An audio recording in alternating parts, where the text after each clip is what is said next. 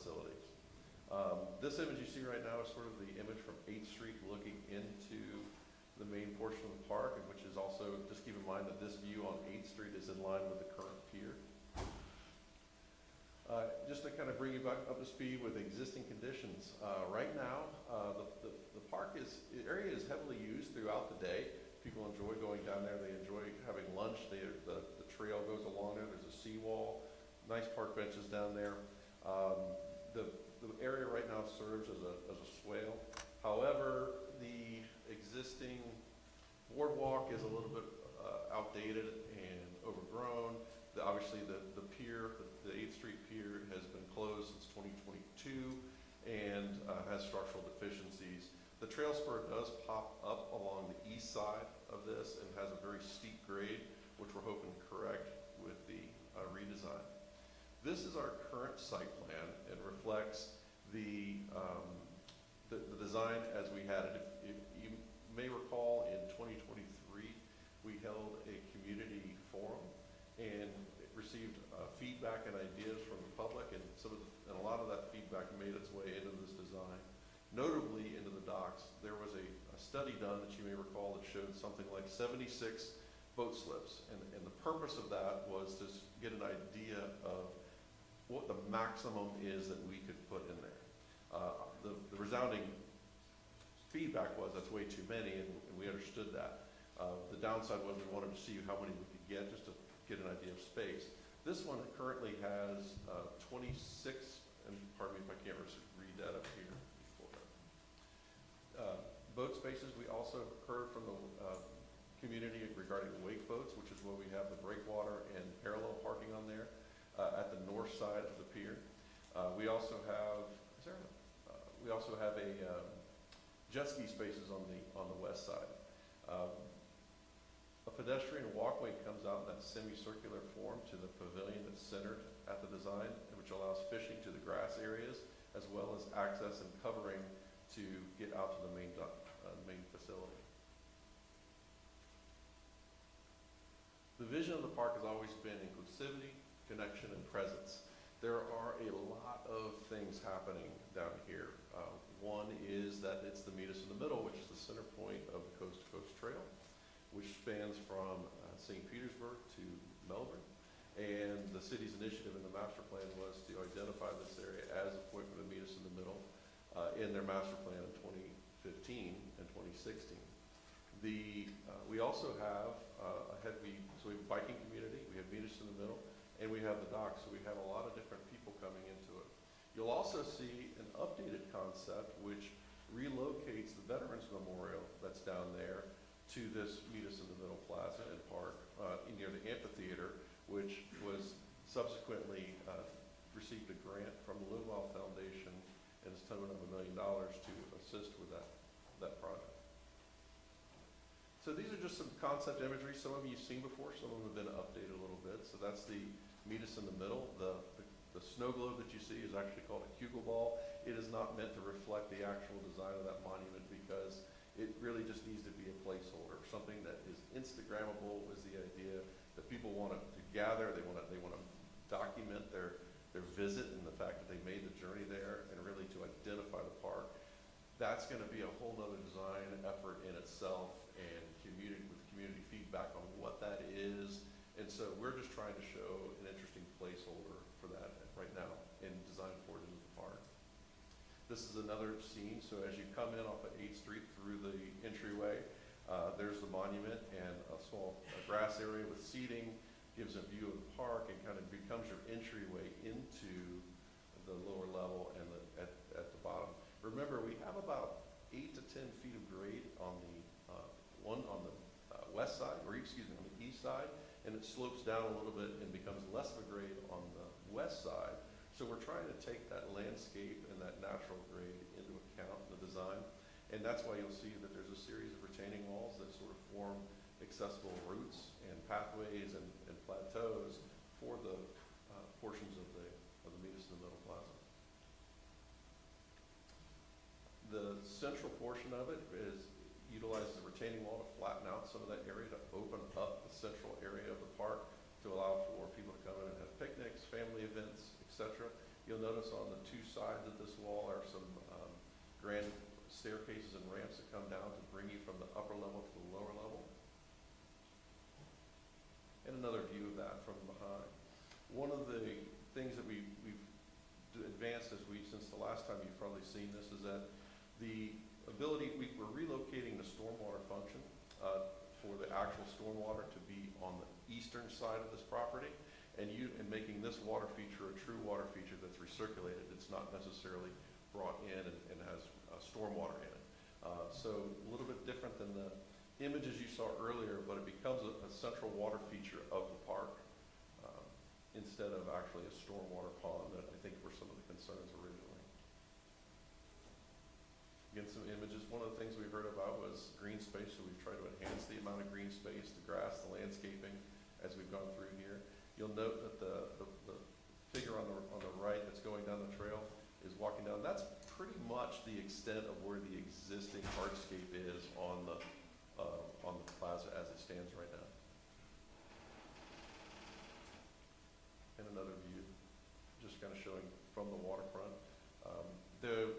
We're not really going to have the steps there as you see. That'll all be a railing as we've gone through. For budget purposes, one of the things we wanted to do was to kind of maintain that existing seawall and not really change it. And restroom facilities. So when people come off the water, obviously there's going to be a need for restroom facilities. What we didn't want to do was put a building up that would block the view, not only from the upper level or the bottom level of the park, but also from the residents that live across from Osceola there as they look across.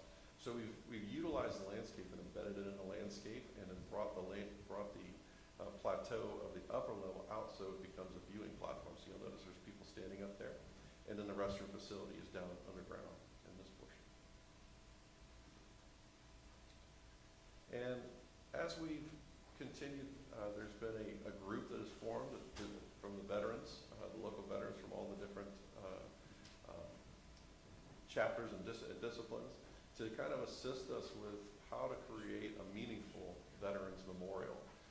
This would be at the top of the amphitheater and create an axial procession as you kind of go down through the amphitheater, which I'll show you in just a moment, that would represent all five branches of government, plus the city, county, and state at the memorial, and provide an opportunity off of the trail for some of the local events that we have honoring our veterans and first responders. As we've developed this, we've also created a separate spot for a first responders memorial, which would be on the eastern side of this. This will help us kind of mitigate that hill on the eastern side and provide a passive plaza where all the branches of fire, sheriff, police, EMS, everybody could be honored here in this local or in this centralized spot. And this kind of gives you an idea of how it relates to the amphitheater. You'll notice that the Live Well, whether they have naming rights or not, that's one of the things that's part of the grant portion. The First Responders Memorial is off to the left side or the east side of this of the site, and the Veterans Memorial is at the top. So you can imagine the kind of use that this might get. We anticipate seeing a lot of ceremonial things, but also just a place for people to come in and hang out down at the lake, enjoy the sunset, enjoy some time for reflection and really some family time. The terraced areas are on the first two levels are large enough that we could put, you could put a 10 by 10 tent if you did have an event down there on the waterfront. And I'm going to utilize like a bass tournament. You'll know they usually have a trailer where they're doing weigh-ins, and this is a place that those folks could sit there. They're usually 7 or 6 hours or so in time frame. But it could also, the upper levels then also just allow for regular seating on the terrace. And just another image to kind of give you some context. So when it comes to the docks, you notice this is we have this option, and we've come up with another option for you to consider. This first option is what was originally proposed, and it shows that sweeping arc that comes out from the existing seawall to that centralized node of the covered pavilion, and creates a T shape all the way out to the breakwater and that dock area there, which allows you to fish not only from the promenade that comes out to the covered pavilion into the grass beds and areas, but also out on the breakwater and wall itself. This is another image just to kind of give some clarity, which shows the Veterans Memorial down on the lower right, the terraced amphitheater, and you'll notice that the trail spur is kind of pushed a little bit more further to the east because we want to utilize the grade there to kind of level out that steep incline that goes over. The open lawn space in the center kind of relates to the promenade walkway out over the water to the pavilion, and the meet us in the middle plaza is on the left. This concept gives you a T shape, but you enter from either side. Jet skis are going to be on the left, and we've got double access boat slips in the middle, and then parallel access for wake boats that maybe have a little bit of maneuvering issues, or larger vessels there as well. You can also fit one larger vessel on the right side where the one boat is shown of the T, and that could be a parallel space there too. And going back to this image.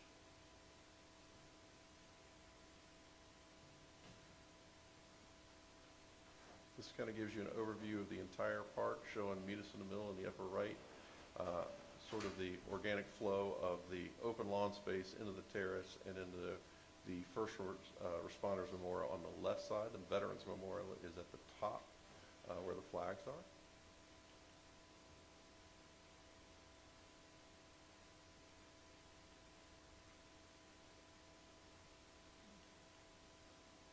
And another option. So I think there was some concern about whether or not we wanted to do the promenade. One of the things that we've taken into consideration when doing this dock in either configuration is we don't want to extend any further past the existing 8th Street Pier. So that becomes the stopping point. That outermost portion of that 8th Street Pier is our stopping point. This design, however, utilizes the axis of 8th Street and extends the pier out that direction and then off to the east. It still provides the same amount of boat parking and parallel parking spaces, but eliminates the promenade walkway over the front or over the grass area, and also eliminates the covered pavilion. Here's a plan view showing how it relates. So you'll notice that the Meet Us in the Middle Plaza is located right there on the main axis of 8th Street, and we've located this main portion of the pier that goes out off of that axis, and everything else then kind of pushes off to the east. It does open up the area in front of the amphitheater, and it does open up some space in front of the open lawn space as well.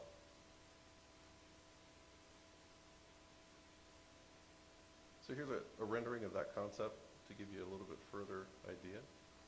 I think we can also, some of this could be interchangeable too. For instance, the jet ski location could be located to the closest T or closest finger pier if we want to do that, and open up that space on the side. So there's a lot of room here for adjustment if needed. And this kind of gives you a comparison with the overall versus what we saw before.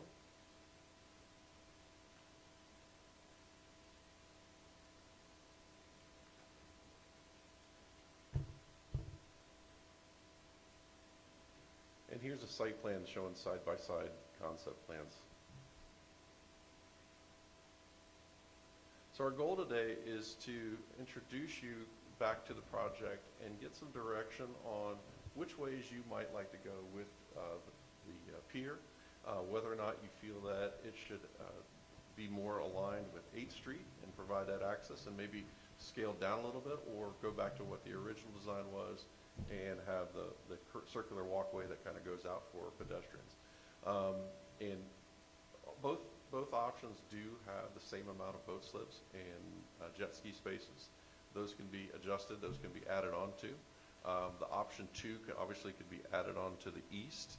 Option 1 would be limited on the west side, but then could be expanded to the east.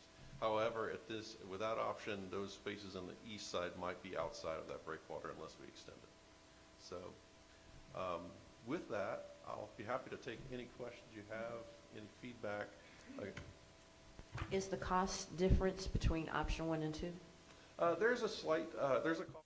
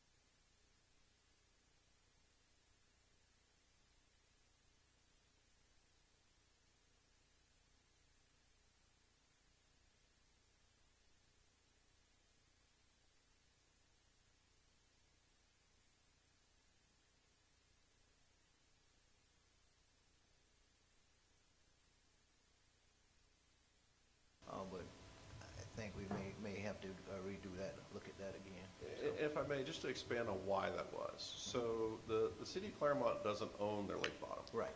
And so anything that is built along the waterfront is done as a land lease to the state.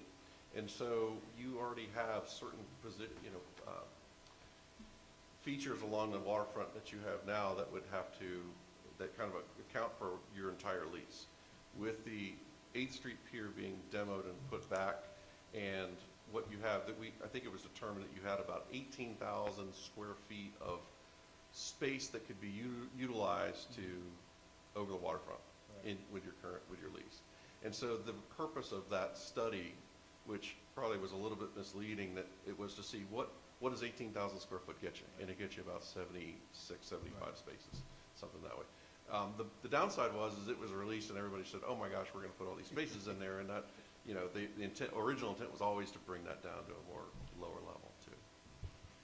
I like the fact that we went back and reworked it. We got more green space in there, and of course the Veteran Memorial, what we're looking doing.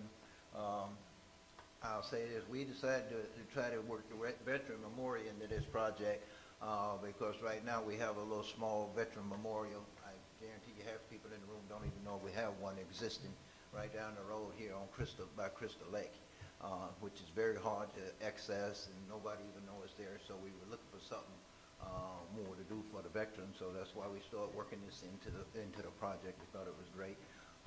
So I think it's still a few issues we got to work out with that, but I think that's a great added touch and attraction to it as well. So, that's why the Veteran Memorials is in there right now. We've been working on that. We have a committee that's steady doing some work on that. So with that being said, Jeff, how close are we to begin if we were to be finishing up this project and we're ready to go out for bid or whatever? Probably, it depends on, once we have direction, we're probably within 6 to 8 months of having a package ready for bid. However, since there's been some discussions on what the pier should be, et cetera, we've kind of been waiting and working with staff to get some direction as to what option you guys might want to go to. So we're hoping to walk away today with some great feedback and things like that and a direction. Okay. Well, that's what we're here for, to get some more information and input. Mr. Van Wagner, the grant we have from Millwell, is there a time limit on it? We have to begin this project?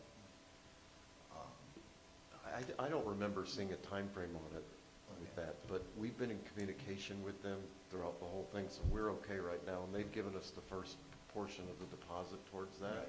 So we're okay right now. We're communicating with her, but it's not something we can do indefinitely, so. Well, let's make sure we check and see if there is no time limit before we lose that and everything, and let's try to go ahead and get it started. It doesn't remember a time limit, but let's make sure on that and everything. Sure. Of course, we've been had their money for a couple of months or so now. Yes. We're starting to get it for a couple of months, so, and I'm quite sure they would like to see something started here. I'm sorry. Anyone else?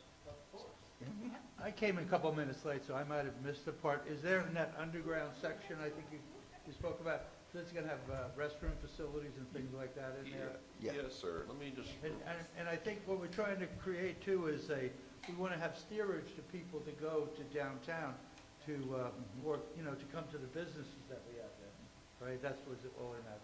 And if I missed it, I apologize. No, you've got it 100% that's correct, sir. I'm just going to try to get back to that image for you. William, because if you notice right now. Yeah, okay, there you go. There you go. We do not have any restroom down there right now. So that was one of my concerns, is the fact that we had the original Pier, but it's not there for years, but yet until if anybody needed to use the restroom, they had to try to run uptown or somewhere, try to use the restroom, so. Well, I think there was one across from the brewery, right? At the Isn't there a trailhead, restaurant? yes. Right?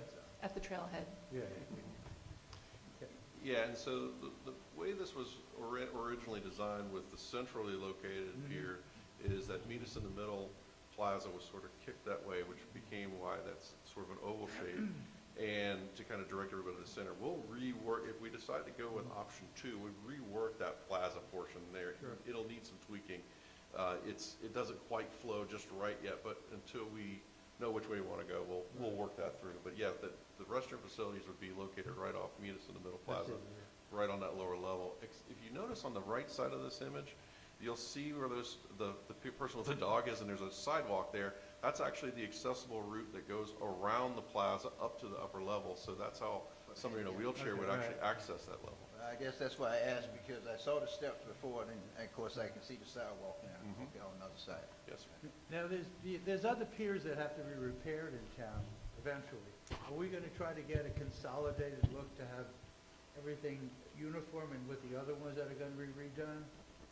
Well, the newest one you have is the boat ramp. Right. And so we would design these You know, docks same to see the materials, so same everything materials. has an even flow of, you don't have wood and then. Right, and those are actually, from what we understand from staff, that they're actually very easy to maintain and they're working very well, so we would not wanna, we wanna keep that to maintain consistency. Oops. I screwed up. Nope. So, back to this, part of the reason that number 2 exists, and this is completely against what you say, Tim, I actually work on docks, and I do it every day at multiple locations throughout the state. If you guys think that you're going to expand these docks and not cause this city massive issues, it's a problem. You can't have docks that are not managed. You just can't do it. So if you go over to the Tiki Bar, the other Todd is out there managing those docks on weekends. We have full-time staff managing docks. You can't manage that dock without having a full-time staff member. You can't do it. There will be problems. There will, you didn't like the drinking. I'm just telling you that you are asking for an issue. So number 2 came up, and I'm still not super happy with the size. I think it still should be smaller. We need to pare that down and try to get away from some of the hardscapes. You guys have heard me before talk about all these walls. We're just adding more and more and more walls. And if you go down there and you see how people use that park, I was down there today, every single person down there was sitting in the shade. We're getting rid of all the shade and we're putting more hardscape out of here. We're adding a bunch more boxes. If you guys have been along Osceola and looked at all those planters that we did 4 years ago, there's no plants left in them. As a matter of fact, Public Works had to go put rocks in them because people drove into them. So I get that it's a pretty picture, but it's not a realistic pretty picture. It's more for Public Works to deal with. It's more hardscape. We need to come up with a little bit better plan. And the other part, which you did talk about, Bill, how are we going to pull people from that area up into 8th Street? So because 8th Street's the corridor. We all had that conversation. What is the center of the city? And we all agreed it was 8th Street. So pulling people up off of 8th Street, I get it. Now, there is an option where, and so this big circular thing I have a really hard time with. It's crazy expensive.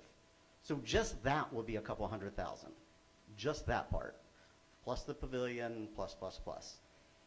Now, you could move that over if we decided to buy, it's a presentation later. So if the Hoya property decided to purchase it and extend Art Walk all the way down to Waterfront, then it makes sense. So then I could say, okay, you could line it up either on the Art Walk or on the other. Part of the other reason for lining it up over here is because of Salt Shack, specifically because of Salt Shack, because you want to contain them. When we put in that boat ramp, we promised residents that we weren't going to allow boaters to destroy all of that grass that sits there. That's important for our fishing and for our ecology. That's what gets rid of all of our nitrates and phosphates and all of that. So we have to have that grass growing. Well, we have destroyed hundreds of feet of grass, and I get it, but it happens. If we don't contain Salt Shack will just continue sliding over, destroying that grass. It's not against Salt Shack, it's just they're out there swimming, walking in it, it destroys the grass. So by having that pier, it'll keep it lined up. We can pare it down. I think even on option 2, I think there's still 40-something boat slips. That's a lot of boat slips, a lot. So paring it down, make sure it's usable, and trying to protect the shoreline is my goal, and that's how that came up. The meet us in the middle, I just don't like the hardscape, and I'm not going to apologize for that. I think we can put something down there. At the end of the day, what we're looking for with that is some sort of a economic development driver. What's going to pull people? What's going to make people want to come? I don't want to go ride down there and look at walls. I mean, it's just not something that's going to pull me there. And to be honest, what I'd love to see is some type of interactive art. That's not in my wheelhouse. I don't know what to come up with. but we've got Disney Imagineers. We've got a lot of people who are in that art world who could probably say, hey, this is a really cool thing. It's interactive. People will drive here to see this. I don't know what it looks like, but option one doesn't, I mean, that just doesn't get me excited personally. Maybe it does for you guys, but I just don't want to go see cement walls and little planter boxes. I think we can do better than that. And so that's my only challenge is I just don't think we've reached the level that we need to. And then you can get into the costs. All of those walls cost money. All of that extra area costs money. Every single one of those slips costs money. And it costs money to maintain. Your trash, all of that stuff. Accidents, it's going to happen. It happens every single day at locations throughout the state. It's no different. I had a boat get hit the other day. So get ready for police, fire, rescue, trash, alcohol issues. It's just part of it being on the lakes. So be careful what you guys ask for when you start talking about how big can we make this, how grand can we make this. But That comes with, Mhm. it comes with stuff. Right, I think you were right when you said it has to be patrol, almost like have a dock master out there, because it's that many slips, because you're gonna have to monitor people that come in, the length of time they stay there. But the other thing is, the thing, if you build it, they will come. If people have boats, then they know, oh yeah, we can go to that boat slip and then go into town and go to the restaurant and have something to eat. But now you're talking about having a full-time dock master. Right. And how many cheeseburgers does it take to make economic development sense? Right. So I did a write-up on cheeseburger math. This is multi-million, Yeah. multi-millions. Right. There's not enough we can't sell enough cheeseburgers and beer downtown to ever make what this is proposed. Never makes sense. So, can you spend your economic development dollars better? Can you do something that's actually going to make a difference for our downtown vendors? Yes. Is this it? In my opinion, no. Somebody can prove me wrong. I have no issue with the Veterans Memorial, put it at the top. Matter of fact, I thought that was kind of going at the top when we approved it. So the Veteran Memorial up top, they can get started on that portion at any time. This has always been meant to be done in stages. We don't have the money, and we're not going to have the money to do this for a very long time. So my goal is to get a pier done in the smallest form factor as quick as we can. If you want something super large, you better start digging into your budget, because it's going to be really difficult to do. Mr. Powell, hi. Thank you for your hard work. It's beautiful. I'm a little surprised. I'm going to call you out. I'm sorry. We had a conversation about the center of the city and where you thought it might be. Mhm. And I don't feel like we're lining this up where you thought the center of the city was. Right. Well, let me clarify that. Yeah, talk to me. Because when we talked about the center of the city, there was a lot of discussions, and my thought was the art walk. And, am I correct in that part? That's what you shared with me. Yeah, so. And I think that is a question. And in fact, when we get to the public comment section, I would love to hear the public say where they think, if you threw a dart at downtown, where is the Mhm. center of downtown? I am planting all sorts of seeds for comprehensive plan. Sure. It's gonna come up. We didn't let that fall on deaf ears, or even, it was absolutely something that we considered even at the very beginning stages. And if you notice the axis that runs from the pavilion through that main open lawn space, What are you calling the pavilion? the dark square that's, yep, Oh, right, okay. Mr. Howard said. Yep. That axis that runs through that is the main axis of the pier. It's the main axis of the circular area of the walkway and the open lawn space. That axis runs on the future line of the art walk. Should the Hoya property ever come online, that axis there. So we literally lined up this design based on that master plan concept with the future art walk in consideration. Mr. Mayor, am I free to move about the cabin? Okay, cool. All right, so I like this. So you're looking for feedback. You're looking for direction. I actually want you to hear me out on this. I really like that this potentially brings this whole project. I like the circular nature of it, in part because from the sky, if we design this, maybe if it's possible, I live in a world where anything's possible. If we could do an X, we could actually have an X marks the spot, that we could be promoting as Meet Us in the Middle, right there on the trail. And I'll share with you, I struggle with the docks in large part because years ago, the city made a choice to promote non-motorized water sports. And we brought in rowing, and we built $1.2 million building. And we have sailing now, and the uses can be managed, but I feel like if we add docks, we're going into a direction of, like, for example, where is the rowing course on this image? So, let me walk around the cabin if I can. You are free to move about the cabin. Okay, so I don't know if you can see this shaded area. This is the outline of the existing pier. So this breakwater actually goes out to that's the limit. The rowing course is out here, and you'll see that. So one thought on this initially was that this would provide a viewing opportunity for the sailing and rowing clubs as well. We cannot extend no further out than what we are already. So I think that's something that should be taken into consideration. I have had conversation with Ryan Ritchie at the county. So when we talk about tourism, and I want the folks in the audience to think about this when we start talking about tourism and economic development, they're two different things. So tourism brings outside dollars to your community, and if you can keep those dollars in your community, that is economic development. It's actually how you grow in your community, by having those outside dollars injected inside of your community, and it makes your community more wealthy. So the goal, one, is to bring in outside dollars, and two, is to keep the dollars here. So day trippers in the world of tourism are generally disfavored from a perspective of, are we going to fund a project? Usually day trippers, they go to their local Publix, they pack their cooler, they come to your town, and then they leave, and they used your resources that your taxpayers are paying for, and then they go back home, and they had a great day driving on our streets using our resources, and we didn't get any economic development from it. So that's always the question, and always very tricky. And so with the docks, when I hear economic development, my fear is, well, how does someone get a boat in the water? So if they already live on the lake, then they're local, so that's not economic development, that's not economic impact. If they're coming to town, now they're driving on our roads, and we say the number one problem is traffic. And so are these day trippers, are they coming to stay in our community and stay overnight? And so you have to figure out your tolerance for that, as we need to figure out our tolerance for that.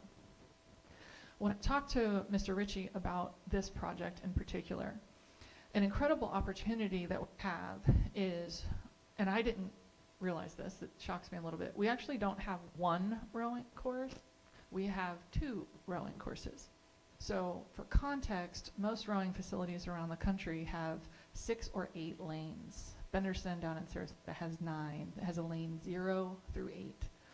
We actually have 2 9-lane courses. One is 1,000 meters, one is 2,000 meters. So those courses are, like, I'm not aware of anywhere else in the country that has 2 courses. So we definitely went grand when we bought the courses, but we've never really used them to their capacity. Now, Mr. Ritchie is prepared to double down, or to suggest doubling down, obviously it has to go to the Board of County Commissioners, on rowing. And this Meet Us in the Middle project, being connected to downtown, having space, I think is a real opportunity for us to be putting, instead of maybe some of the hardscaping, and I worry about the natural landscaping as well, and the pristine waterways, that is something that I would need to be very comfortable with. But we could put a launch and recovery dock along kind of that Festival Park area that would allow us to start attracting massive U.S. rowing events. I mean, Mr. Ritchie is really he's talking about big events potentially coming here. And now to build a rowing facility for us, because we have the courses, it's really, in the scheme of building a facility, very cost effective. So if we could incorporate into this Meet Us in the Middle project this kind of spectator viewing space for the rowing course that we already have, for sailing events, There's all sorts of different paddle board and different things you can do. We actually have the resources there to do that. We have the infrastructure there. So when I see this with the docks, I question, are we making a choice to deviate away from non-motorized? And you got your rowing founder sitting next to your dock guy over here. So it's good because we'll have different perspectives. But I worry if we're being inconsistent, and I'd like to see a consistency. I still would like the comp plan, but I do like that this incorporates kind of what the center may be as we go through the comp plan process. So beautiful pictures. I would like to know if we have any idea how much this would cost. Yeah, we do. So right now, our initial estimates for, Let's not count docks, just the parks. just the parks. So we're looking probably around 6 million for the parks portions. Okay. And the docks? 5. Okay. We're estimating. And if I can, just a couple things that were said, I was taking a couple notes. In regards to the shade, 100% right. That's the best part about that existing plaza that we have down there. Part of the deal we wanted to do is we didn't want to change that seawall that goes down there. That seawall is going to stay. We're going to dress it. We're going to probably put new hardscape over it, new railings. But one of the reasons that things were located where they were is because of those large oak trees that are down there. I believe there's 5 of them, if I'm not mistaken. We lost one in Hurricane Milton, which was really a tragedy because it was a beautiful oak. Yeah. But those oak trees are incorporated into this design and not changing, so those are staying. So we desperately need shade in downtown and in our area. So I hear you, and I'm not trying to. I don't want anybody to think we're going to go in and raise those trees. Well, I'm not talking about just those 5, but there's probably 20 others that have been planted for 15 years. Right. I mean, they're not young trees. That was my point, was that it's not just those 5 along, and we lost one, and the other one that's in the middle of the boardwalk is really bad, and it's probably going to be gone as well. Right, but as you move up the hill, it really becomes sparse on that. So our goal is to replant new landscaping, new native Right. landscaping. I get That happens there. So just wanted to touch on that. In terms of pristine waterways and the designation of the lakes, this has no effect on that. This would still be done with all state regulations, permitting, et cetera. So it would not change any status of our Grand Florida waterways. So just wanted to pipe in a little bit of that, just to give you some feedback as to some of the things that we were considering when we originally laid it out. Let me say, I hear talk about doing it in phase. If we're gonna do that, I would suggest we concentrate on the docks, period, first, because the dock that's there now have been there for years, and it was an economic driver. We have people coming in from all over the state fishing and all out of the city fishing, and we hosted a lot of tournaments off that dock. Now, that dock has been closed for, since 22? Well, 20, I think. The study I saw when I first got elected was in 2016, 2017 or so. It was deemed some deficiency, and we finally tried to repair it a couple of times in 2021 or so, and didn't last. So we finally closed it down. What my thing is, we need to go ahead and get the docks back up so we can start bringing them fishermen in from outside again and capture those dollars you was talking about. Okay. A lot of the boaters that I imagine use this, we have, like yourself, live on the water and everything. You have your boat here come in, but most of our boaters right now are from out of town. I talk to boaters every weekend down here at the boat dock that's mostly coming in from out of town. As a matter of fact, I think this council one time was considering put a limit in not allowing outsiders use the boat ramp because we were getting more boaters from out of town than we did in town. So we have that opportunity. If they coming in, they on the water, they start to utilize it. So you're capturing outside, and that's why I feel like the piers, the docks should be the first thing we need to address, so we can get the fishermen back up and get the residents that's been at my case about this pier satisfied. Okay. So I don't have an issue moving forward on the piers. I mean, I actually 100% agree that it needs to move forward, but I'm going to have a really hard time getting to $5 million on a pier. I mean, it's just not. Well, Can you're not we gonna get define it. it? Well, first I might off- not be on the same page. Can we, or when we say piers or docks, are we talking about? Docks, the pier. Are we talking about the boat docks, or are we talking about getting away like the circle in the picture? What are we talking about? Well, it's all the same. it's all one thing, when you talk about the pier, it's something, just add on which we're gonna do. The pier, the docks, all the, all From the same. seawall out. Move the seawall out. Just Can take- you just do the circle? You could? What? I mean, we have to spend about $1 million to replace the pier that's there. So getting anything in the water to replace what's Well, here's the thing- existing here's is the about $1 thing million. about- Here's the thing about So the- funding. Hold on, the circle doesn't, so where the pieces way out here, that's where they fish, and that's what they're looking Right. for, is to That's get the back fishing. out there. That's where the depth is, that's That's where the they're gonna fishing. find those fish. So it needs to go out there. When you go to set all of this stuff, you need to complete at least the infrastructure. The pieces that come off of it, the actual floating docks, that was something that, when I talked to him, I said, you know, can we add more later, you know, make it somewhat modular, which we can do. So, but no, I agree that we need to move forward with the dock. What do you think But I about don't the want- X but- marks the spot? What do you think about that idea? Well, hold on. So the problem is, this is just supposed to be a high overview, and I get that we need to go, but we also need to have a conversation about the Hoya property, because if we're not buying the Hoya property, and we don't have the opportunity to extend the art walk, 100%, the dock should not be where we're talking about. So so what I would say is, we need to press on and hear the rest of this, because I'm not married to any one part. We're gonna go with where the consensus of the council is.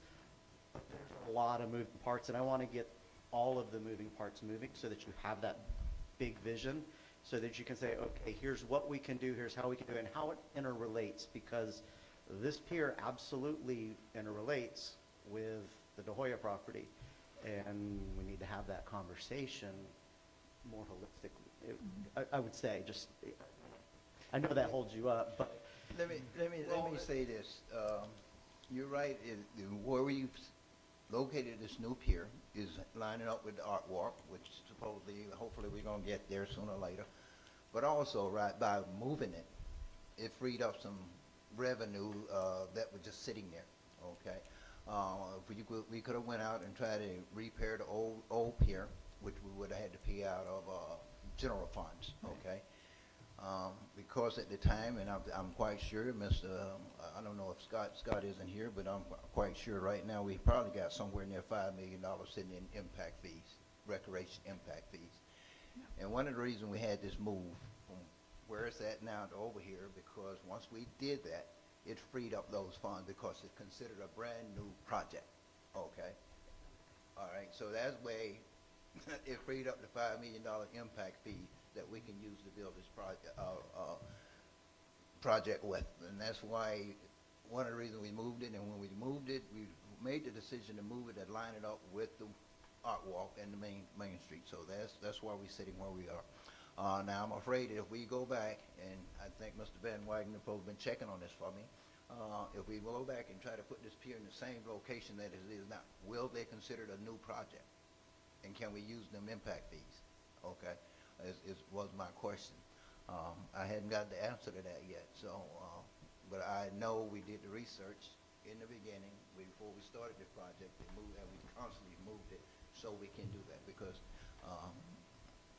that was one of my concerns, how we were gonna use it. At the time, we were sitting there with all this money, and nobody can tell me how we could use it, and we came up with, we needed the repairs, and that's why we decided to move it. Come on, yes, sir. I Mr. can Christie. tell you, Mayor, that, you know, the large, most of the money would not be able to be used. Some, to the extent it's a new facility, a new add-on, if we could show that it has to do with, you know, new development in the town, but that's a Yeah, burden, Right. yeah. for both of them, or for just one of them? Well, for building on the same site, Right.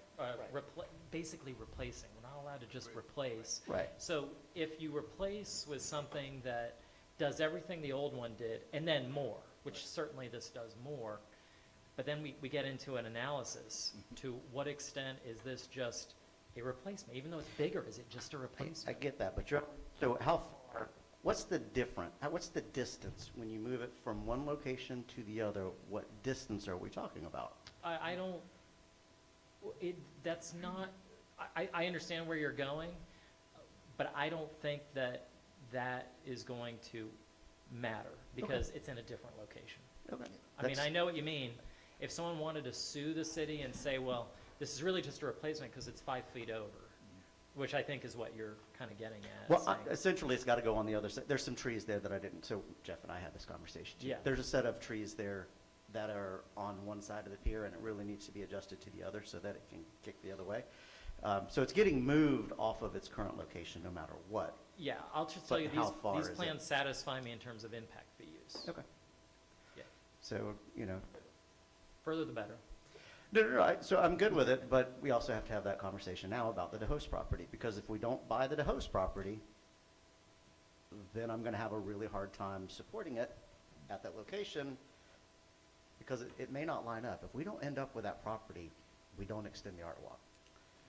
And whoever buys that property, every single solitary developer I've talked to about that property, they've all pretty much said the same thing about how they design it, and you're not gonna see anything past that property. It's going up.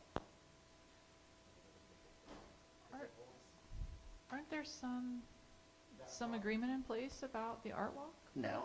Thought there But was. that property holds 70,000 square feet.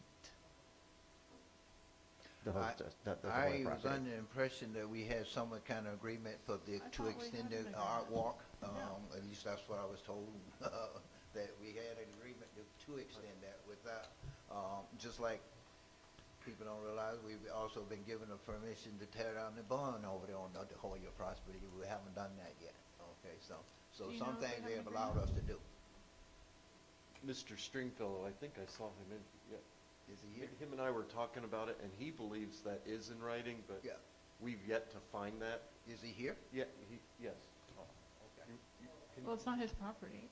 Well, he, He might not want to speak to it. Mr. Stringfellow, can you come to the microphone, please, sir?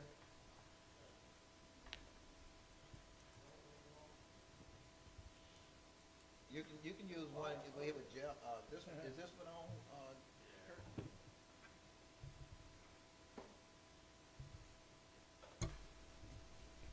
Testing. Okay. So when we did the fundraiser for the original section of the art walk, there was discussion about making it a requirement for the park dedication for that parcel with whoever developed it. It was in writing somewhere, but I honestly cannot find it. I looked all over trying to figure out exactly how it was documented.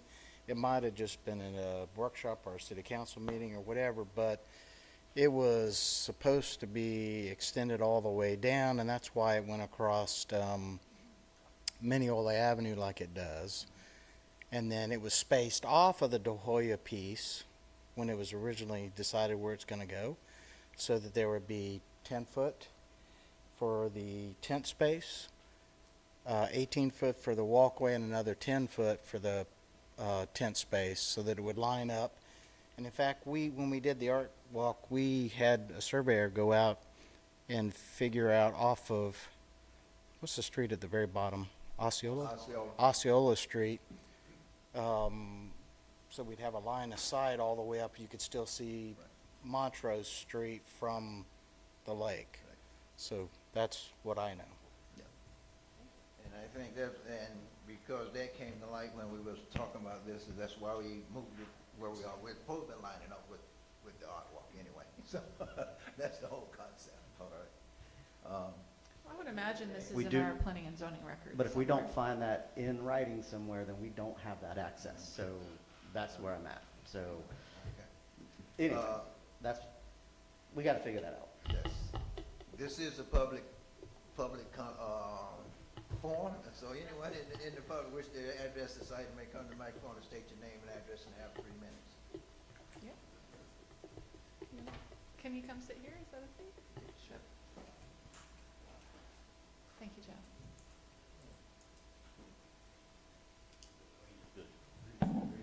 I'm Bob Farrell, and I'm with the VFW right down around the corner. I've been here about 20 years. I don't actually live in the city limits. I live in Mineola, but I spend most of my life at the VFW, okay? I saw the city spent $3 million on a piece of property that they did nothing but park cars on for years. They finally decided to move the boat ramp over there, and it's great. And I know that this is a very expensive project, probably, but if you want people to come to the city, you gotta give them something to come for. And we're not just talking about one particular type of people. I mean, the entire state, people from all over Florida will come to see this, especially on that concept there. Yes, it's expensive and it's gonna cost money to operate. But you're gonna have that anyway. You're always gonna have that expense. It costs money to operate everything that you build. But I think this will bring a lot of people from all over the state, maybe even from other states, to Clermont. It gives, the tranquility alone is just wonderful. So anyway, that's my opinion.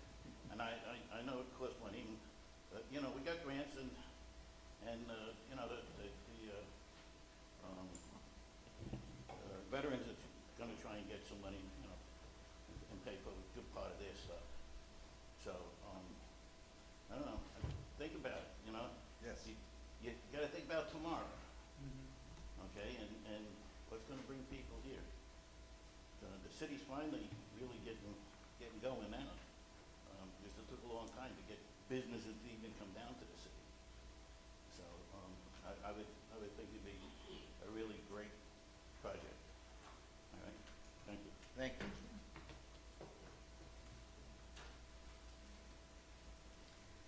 Hello, Valerie Shewitt, 931 West Montrose Street. I've got a lot of scattered little thoughts, so I'm going to jump around a little bit.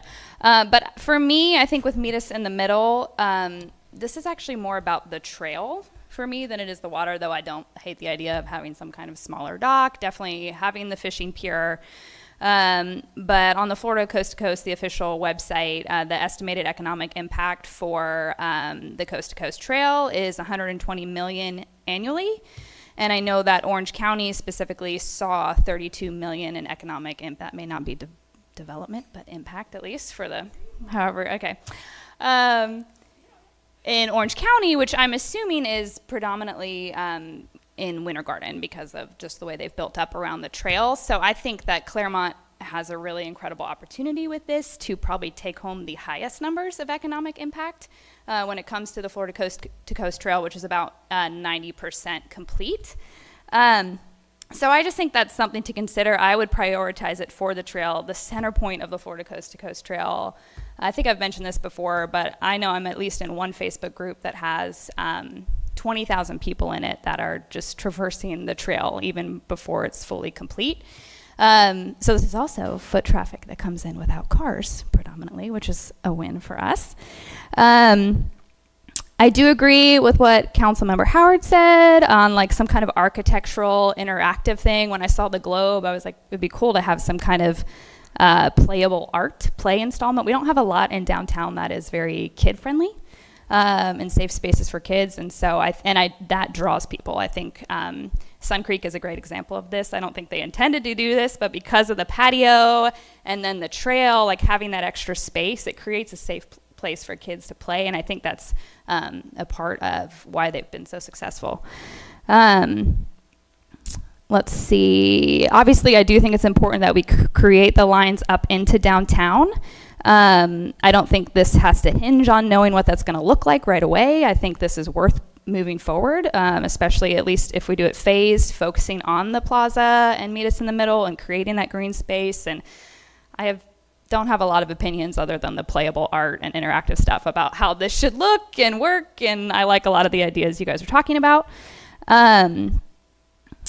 I think I've heard before like some concern of this pulling people away from the downtown businesses. I think what this is going to do is bring a lot of new people that don't come into downtown to downtown. And if anything, we'll see it, more people coming up into the businesses. So I don't have that huge concern as a downtown business owner. And big yes to the rowing events. I like that. So not compromising this incredible asset that we have. Again, we have the incredible asset being the center of the Coast to Coast Trail. We have these courses. Like, let's not compromise those things. Let's lean into those things. So That's the gist. The other stuff's small. Thanks. Thank you. Yes, sir. Good afternoon, Keith Mullins. I live on Drew and I work on Montrose, option 1. And I agree with some of what you say. We need to be looking at the bigger picture. We came here to eat a filet and you guys are talking about the vegetables. This is an amenity. This is not the economic driver. This is useless without parking. I know we're going to park boats there so the residents can walk up downtown, but to bring dollars from out of town, we have to have a place for the cars. So I think you need to look at the whole concept.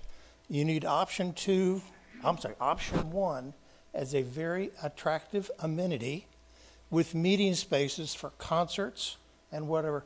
That's what the courtyards are for people to put in a band, have a concert. Junior high, high school, like when we were kids. But don't think of the waterfront as a money generator. Think of the waterfront as a resting, relaxing place to gather with your friends, sit in the shade, drink a local beer, buy a nice imported wine. This is where you relax and then you run back up the hill and spend some more money. Thank you. Yes, sir.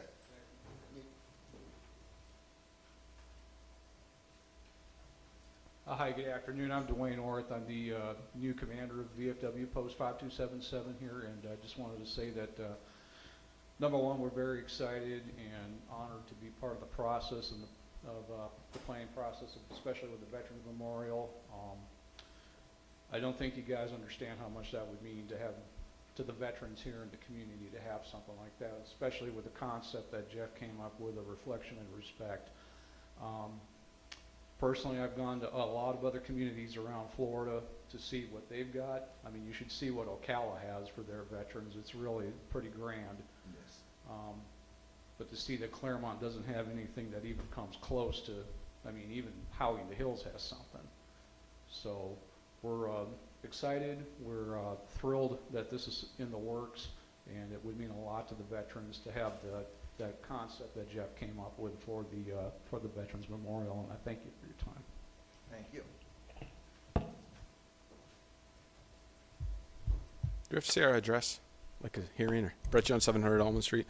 I just was going to request someone to look at how much this is going to cost to maintain and cost to operate and cost to repair, and do you have a plan to set aside reserve funds? As Mr. Howard mentioned, I also know a lot about docks, having worked in them for most of my youth, and they are expensive to maintain, and so is there a reserve account that will be set up simultaneously to prepare for the periodic maintenance that will need to happen? And then I'd also like to know, bless you, if there has been an analysis of whatever the cost of this will be. Let's say it's $11,000, which is roughly what these plans would be.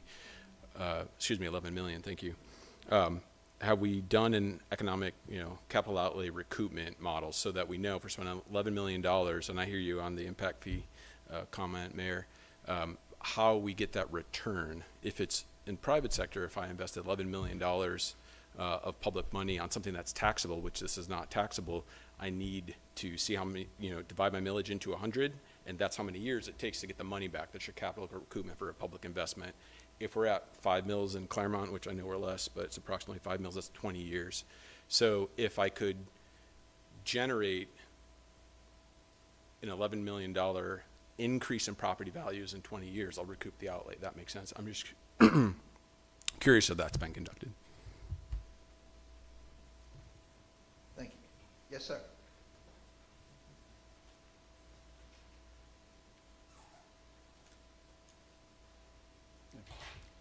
Kim Cashmere, I live on Lake Maniello Shores in Clermont. I have some concerns about the boat docks. How are they going to withstand hurricanes? Most of the boat docks in the lakes during hurricanes have been destroyed.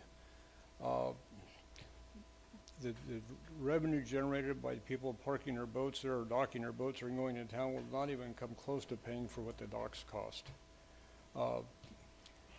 It may not interfere with the rowing club, but there's a lot of water sports towables behind boats, and the south side of the lake is one of the most desirable places to boat during the summer because of the prevailing breezes.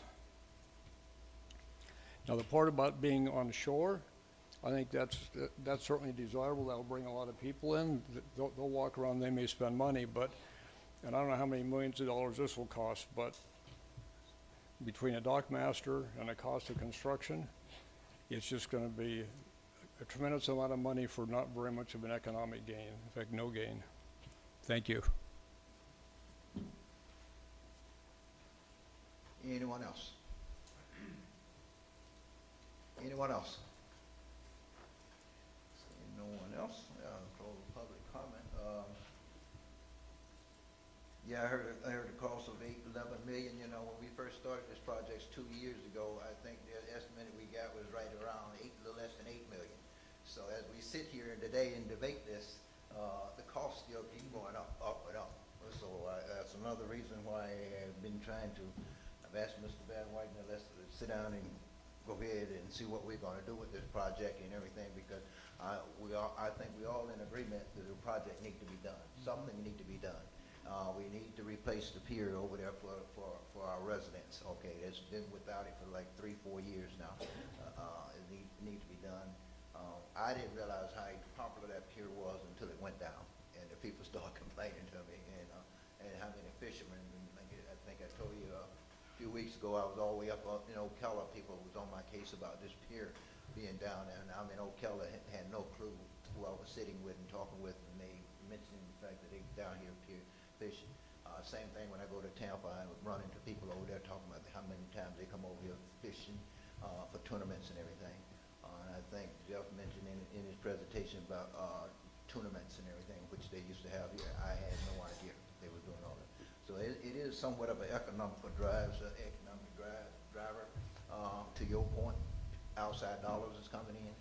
So I think we just need to make a decision on what we're going to do and how we're going to do it, and go ahead and try to move forward and get it done as soon as possible while the costs before the costs get too high on us.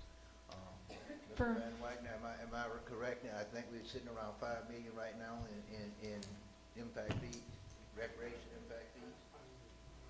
I It's believe around it was, 5 million. I believe it was 8 million in impact fees. So, we almost have the money to complete the whole project. Almost, of course, then we got the $1 million from Billwell as well to go along with this project that's already been granted to us. So, Okay, so if, Can we just ask what Main Street's opinion hold is up, on this? hold up, Bill. We've got a whole bunch of stuff to go through. This is an overview. We're getting bogged down in the weeds. We spent over an hour and 10 minutes on that one little part, and we still have 8 more to go. The rest of the ones are check mark. No, it's not check marks. The rest of the, there's even more important stuff to go. We've got to keep.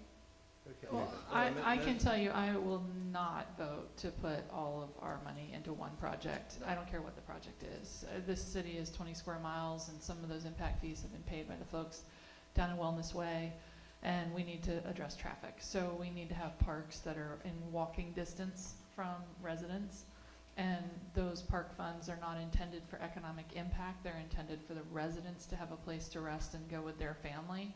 So I would not be for that. I think we've got several grant opportunities that I think we're about 2.5 million already in estimated potential grants. My vote would be to focus on the meet us in the middle. I think when we start talking about meet us in the middle for the Coast to Coast Trail, that's where I'm at. I saw that circle, I could not help but see an X marks the spot, and now I'm stuck on it. Dog with a bone. I love that idea. I don't know if I'm gonna have council support, but that can drive economic, that will bring people here on bicycles. And so I am all for a beautiful park. I think the concept of connecting to Lake, I know Mr. Stringfellow is in the audience, there's a concept of doing like a stair step up Lake Avenue. I would love to see that incorporated.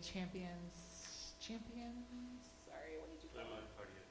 Clermont, well, I thought it was Champion. Anyway, so something, let's bring some champions in here, with the choice of champions. I didn't see that anywhere in the presentation, but if we're connecting 8th and Lake in a circular, kind of a beautiful park that is meet us in the middle, we can sell that. If it becomes a viewing space for the rowing, I can get, support for that at the county for grant funding, but that's where I'm at. I think that for boating, we have the boat, we already have the boat ramp. That's where they're gonna launch. We can do something with the boat ramp. We can figure out a way to get people downtown with trolleys.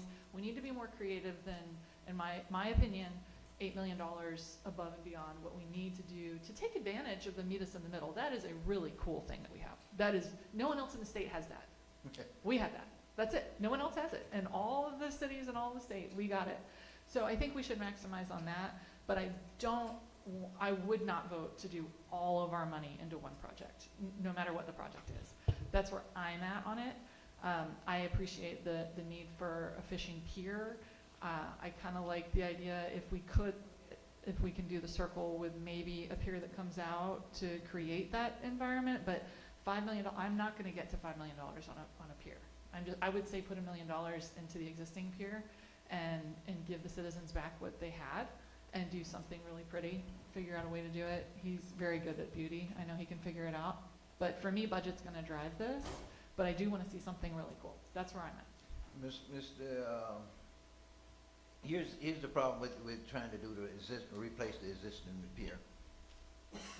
You have to use general funds, okay? Well, we have $14 million sitting in the general fund that General we funds. don't have a plan for. So if that's what we have to do, I'm okay with that. And the cost to actually replace the existing pier is almost as the same cost as redoing the other, because the existing pier has to be torn completely down. So you gotta pay for the renovation of the pier.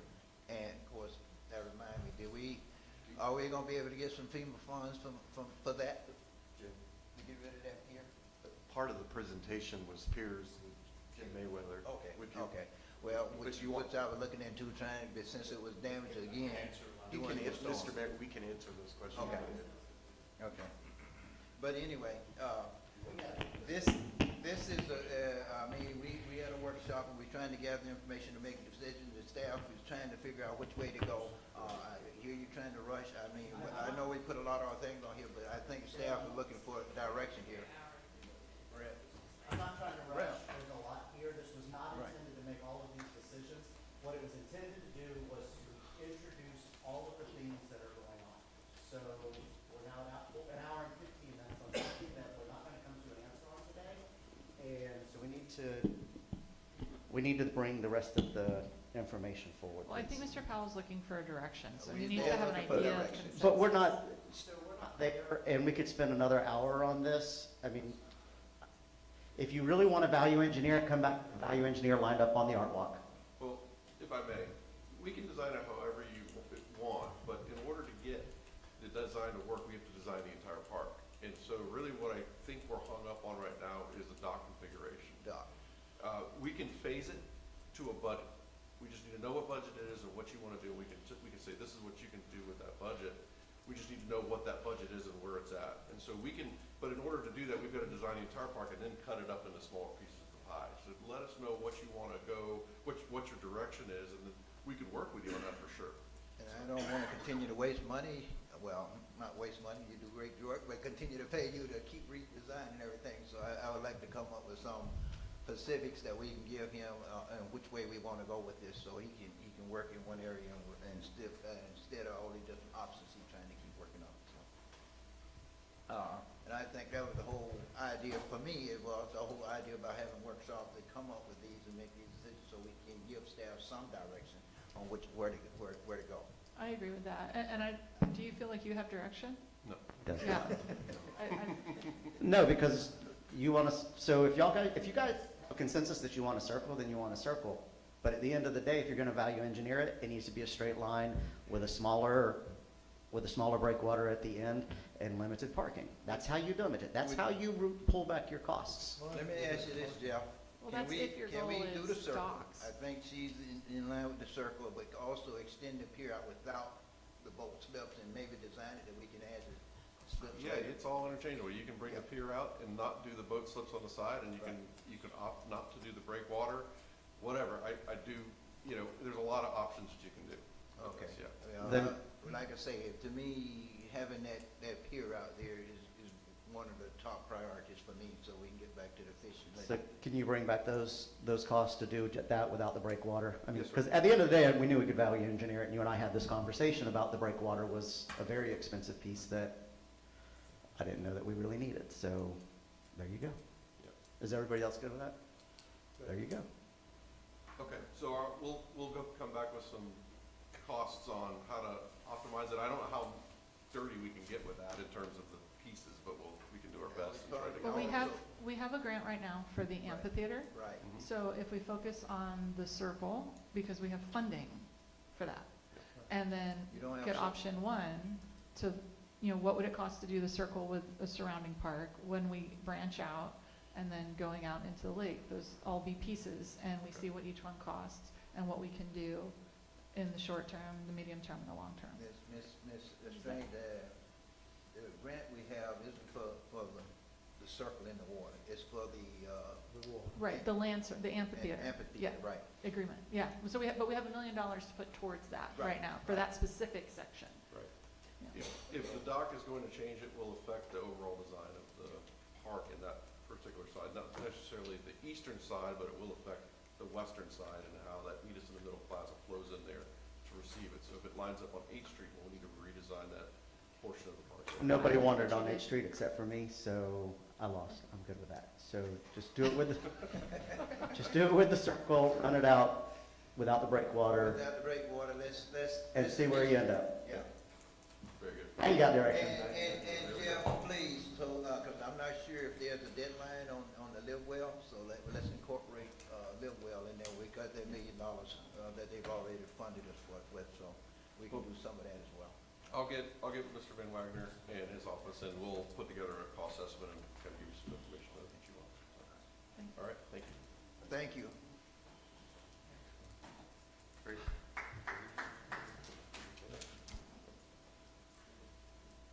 Parking garage. Okay. Who's this, Kurt? Well, just supporting documents here, so. Mr. Howard, would you like any particular item? So we're here to talk about garages, and I've got a couple maps here showing some existing parking. Wayne, can we switch to the overhead?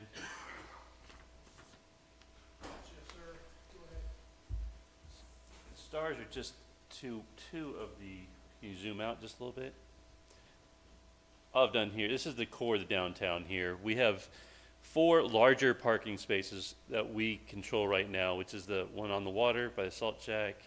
This is the Hoya piece. This is the one, 7th and Mineola. And then this is the church parking lot here. We currently own this one, and we lease the De Hoyas in the church parking lot. We do have a couple other smaller lots over here. This is one here, and we do have one right near, this is City Hall. Of course, I did not count that as a parking lot, but obviously we do have that. Yeah, for right now, I did, yes. But this is City Hall. We have another small 20-lot parking stall over here. Again, this one and this one are leased. We currently have a few restrictions on this one when there's big events. I think that's what may have sparked this whole discussion, that we're starting to have concerns with how long the lease is going to last for that one. So with that, I've got larger blow-ups. If you'd like to see what these parcels look like. This is what we call the De Hoyas property on Osceola, 7th there. It's not a complete square. There's one separate owner. This is like 1/10 of an acre. Overall, this is approximately 2.4 acres in total. Someone out of, yeah, they leased a lot. They're out of town. They lease, or they rent that house out there. This is our current, that upside down. Current downtown lot. This is approximately 0.8 acres there, and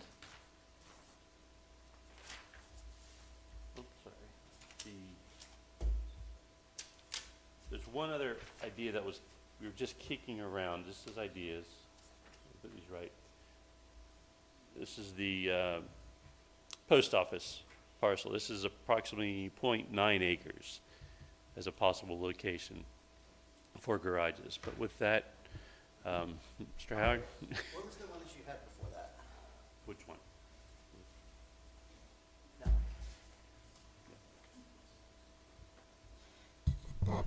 Okay, so as most of you guys know, we've had parking studies and all of that stuff. What this parking studies didn't account for is it did not account for us losing these 20 spaces here. It also didn't account for the redevelopment of a lot of the property. So Mullet's was empty at that time. Suds was Encore at that time. We've got T-Mont coming in.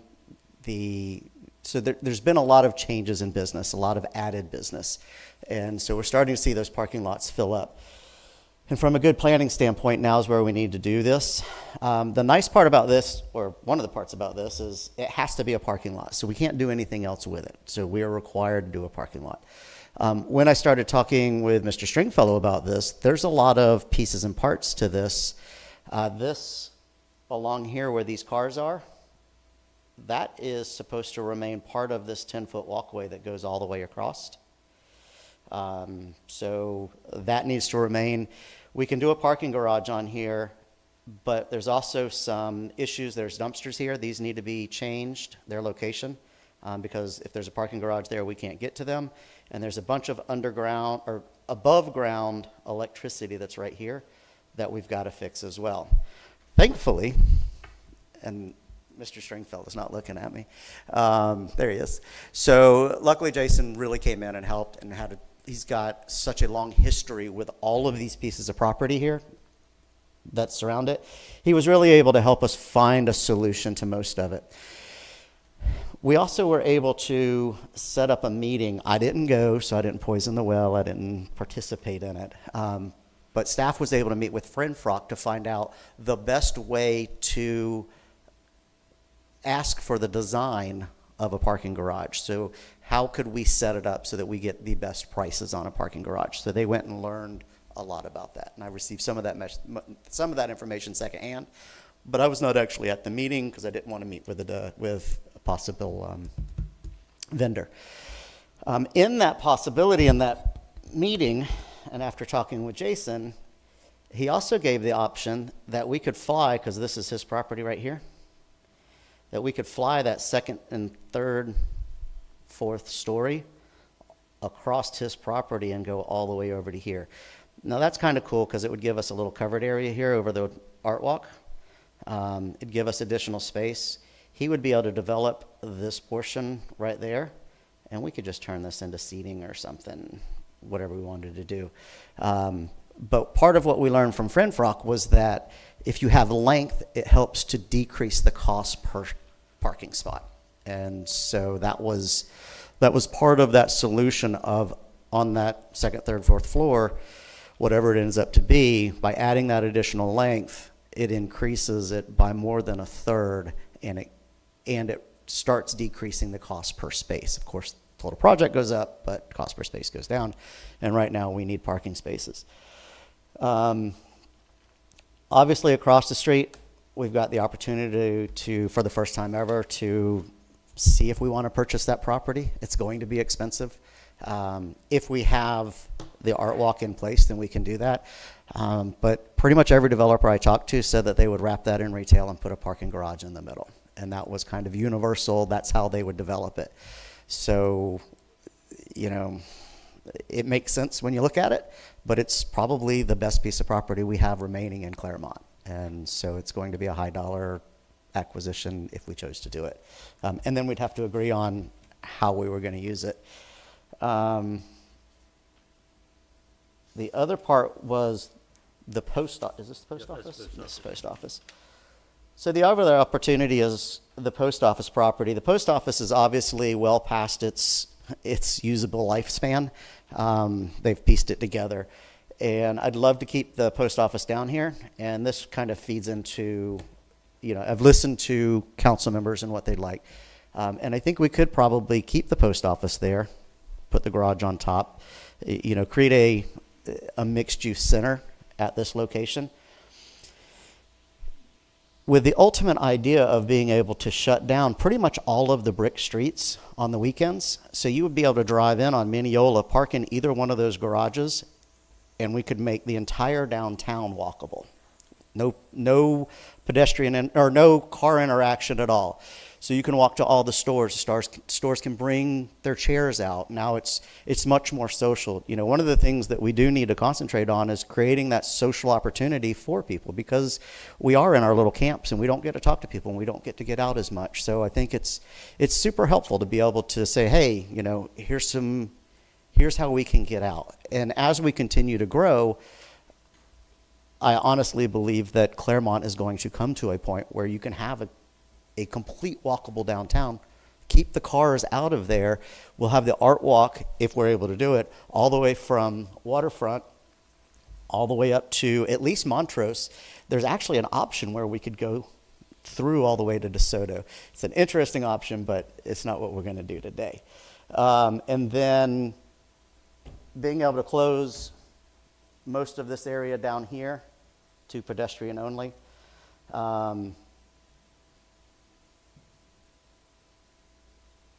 With your garage here and your garage here. So you come in here or over here. And so I think it's possible, but it really comes down to what you guys are looking for from a concept standpoint. You know, we could obviously buy the Hoya property and put a giant parking garage there, and you could put more spaces in there than anywhere else. But I think you're going to get a lot of pushback from the public. With the existing one that we have, this one, it has to be a parking lot, so why not go up? There's just no reason not to. And from a planning standpoint, now's the time to do it, because it's quite possible we are going to lose that church parking. That's 100 spaces. We already lost 20 from when Mr. Stringfellow built his building, which he had every right to do. That was in his agreement, so I'm not faulting him on that. But as we start finding more and more pressure on our parking, I haven't talked to a single business owner downtown who doesn't feel the pressure of parking right now. And so it's something that we have to do, and now's the time to do it, because if we do this, we lose this parking spot for a year while they build. And if the church decides to pull theirs during that time, there's another 100 spots going. So we are in a real predicament right now. And I've got some other solutions coming up, but I just wanted you guys to understand why we went through a lot of the pieces and parts that we did, and how complicated this is, because there's right-of-ways. We've got to deal with Duke Energy. So the first estimate we got to bring those power poles down was $300,000 just to move the power. Luckily, they've come to the table and they're going to do some other things, but we've got to figure out right-of-ways and how to redo all of that underground. You know, and we did all this beautiful paving and did all of that stuff. For some reason, behind a lot of these buildings, we just left power poles with lines, and you know, and then we have to work with business owners to make sure they still have access to their buildings and all of that. So in order to do this, it's difficult. But to coincide with this plan, it will also bring in trash compactors, as well as the energy issue. And I got some other notes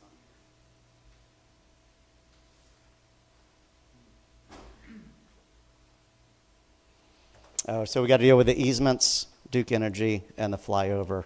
Whether you guys are interested in flying over Mr. Stringfellow's, we'd have to make sure that he had development rights underneath of that, and whether you even think it's a good idea. I thought it was kind of cool. So I've never seen it, and it'd be unique. But anyway, that's it for me. Okay.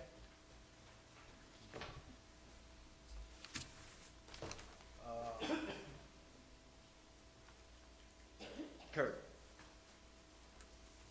You know, I probably should have called you, but we went out and we got estimates on building a parking garage on that site, City Hall, and what's the other one? This site in City Hall, City Hall, right? 7th Street, and I think the Hoya, 11th. I don't recall the De Hoya one, but very possibly on that one, yeah.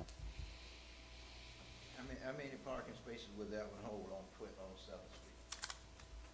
It really depends how high, how tall we go.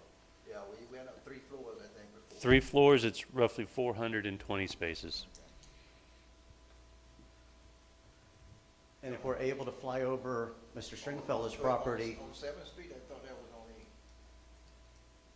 I thought The- the Hoya gave us the biggest number of 400 and something. The latest number I have is from our discussion, the parcel on your screen, Okay. 3 stories is 420 spaces, 4 stories is 584.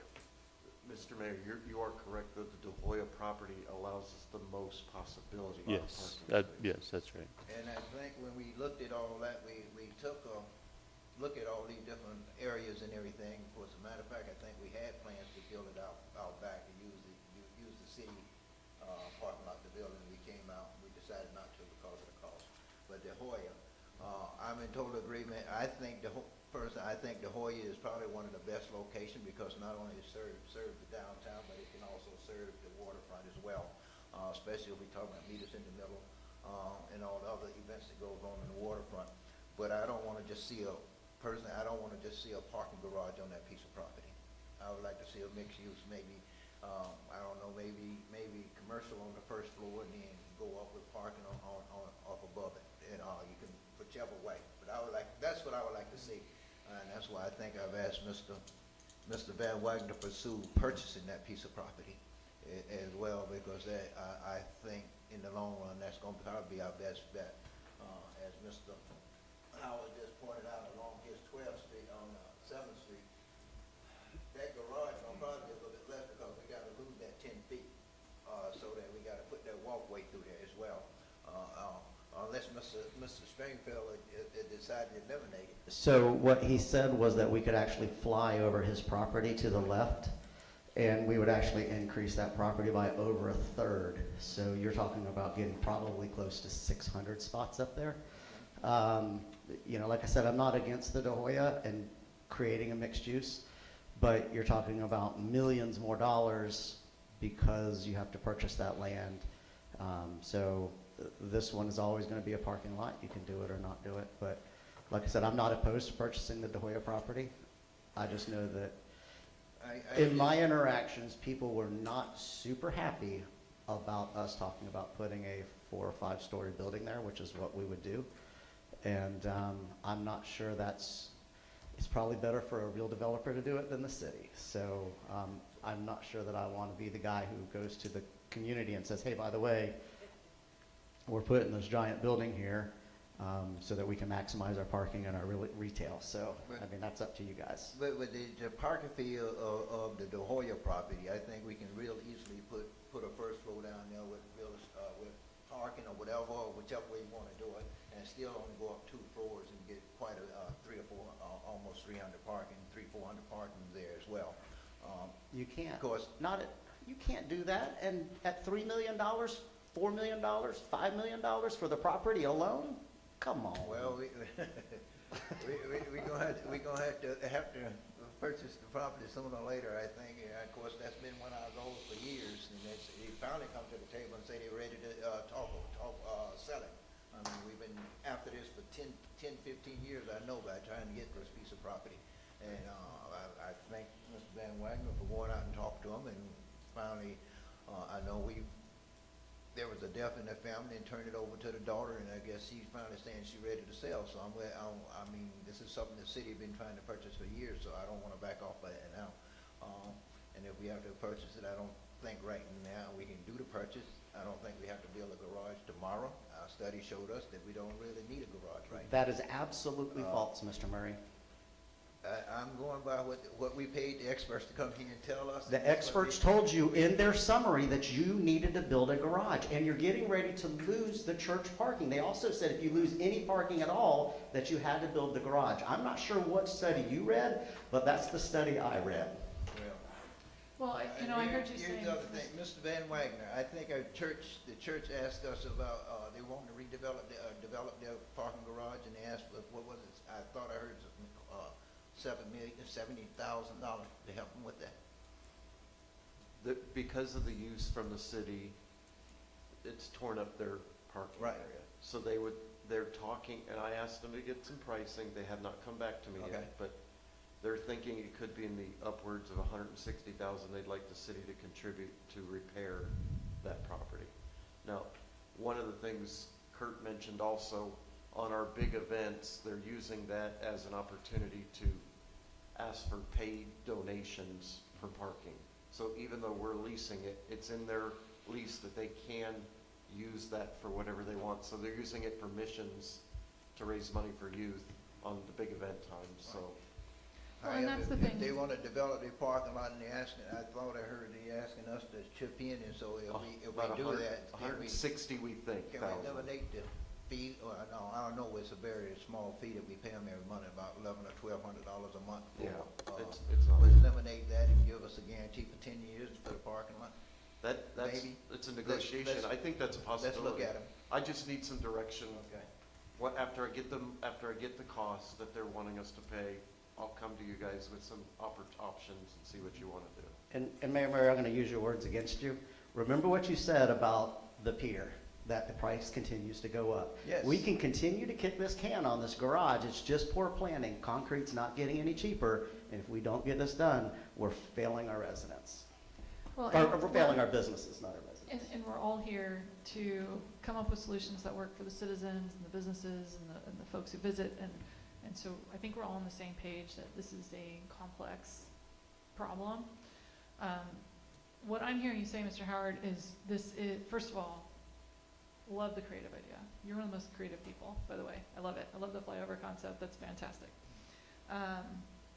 That said, I'm also hearing at the same time that we have multiple challenges, and I don't think the folks, those of us sitting around the table, and then even the staff, like, I think if this is something that we had capacity to just do, we would have a very clear path forward.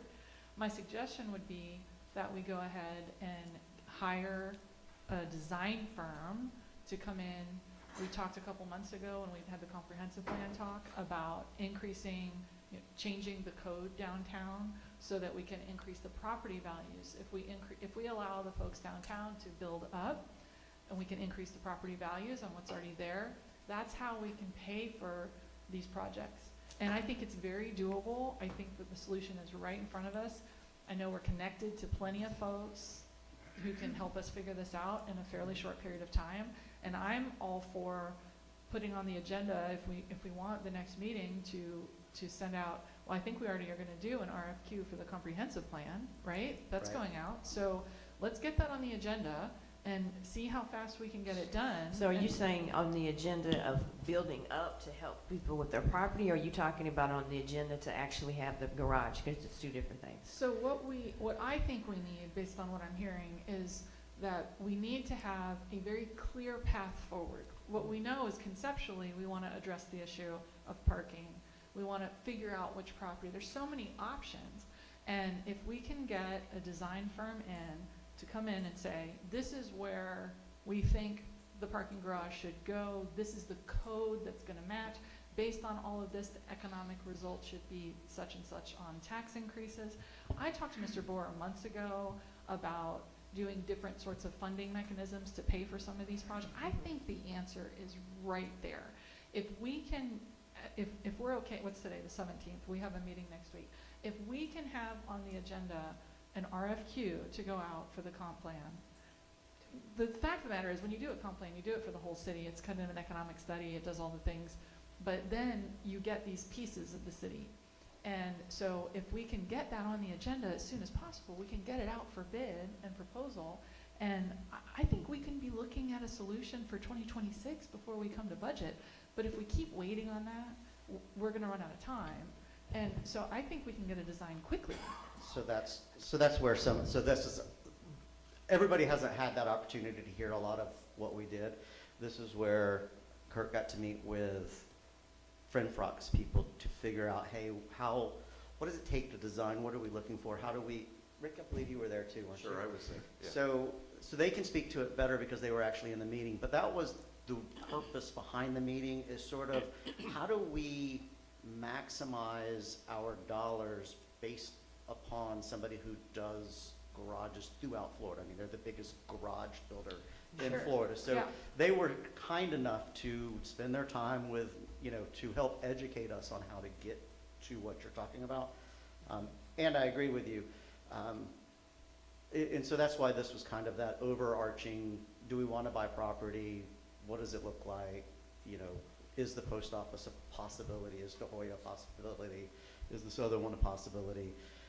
And then we also have to end up still talking about compactors and some of the other pieces and parts, but those are, again, very expensive pieces to this. We also have Main Street, the Chamber, all the businesses that we've talked to. So while I want to move forward with a comp plan, I also want to get this off of the ground, because every day we wait, we're putting ourselves in peril. I was just going to say to you, Mr. Howard, I like your idea. I think we need to stop going back and forth and just really decide, where do we want to put this garage? Because we need it. We have to do it. Like you said, cost keeps going up. We don't need to prolong it. We need to say, yes, we want you to build a garage. We need it. Then we need to put it out there for bid of who we're going to have do it, and not go back and forth with all the other moving pieces and look at the overall. We need parking, plain and simple. As you said very clear, we need parking. The study showed that. So we need to go ahead and put that to direct our staff of what it is we want them to do, And I believe Rick has identified costs, so we could actually pay for this right now with funds on hand. Well, I say we need to do it. Instead of just he and But we don't humming even know and what waiting. property. That's my thing. It's like saying, okay, I want to build a kitchen, so I'm just going to go buy cabinets, but I'm not going to measure, and I'm just going to bring them home, and I'm going to start putting them on the wall. We can want the kitchen, because that's what we're saying. I'm not saying that just throw up cabinets or whatnot. What I'm saying is that, because what I'm hearing you, it sounds like you want to put it off later until we have the comprehensive plan, and then, later. I think I don't want to put it off. I think wanna what move we it need forward. to do is go ahead and find someone who can actually design it. We need to also decide where we want to build it, make those decisions so that we can go forth and the staff knows what to do. And that's what a professional designer does, is they say, this is where you can put it, and if they have an economic development background, they can say, this will be the impact on your economy if you do it. If we put it in one lot over from where it could provide the maximum benefit, we will have a long-term loss. So, yeah, I'm sitting here today saying, I've been saying comp plan since December 10th. So, yeah, we could be done by now. We could be done. Well, But we're not. And if we can move that forward, there's a lot of synergy. Mr. Van Wagner's received 2 proposals by some of the best firms in the world to finish this for us, and we're sitting on it. And so if we can empower our staff by saying, okay, send out the RFQ, specifically including downtown, code for the downtown. The issue is literally them running maybe 4 to 8 weeks of study and sitting down with us and saying, this is what we'd like to do. And I mean, it's not as long as you might think. And now we would know exactly. Have you ever heard the allegory about the handyman who knew where to put the nail, and he comes in and he straightens out the wall with one hit of the nail? Boom, you're done. That's what we need. We need people who know where to hammer the nail, because right now we're just going to start putting holes in the wall, and because we don't know. And I'm not knocking your ideas. I think they're great, but you 100%. we've Like got I a lot said, of we don't questions to know answer. because of we don't know if we could even purchase the post office property. Right. B, we don't know what the final price is on the De Hoya property is. So the only one that we know for a fact that we can build on is the 7th Street. Yeah. And I mean, so that's kind of where I landed with it. So, you guys just kind of have to land wherever you're going to land, and figure out what you can support and what you can't support. But at the end of the day, we need a parking garage. It's for the way I see it, regardless of what we have to pay for the Hoya property, I would like to pursue purchasing the Hoya property, whether we put a parking garage there or we use it for commercial development later, that's fine. But I think it's one of them pieces of property that if we have the opportunity, I think we have first choice on purchasing it and everything to go ahead and do that. Now, as you said, Ms. Strange, we can go out and we can have somebody come in and give us an estimate on what it's going to cost us to build a garage there. Right now, I don't know what it's going to cost for a garage over there on 7th Street or over by the post office for that. But before we go any further, I think that's one of the things. If that's where you all want to put it, then let's go out and get an estimate and make that decision. I Like said, can't say think that we I- had this thing done with 3 locations where we had estimates before, and I think we decided that the decision was to put it in the back because out of the 3, which included the one over here, it turned out to be City Hall at that time was probably the most wisest place to put it, but we decided not to do it after it was gonna cost us over $13 million on a piece of property that we already own, okay? And out there, we were gonna get, a total of 380, parking garage spaces out here, whereas already 100 exist. So we're gonna net 280 parking spaces. So that's one of the reasons we shut down, and we ended up putting, where we talking about building a garage, we ended up developing the parking there. We ended up doing the one over there by Salt Shack because it was more cost effective and everything to put it up. So we ended up with almost 200 parking spaces for less than $4 million, where we're gonna talk about 280 for 13 million. But what we have to look at, is the De Hoya property 70,000 square foot on one floor? I do not recall. That was in the parking study, that there was 70,000 square foot of developable land. Because 70,000 square foot of commercial real estate, if you go 3 stories or 4 stories or 5 stories, every one of those choices has a tax impact, and those tax dollars could come in, especially in the CRA, to pay for the Meet Us in the Middle project, to pay for the parking garage. So that's the only thing that has me saying, I am not gonna sit up here and say, I know how to do this and play with $20 million of my fellow taxpayers' money. I'm not gonna do that. I want to get literally the best planners in the world to do this. They want to be here. So if we can get the best planners in the world, we are sitting on $14 million that the taxpayers have paid over the last 4 years. We can afford it. There's no reason not to. And I consider that an investment in our downtown and in our community. And that's where I'm at on it. I'm fine with a parking garage. We need a parking garage, that's not a problem. But where do we put it? And we still have questions. We've been talking about it for a long time. I want to move it forward. So if we can affirm to Mr. if you're comfortable telling Mr. Van Wagner, let's get that RFQ on the agenda next week so that he can get it out, so we can run it for 3 weeks, and we can have an answer when we come back in July. So here comes the For concern. parking garage, are you For what? RFQ for what, parking garage? For or the, what? for the comprehensive plan, That's, that okay, includes a let me stop you code, there. that includes a code, Right. that would include where the parking garage should go and what the economic impact of that will be. That's what a comprehensive plan does. Let me stop you on the comprehensive plan. I thought at council before, a couple council meetings before we decided to move the comprehensive plan with what we already had started, because we've already spent over $250,000 on the comprehensive plan that we had put on hold for some reason. And we decided to go ahead and ask Kurt to go ahead and move that forward. So we did, and then we also, in that same meeting, we did an RFQ so that we could do a comprehensive plan overlay for just downtown. An overlay. So we're doing an overlay just for downtown, so she is But hold correct in on, that. we never voted on that. That was a consensus. That I was just wasn't the present at that consensus meeting. that And we I do went want to with. bring that up because it was a consensus. That was not an item on the agenda. There was no notice to the public. There was no notice to me about that.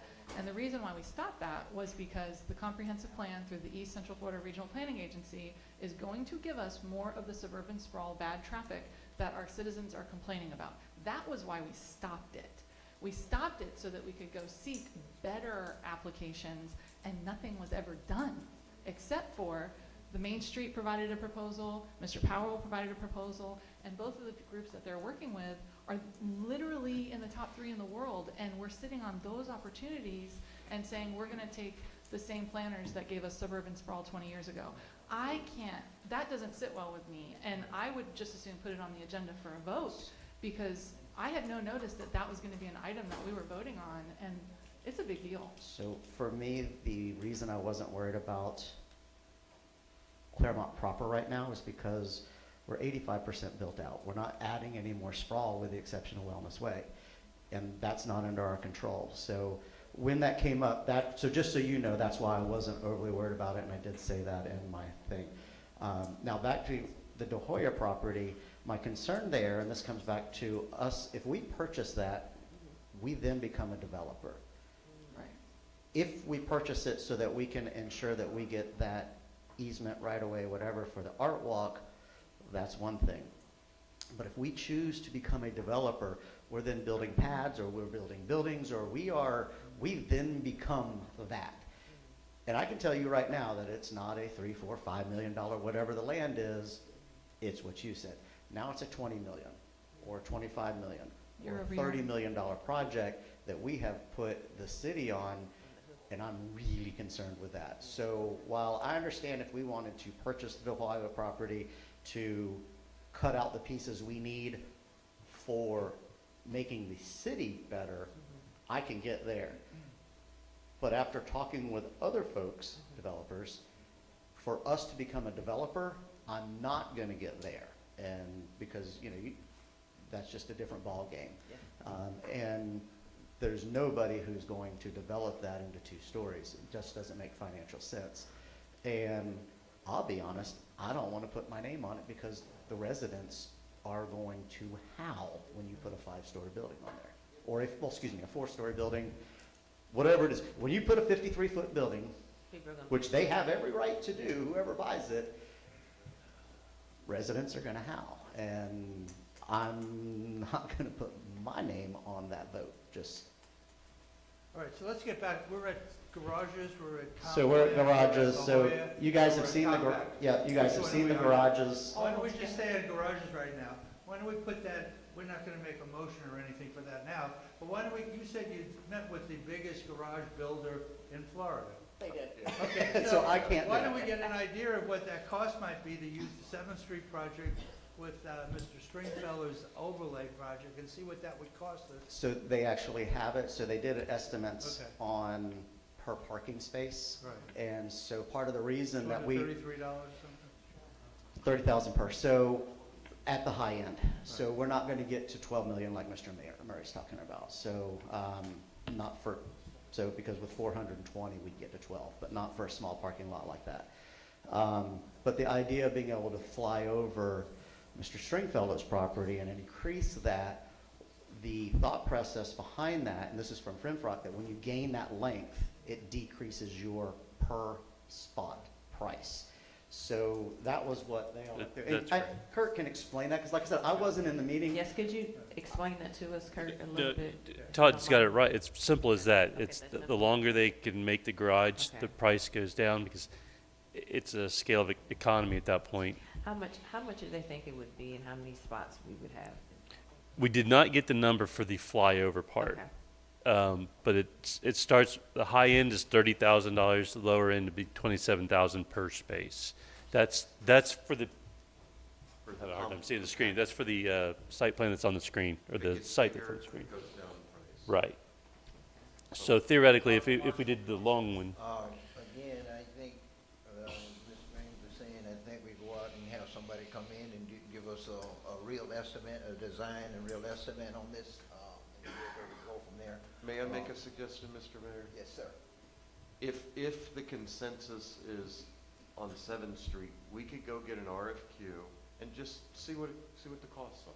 And then I bring it back to you guys, see. And that's all I'm saying, let's go out and we get, Let's do if they that. wanna do 7th Street, I would suggest even the post office, since that was thrown up here. We can.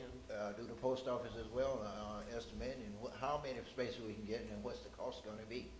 And we can come back and look at it from there. I think we've done this before, it was wasted money, but we can do it again. I would think that'd be the wise thing to do, okay? Is to get the estimate done. I'd be comfortable looking at 7th, but let's make sure that we work with Mr. Stringfellow for that flyover. I think that's a super important part in order to get the most value for the space that we're gonna do. So we'll do an RFQ and come back to you with the results and see what we have. Sounds good. Yeah, for 7th Street and And- post office. and the- Well, So there's no reason to do the post office because we don't have a contract on it. Come back and say the post office, they're willing to even do anything with it, because I Wes, know if we don't know when yet. we got ready to renovate the post office 3 years ago, a lot of the residents in the community down here fussed about us trying to take out their post office and do anything with their post office. We want to keep it, but it's time to renovate it. I mean, you know it's old, come on. Well, I know, well, we. Hell, it's older than me, it might be older than you. Well, it is. Well, no, it's not quite over, because I can remember when it was, the post office was still over here on Montrose Street. This is a public, hearing. Anybody in the public wish to address this may come to the microphone and state your name and address and have 3 minutes. Keith Mullins again, Drew Avenue. I'm not feeling very shy today, but I'm starting to feel like I'm being involved in analysis paralysis. I mean, you're all sort of right. You have a willing property owner with a space that can only be developed as a parking lot. And the flyover concept, I say, fly over Mineola Avenue, fly over the 10-foot walkway. Any place you can fly over, put businesses underneath, and get moving on it. There's a special place that Beelzebub has for people who put parking garages on waterfront property. I'm talking about the Hoya property. You don't buy beautiful treed, landscapable property and put in parking garages. Retail, apartments, condos, whatever you want. But when you build your new parking structure on the current 7th Street, you're going to build the walls a little bit thicker, so as they develop the Hoya property, you can add the 5th, 6th, and 7th floor. Think vertical, think flyover, but pull the trigger. The best planners in the world are going to tell you, don't put parking ramps on the waterfront. They're going to say if you have property that can only build a parking garage, that's probably the best place for a parking garage. Yeah, think. Your staff's been working hard, obviously. They're learning things. But the comp plan's a great plan, but you don't know what the business is going to be in 6 months from now. You don't know what business is going to be in the Hanks building. 6 months from now, you don't know what construction will be next to T-Mont Boba. Things are constantly changing, and if you're trying to analyze what it's going to be 6 months, 12 months, you'll never get anything done. So, like I said, pick a spot, pull a trigger, get some RFPs, and let's pour some concrete.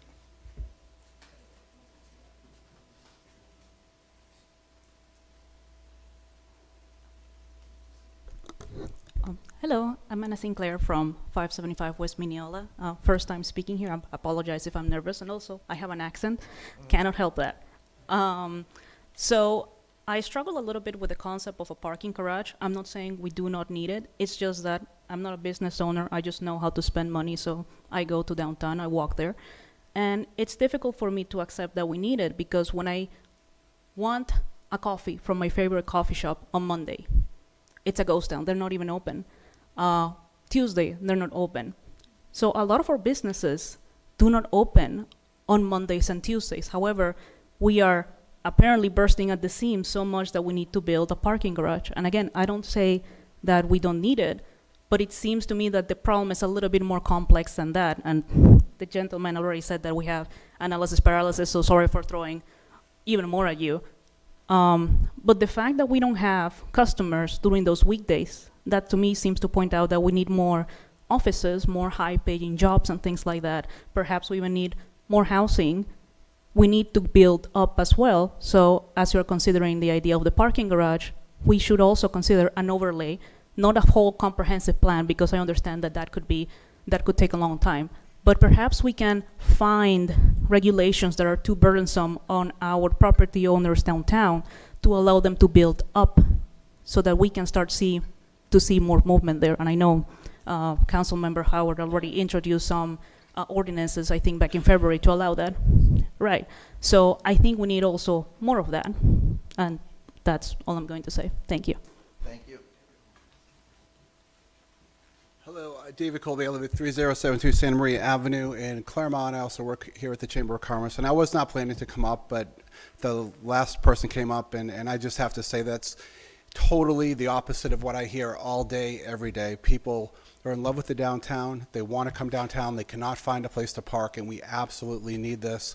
I wasn't going to come up because I think you're on the right track. I think you're looking at some very good possibilities, driving down the per spot cost and giving us the amenity that we need. But for us to continue to grow as a community, we're going to need amenities like this. So I applaud the council for taking a good hard look, trying to find out exactly what is the right thing to do. But I think you're exactly on the right track. But I can say, talking to businesses every day, all day, we need to have good parking in downtown, and it's going to drive economic development. So thank you.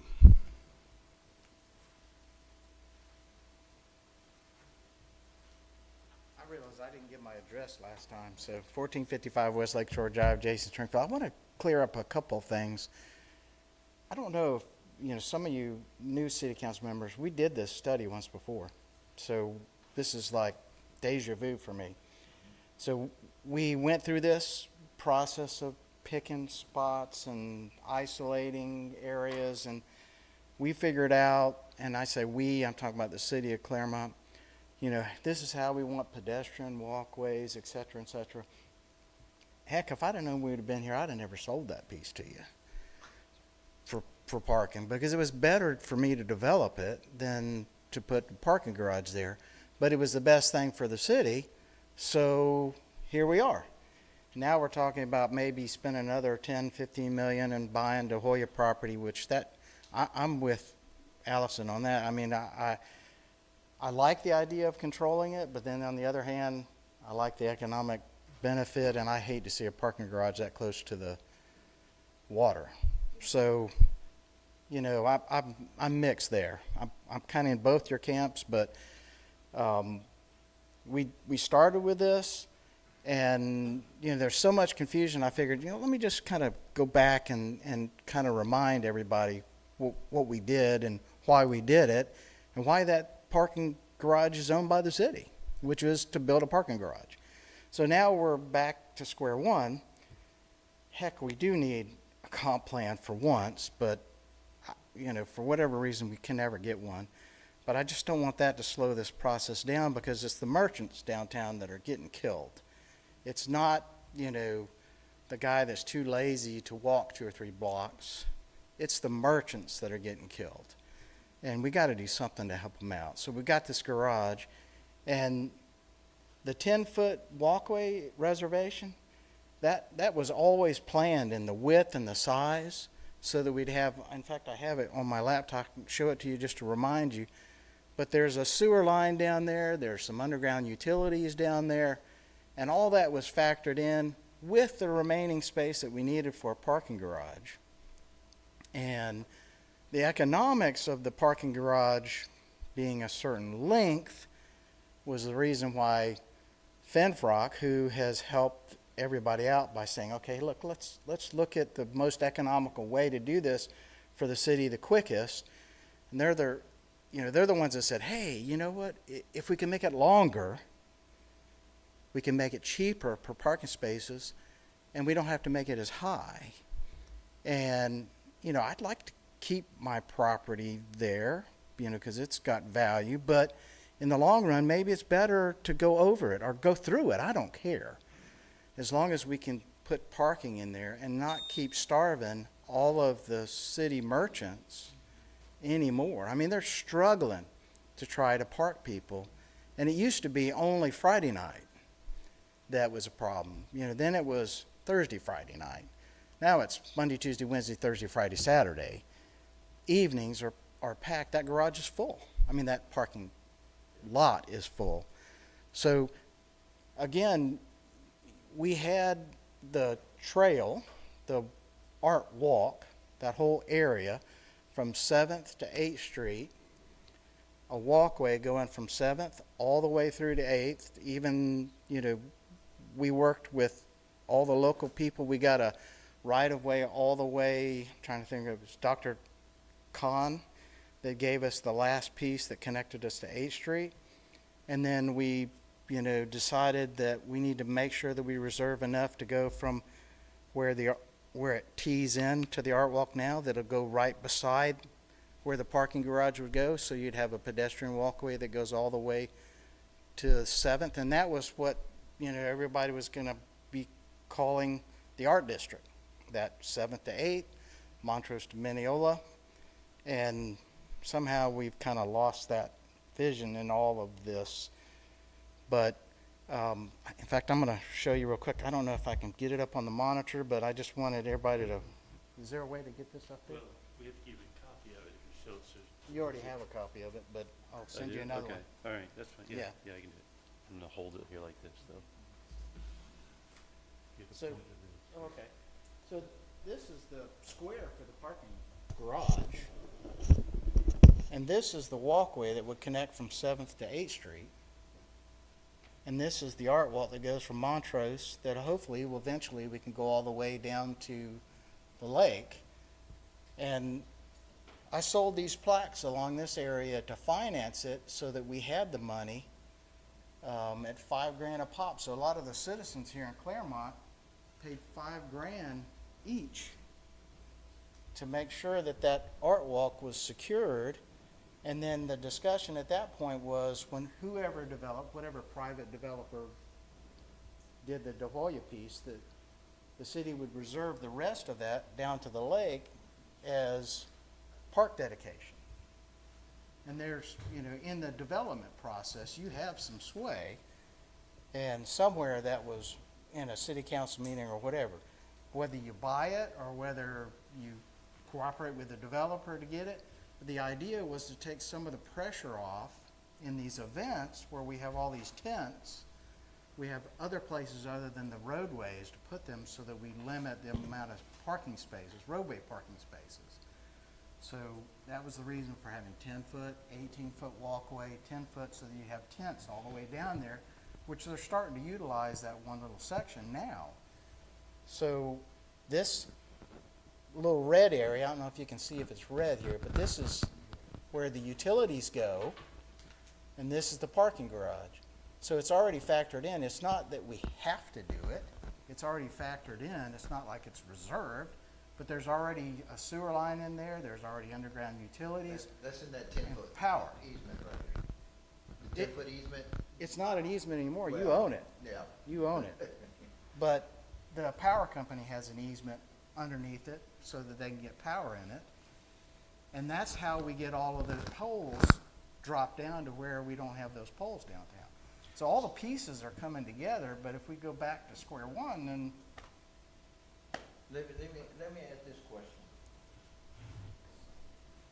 Kirk, how many parking spaces we get into the Hoya right now?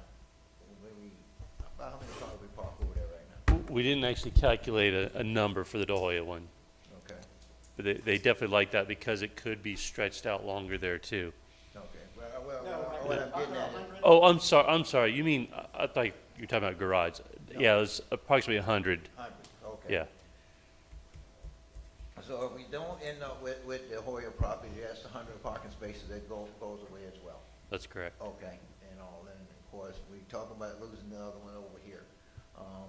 So yeah, then the garage to me would be really necessary at that point. And of course, we already sitting over there where 7th Street is at, we're already sitting on 88 parking spaces there. Isn't that what's in there? Didn't we put 88 parking spaces in there? Which one? The one by Salt Shack? 7th Street. Oh, yeah, the one here, yes. Yeah, So it's 88, right, we're close to 90, yeah. Okay, so I'm just sitting there thinking, okay, we lose the Hoya, we lose that, that's over 200 and something parking spaces, so now we're gonna build a garage, for 400, so actually we gaining what, 100 or so spaces? If that, okay, if that, so that's why I'm finding it hard to believe you saying we're gonna be able to come up with 30, cause if I back all that out, and say 200 parking spaces, I don't know what the cost is. I got a feeling the cost gonna be more than $30,000. But at the same time, I'm willing to go out there and look at an estimate, and let's get an estimate and see exactly what we get, how many we can put in there. I'm be honest with you, I'm not willing to go more than, I don't really want to go more than 3 stories, but 4 stories. Actually, I think height limit in the city is 55 feet. That's correct. That's about 4 stories or so. Well, that's where all of this is, it's so much more complex than just pick a spot and put a parking garage. I mean, there's a huge financial calculation that needs to be had, and it doesn't just include the cost, it doesn't just include, and I completely agree with your analysis, Mr. Mayor, it doesn't just include the lots that you're gonna lose and the spots that you're gonna lose, but it's the cost of paying for this upfront over time, the value added in the community. If we don't change the code and allow for vertical construction, I don't see how we pay for this. Because we can, that's the elephant in the room, is we can design it, we can get a bid, but if we don't figure out how we're gonna pay for this, because frankly, the people who are saying, hey, we want this, are we saying all the citizens of Clermont who now have to drive downtown, are they gonna front the bill, or are we putting an increased tax on the downtown business owners. Well, see, How are that's- we paying for this? That's another Because, concern I have when we change the code on development in downtown, saying, hey, if you will develop in this certain area, you don't have to provide parking. well, and So here's you the took that rationale risk. though, but here's the rationale. If you go vertical and you have people living above the businesses, you don't need parking Yeah. because the businesses are supported by the abundance of residents who are living above them. That's the rationale for having zero lot line, is that the consumer lives above the business. We don't have that. So because we're 1 and 2 stories, people have to drive here to go to the businesses, which means now we need parking. So all these folks that we allowed to build up to zero lot line, they now don't have a consumer that can shop at their place without adding real estate. So when we adopted the master plan and we built Victory Point and we went zero lot line and we changed our code, we did that with the intention of creating a walkable community. Now that doesn't mean build a parking lot and walk to it. It means literally you live and walk. We have a in resident that's been waiting to speak, and this is still public You can have a comment. zero lot line, but you still have to provide parking, okay? We took away the parking requirement when you develop in a certain area. Mr. Mayor, I just want to correct you. We did not take away the parking requirement. I might be longer than 3 minutes, so I apologize. My name is Patrick, 810 West Montrose Street. I am also the president of Main Street, so I'm going to speak for Main Street because we did have a board meeting and consensus on how we would like to offer our support, and then I'm also going to speak as me, a landlord. So regarding Main Street first, we are in full support of the garage being on 7th and Mineola, hard stop. What I hear, and I'm going to use some terminology that you're familiar with, is that we don't want this to become a silver bullet project, which means essentially we're trying to solve a very complex, multiple complex problems in one single project. Doesn't work. You should shy away from that. This doesn't do that. So the board got together, we looked at all the different possible areas, and Mr. Stringfellow coined a very popular phrase that, we don't have a parking problem, we have a walking problem. Well, I also think we have a leasing problem. The city historically has leased private parking, including Mr. Stringfellow to Hoya's, for a small period, mine and the church. And if all of that goes away, which is what the current study that you guys did doesn't say, we have an issue. We have a serious issue. I have 112 tenants in downtown, me personally with my business partner, Victor. And I will tell you from firsthand knowledge, and this kind of bleeds into Main Street too, because we have Esri data to support it. If we don't have the events, you're going to have a huge vacancy. These businesses make the majority of their money, their rent money, their employee money, their cost of goods from the events that we bring, whether it be food trucks or farmers markets or the large events. And we also have, beyond what Main Street puts on, we also have citywide events. We have marathons and things. Those attract the largest source of this business income. And the stress, of course, with that, because our downtown is popular with our events, and we've worked really hard to make them so, is parking. So having a garage in a centrally located area, I know the question comes up, where is the center of downtown? And I understand the point perhaps that we don't, or at least maybe I hear that we don't want a parking garage in the center of what could be the epicenter of retail and development. But I think that in most cases, unless there's some serious redevelopment, replatting, overlays, and a lot of money, I think the ship has kind of set sail to where we have Mr. Stringfellow's previous property, the city currently owned property. You can only use it as parking. You have no other choice, unless, of course, you want to sell it back to him, because that's what the agreement says. So you're kind of pigeonholed there.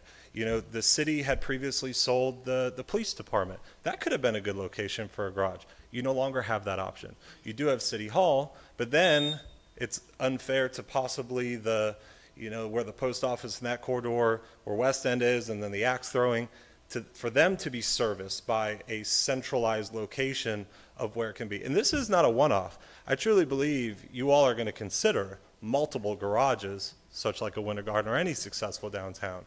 You also have the power of eminent domain. I think more to the point is your study actually works in your favor, because it does demand more parking. there is a public good and interest in what that study says. So you can look at that. I know when I spoke to the guy at the post office, he's like, eminent domain it. He's from New Jersey. That's what they do up there. So, you know, so there's a lot of options for you. You know, whether or not the art walk is put in from a legal perspective in writing, you also can eminent domain that if they don't want to sell a portion or piece. The Hoya's property is valuable property. I don't know where anybody's getting 70,000 from, but just looking at my MLS app, it's over 100,000 square feet just in land. So then you got the undulations and the topographies, and then going up, to your point, it could be 350,000 square feet. Why wouldn't you want that on your tax roll? Why would you want that as public property? To me, it doesn't make sense. So I believe that when you're talking parking garage, you're talking increase in property values, which you're going to see a benefit from. You're able to capture potentially by way of parking passes to overnight residences that live in downtown. That's an additional revenue source. I mean, I just think there's so many different things. So from a Main Street perspective, we're in full support of the 7th Street location. We did offer Dover Coal, who we have a relationship with. We did offer to the city to do the CRA area comp plan because that's what Main Street covers. We have been a big mouthpiece, me also personally, that we need to fuse our code with a plan because we currently do not have that. Us developers have to come up constantly to get CUPs, to do rezoning changes. What belongs in CBD? What's R3? Stringfellow said it best. There's a bullseye method. I strongly am in favor for that. I think we do need to have a plan. But for the purposes of the parking garage, I think the 15 board members that we have, 7th and Mineola is where it should be. And I think because it is an event parking situation too, that's the best, for Mr. sure. Bianchi, if I can. Sure. How many floors should it be? So there it is. well, no, I can answer that. So the city doesn't have to follow its own rules. So there's that. So you kind of go in and say, okay, what is the highest point of our downtown? And that's Montrose Street, right? So the argument could be made that if you go 6 floors on a parking garage, you're not necessarily blocking anybody for that perspective, unless of course at Hanks I want to go 6 floors and then you could possibly be blocking my view of the lake. I think having a taller building on Montrose Street makes more sense than at the lake, because now if you're building 6-7 stories on the lake, the view it doesn't exist anymore. So to your point, I mean, personally, if it were me, I would say 500 spaces is a good number because you're going to be right around 27,000 a space. I also caution that having a concrete bunker in our downtown isn't good either. I think it should have some element of design. I'm working on a hotel in downtown Orlando right now that has like wire art mesh. You can do mural art with that. So I think having those done instead of like the brick style might be cool. So when you get into the design, I would encourage community input because I think they'll bring a lot of good ideas to that and some of the advancements of what we're seeing in parking garages. I would say 500 spaces, whatever that means for size. That's where I'm at. So I had this conversation, I don't know if you'll like it or not. The ultimate conversation was that however high it is, it shouldn't be taller than the highest building we have in downtown. Or a garage shouldn't be higher than that. That would be a problem. City Hall, so we're talking about full topography.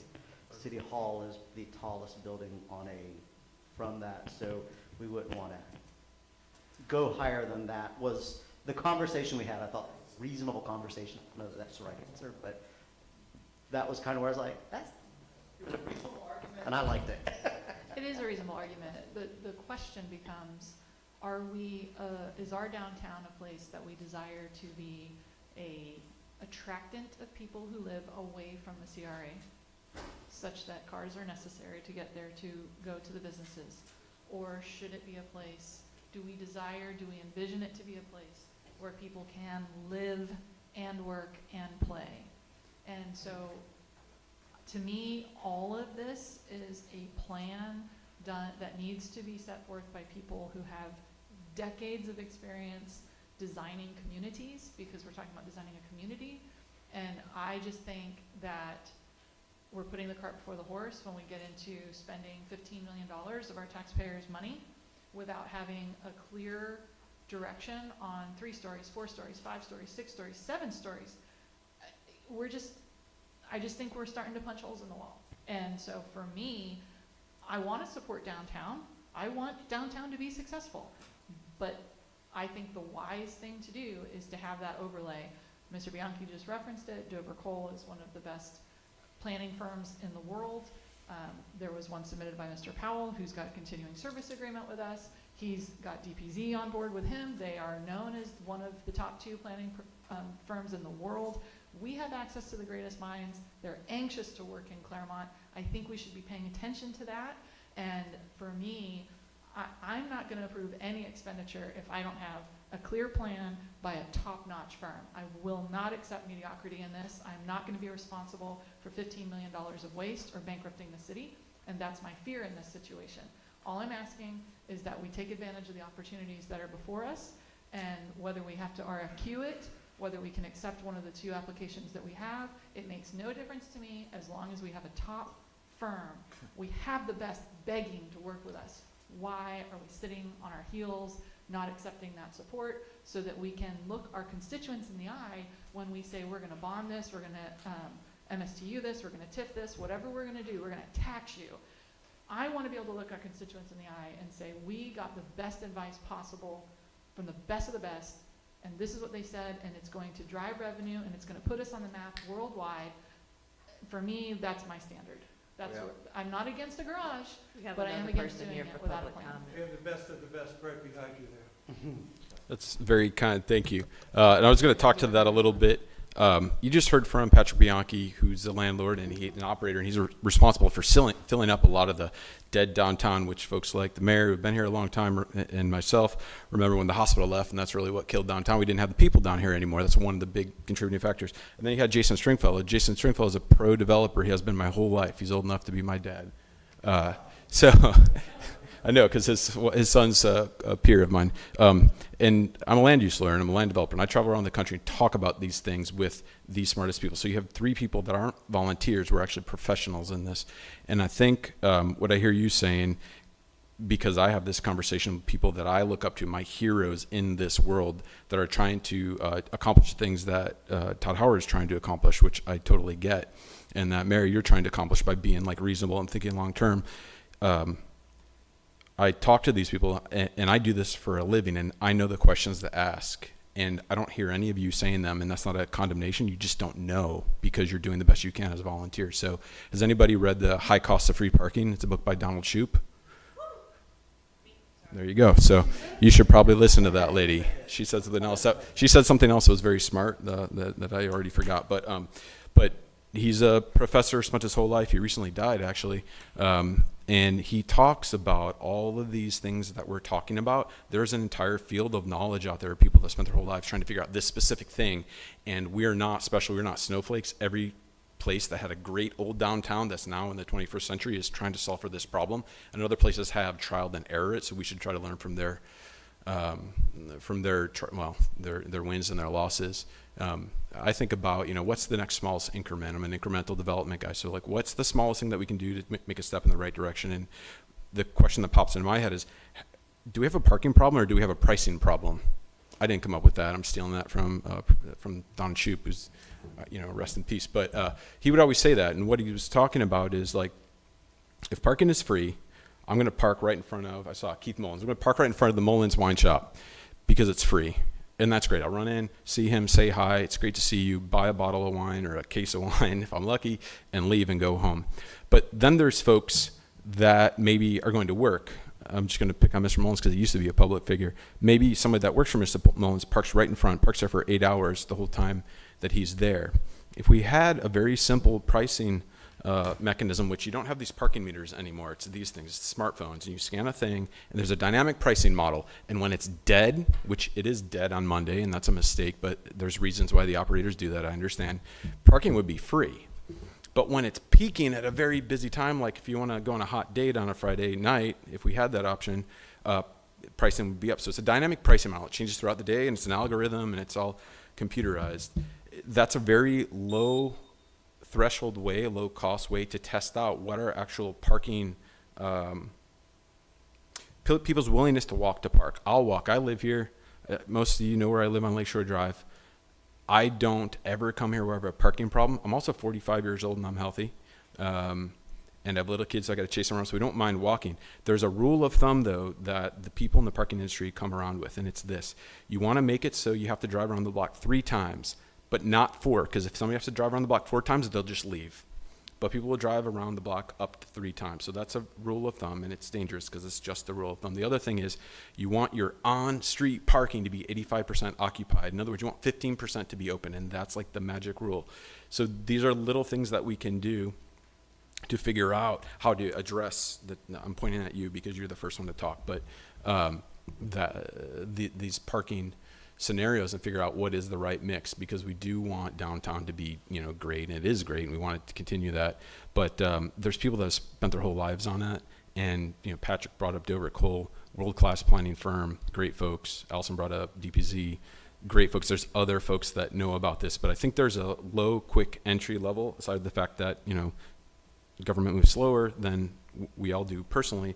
I still think there's a smaller entry level way to get a lot of this information so you can make an informed decision so that everybody gets what they want, because we all want, you know, great things, and we want to do it in the right way. So like Finfrock, when you meet with Finfrock, they build and design and engineer these. They are the biggest and arguably the best. But did they bring up liner buildings, Kurt? What did Finfrock say about liner buildings? I'm not talking to you, I'm talking to Kurt, but I have been looking at you. Liner buildings. Mm-hmm. Right. That's a problem. So they build garages. Have you ever been to a downtown anywhere with a great parking garage and walked alongside of a parking garage? I'll look at you because you're a woman. You ever walk alongside of one at night? Well, it's just a parking garage. There's no windows. There's no people there. It's dangerous. It also creates a dead facade. So good planners and designers know about liner buildings. Finfrock doesn't, because they're not planners and designers. They wouldn't even bring it up. They're a construction company that makes precessed concrete, and they're great at building garages. But planners know that you want a 20-foot, this is the new thing, 20-foot deep liner building. And you surround that, and that's just one stall. Think about it, 20 feet. That's one parking lot. You line that so it activates the street. And you only do it on the first floor, to point that maybe Jason made it, somebody made it earlier. So you line it with a liner building. So it allows you to activate the street, get merchants in there, charge, you know, get your sales tax and get your real estate tax for whatever they're paying there. And then you get to backfill all of it with parking, but it beautifies the street as well. It makes the streets walkable. It keeps it safe, interesting. You know, walkability has four rules of thumb. It's got to be purposeful. You're only going to walk somewhere if there's a reason to walk there. You're only going to walk there if it's comfortable. You need shade. It has to be safe, meaning not high speed. And the last one is it should be interesting. A parking garage without a liner building doesn't accomplish those things, but you add this 20-foot liner, which is just one row of parking, and it helps you pay for the entire thing, and it helps keep that urban fabric that you have, which we have in this small town here, Clermont, which isn't so small, but I mean the downtown area. You can make it look cute. So there are all of these things that we don't even know what to ask because you guys aren't in it, but they're really simple, and you would understand them if somebody just brought them up to you that was just a little bit more in this world than I am. I just barely know enough to bring it up to you. So they did talk about liner buildings, but they used a different language. Okay, what did they call it? It was more of a mixed use. They, especially at the Hoya property, they were like, hey, we'd activate this. Mm-hmm. There was discussion about putting condos on the other side. Cool. Yes, they Yeah. said And it's cheap, just concrete. It's 20 feet, a 20-foot shell, because that's all that those types of merchants are looking for now in the market. So it's interesting things, but anyhow, there are people that can list all that stuff out and do it and say, here are all the answers, and you pick, and they'll give you a smorgasbord, and you pick off the menu of what you want. So I wanted to make sure you knew that. Can I ask Yes, sir. one question? You had asked for how many spots each level would provide, and they provided that for me. If we did the flyover, for 3 stories, it would go up to 400 parking spots. For 4, I'm sorry? Altogether? No, total. Total. For 4 stories, it's 544 parking stalls. 5 stories was 691. And then for 6 stories, it was 838.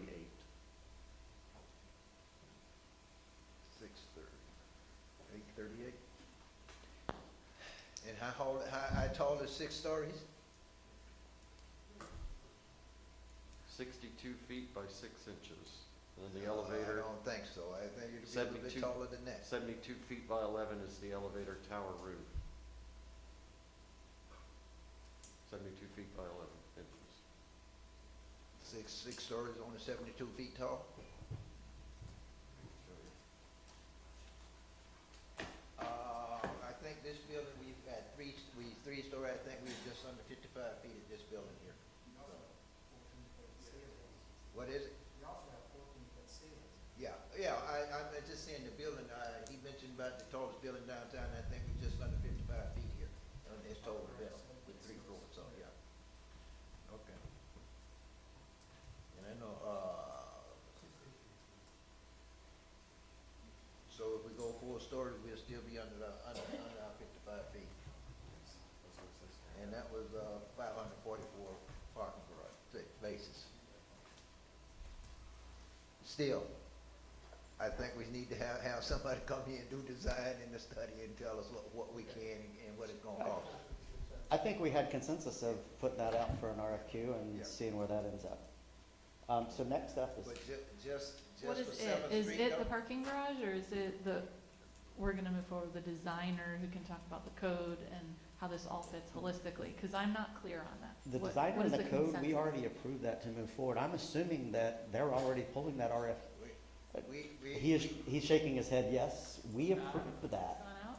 Yeah. No, it hasn't gone out, but we do believe that you've given us a consensus to go out and get all that. I thought we did a couple of Yes. council meetings. Yeah, I mean, I moved that forward specifically with you in mind, and we talked about that at that meeting. So, I mean, I'm not trying to fight you on it, I think it's important, but I don't think we stopped the other things that are going on, so.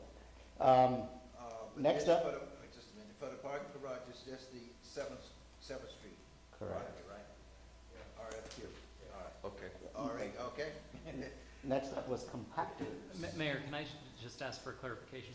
It may be an RFP as well, so could we just get, Right. just for the record, a consensus on? RFP, yeah, proposal. Or Yeah. Exactly. RFP or two. So- Whichever you like. Okay, thank you, that's all. Yeah. All right, okay. Where's he at? Where we at? Before I get this Oh, next. you're doing them. I'm doing it. Well, Awesome. actually, if you don't mind, I need a break. I need a break as well. If I can take 10 minutes, I would appreciate it. I got let's go to, I got 5:36, let's go to 5:45. We'll be back, okay? Ooh. Ooh.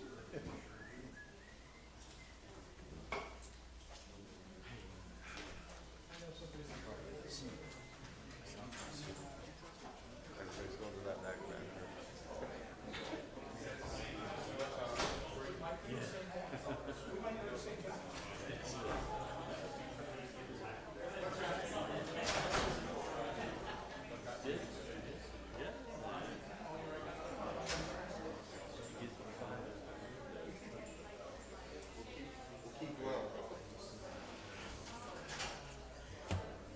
You, sir, are a mic-killing magician.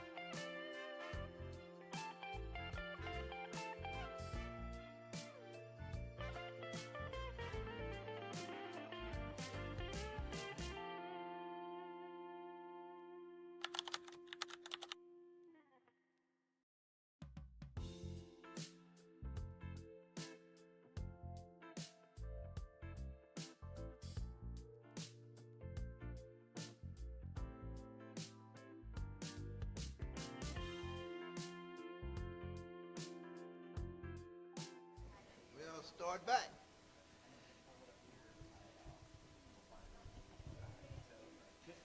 Whew. Oh, what do we need for this? So we okay with the meters in the middle of parking, all right? Next we on, compactors, okay? Yes, sir. Ready to go? All right.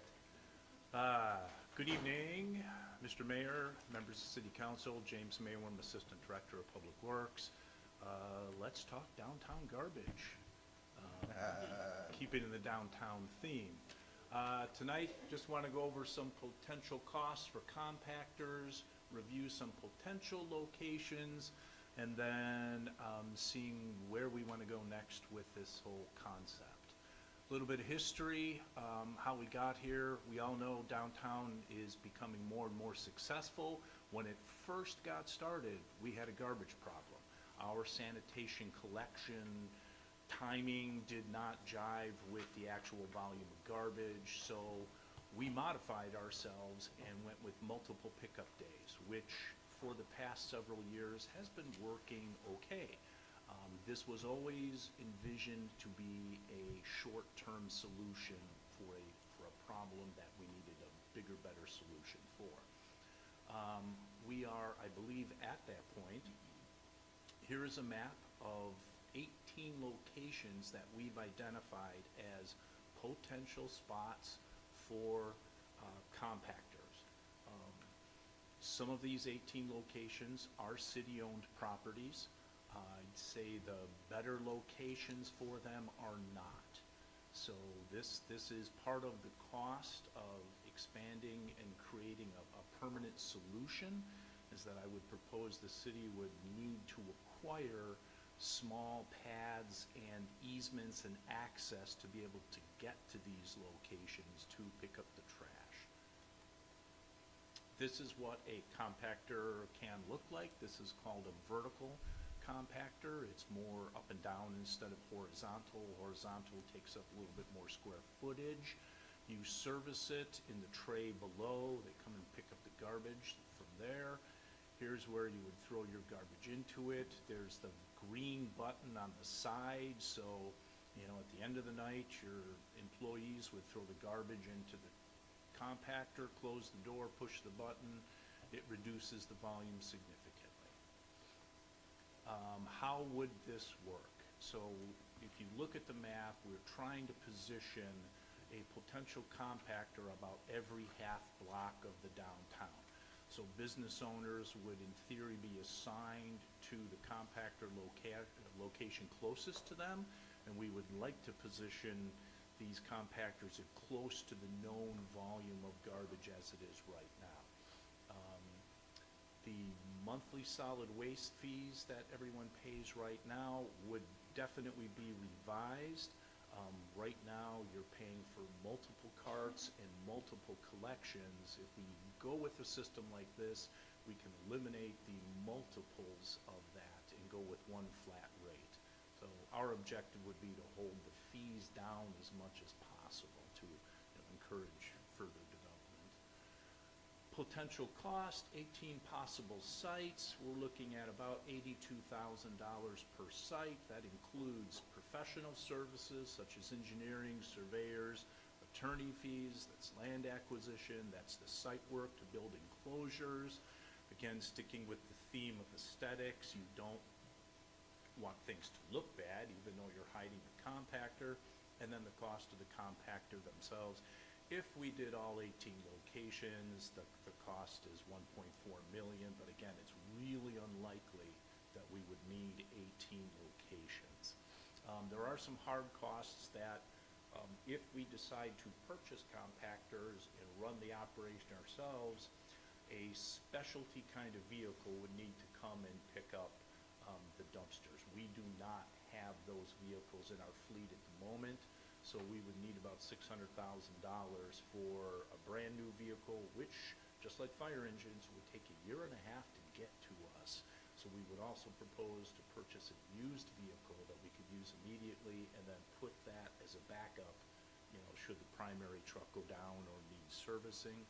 And of course, we would need to bring an employee on board to handle all of that kind of work. There are some other options to look at. Leasing and renting the compactors instead of direct purchases. That's about a $700 a month cost. One of the benefits to that is that the company maintains the units. So if there was a problem with the compactor, the company's on the hook to come out and fix that problem. We could even we currently have a contract, the city does, for dumpsters at city properties throughout the city. We could coordinate with the contractor and see if they could service these compactors for us. And another potential option, instead of going with compactors, we could do dumpsters. That's definitely an option. So our possible next steps, along with coordinating with the downtown businesses, would be to start selecting some specific locations, start having conversations about acquiring and leasing the property, get some engineers and designers on board to create our enclosures, and then explore which is the better, more cost-effective option, direct purchase or lease the compactors, and then really begin building some specific sites, potentially as a trial. Short and sweet. Any questions? Okay. For the leasing, is it like a leasing for a certain period of time, like a 5-year lease, 10-year lease? Yes, 5 years. Speaking to the people that actually manufacture these, Right. because they offer the lease, it's a 60-month leash initially, and then you can just keep renewing as time goes on. I was attracted to that option because if we bought the unit, which upfront is just marginally cheaper, then we're on the hook for fixing it. And there's a lot of moving parts inside these compactors, and although our mechanics are very clever people, they've never worked on stuff like this before. So all the while we're figuring it out, there's garbage sitting in that can't be serviced, and people are inconvenienced, and you're trying to minimize that as much as possible. So is it $700 per unit? Average, that's the conservative number on the high end. That's per unit? That's per unit, yes. So how would with that being said, how would the businesses be charged for use of that? Again, we would only go with a monthly flat fee. Yeah. And then if we're going to capitalize and purchase it, then we have to figure out, is this a service that we're providing? Mhm. Do we want to bring that capital cost back to us? At what time frame over time? We've got to find something that's fair to the downtown businesses. Right now, they're paying $41.80 a month. Well, and I guess that's why I'm concerned. If you're paying $700 per unit, per month, and then how many businesses gonna be using this? Cause, you got one here, only 10 businesses using it. Now you're up to each one of them paying at least $70 a month. Understood. But if it's only 5 of you, you're talking even more money cost going up for them if we lease it. Right, and plus the additional cost of picking it up, Picking too. it up, yeah. So you don't, you didn't even take that So into are we increasing the consideration. cost to the businesses and everything? Well, we're is what picking I'm up the looking at. garbage now, Right. so some of that becomes a little bit of a wash too, but, Yeah. again, our commitment would be to keep the fees as absolutely Right. low as possible, because, the first thing I can see right off the top is you're paying $41.80 a month. Yeah. And now you're paying $17.77 for an additional can and an additional pickup day. And if you've got 5 cans, well, that just keeps multiplying. Right. That portion would go away, because now you've got a location that's going to accommodate an enormous amount of refuse versus the little carts. So that portion on your bill goes away, your bill could potentially stand to go down. I guess when I look at your map, and my concern is the fact that if I put a compactor in this area, can I get 10 businesses or so, or is it only gonna be 2 that's using that, so now their costs are going sky high? See, Well, that's one of my concerns. We'd like to have that conversation with the businesses, Yeah, because, But it's gonna, it wouldn't be based, so it would, when they come up with these charges, it would be based over the whole thing, not because, well, you two have to pay for this compactor just yourselves, those two. It would be a global fee, Right. not a local Well, individual fee. Well, you're right, it'll be global, but the thing is, when you look at the overall, that's what it's gonna break down, even though how many you put in there, how many businesses gonna be using it and everything. And I mean, I'm all for this, but let me ask this question when I first saw this on the agenda. Were you here, was it 2 years ago? I don't know if you did the study for me, I looked into it for me, or maybe it was Stoney, about the in-ground system, sanitation system. Yes. That I looked at and Yes. proposed and. Yes, and we have some of the same fundamental limitations that we did with that Right, system. locations and all So that. locations and all that's the number one stumbling Right. point, but we're talking now about accomplishing that. Okay. One of the other problems that we've uncovered, the city of Kissimmee Right, utilizes some of these utilize right it. now. Now, one of the things that we discovered from discussing with city staff is they have massive drainage problems. Okay. They're underground. Right. So when we get really, really heavy rains, it overwhelms whatever drainage system you put in there. Now I've got really water-soggy garbage, and that becomes a real mess. So we had that conversation, and that's where that conversation ended with me, was drainage issues, and I was Yeah, like, well- no, we're not gonna have trash flowing out. I'm just Well, not gonna get there. what it is, there's a system out there where you can do in-ground, where they actually big ditch, I guess you can, they bury the trash in there, and everybody, all the people come in and just throw it in, and the truck come along and pick it up. So It's- it's not up above ground, it's not seen or anything. And Kissimmee, I actually went to Kissimmee 2-3 years, a couple of years ago, and looked at it and viewed the system, but I think we had some concerns with, not so much as the flooding, because I think there can be some design to keep the water runoff, but I think location, trying to have the space to do it in. And the other thing was, I think we were concerned with the real cost of it at the time. Well, the advantage to compactors versus something like that is you're going to limit more of the collection times that you need, because you're compressing the trash. You're taking Right. very loose trash and Right. you're really compressing it, which just gives you more opportunity for volume. In a dumpster situation, you don't have that. You're still loose garbage into a dumpster, filling up Right. volume. With these other underground, I forget the name of them now, it's the same kind of thing. Yeah. You've got loose garbage going into that without Right. compression, so. But you did go to Kissimmee and Oh, view yeah. there, yeah. Oh, we've been, yeah. I think the city of Clearwater is also using the same system. I and don't everything. know. And everything. I haven't looked at Clearwater. I went down there, but I never got a chance to look at their system and see how they doing. But Clearwater uses the same system. But compactor, my other concern I had was, like, again, the location, type spaces and everything. Being able to get these vehicles in there to service them. Well, if you look at the map, we did suggest reusing a number of the existing locations that already have Okay. dumpsters in them. There we go. So there are spots like, for example, next off of 7th Street, right across from City Hall, there's a dumpster corral that's right there. That's, I think, used by Cheezers at the moment. You know, that would be something we could have a conversation with and potentially coordinate with them. They already have the vehicle accessing that to get rid of the garbage from the dumpsters. We would just work with them and replace it with a compactor. And that would give us the ability to invite other people down the street.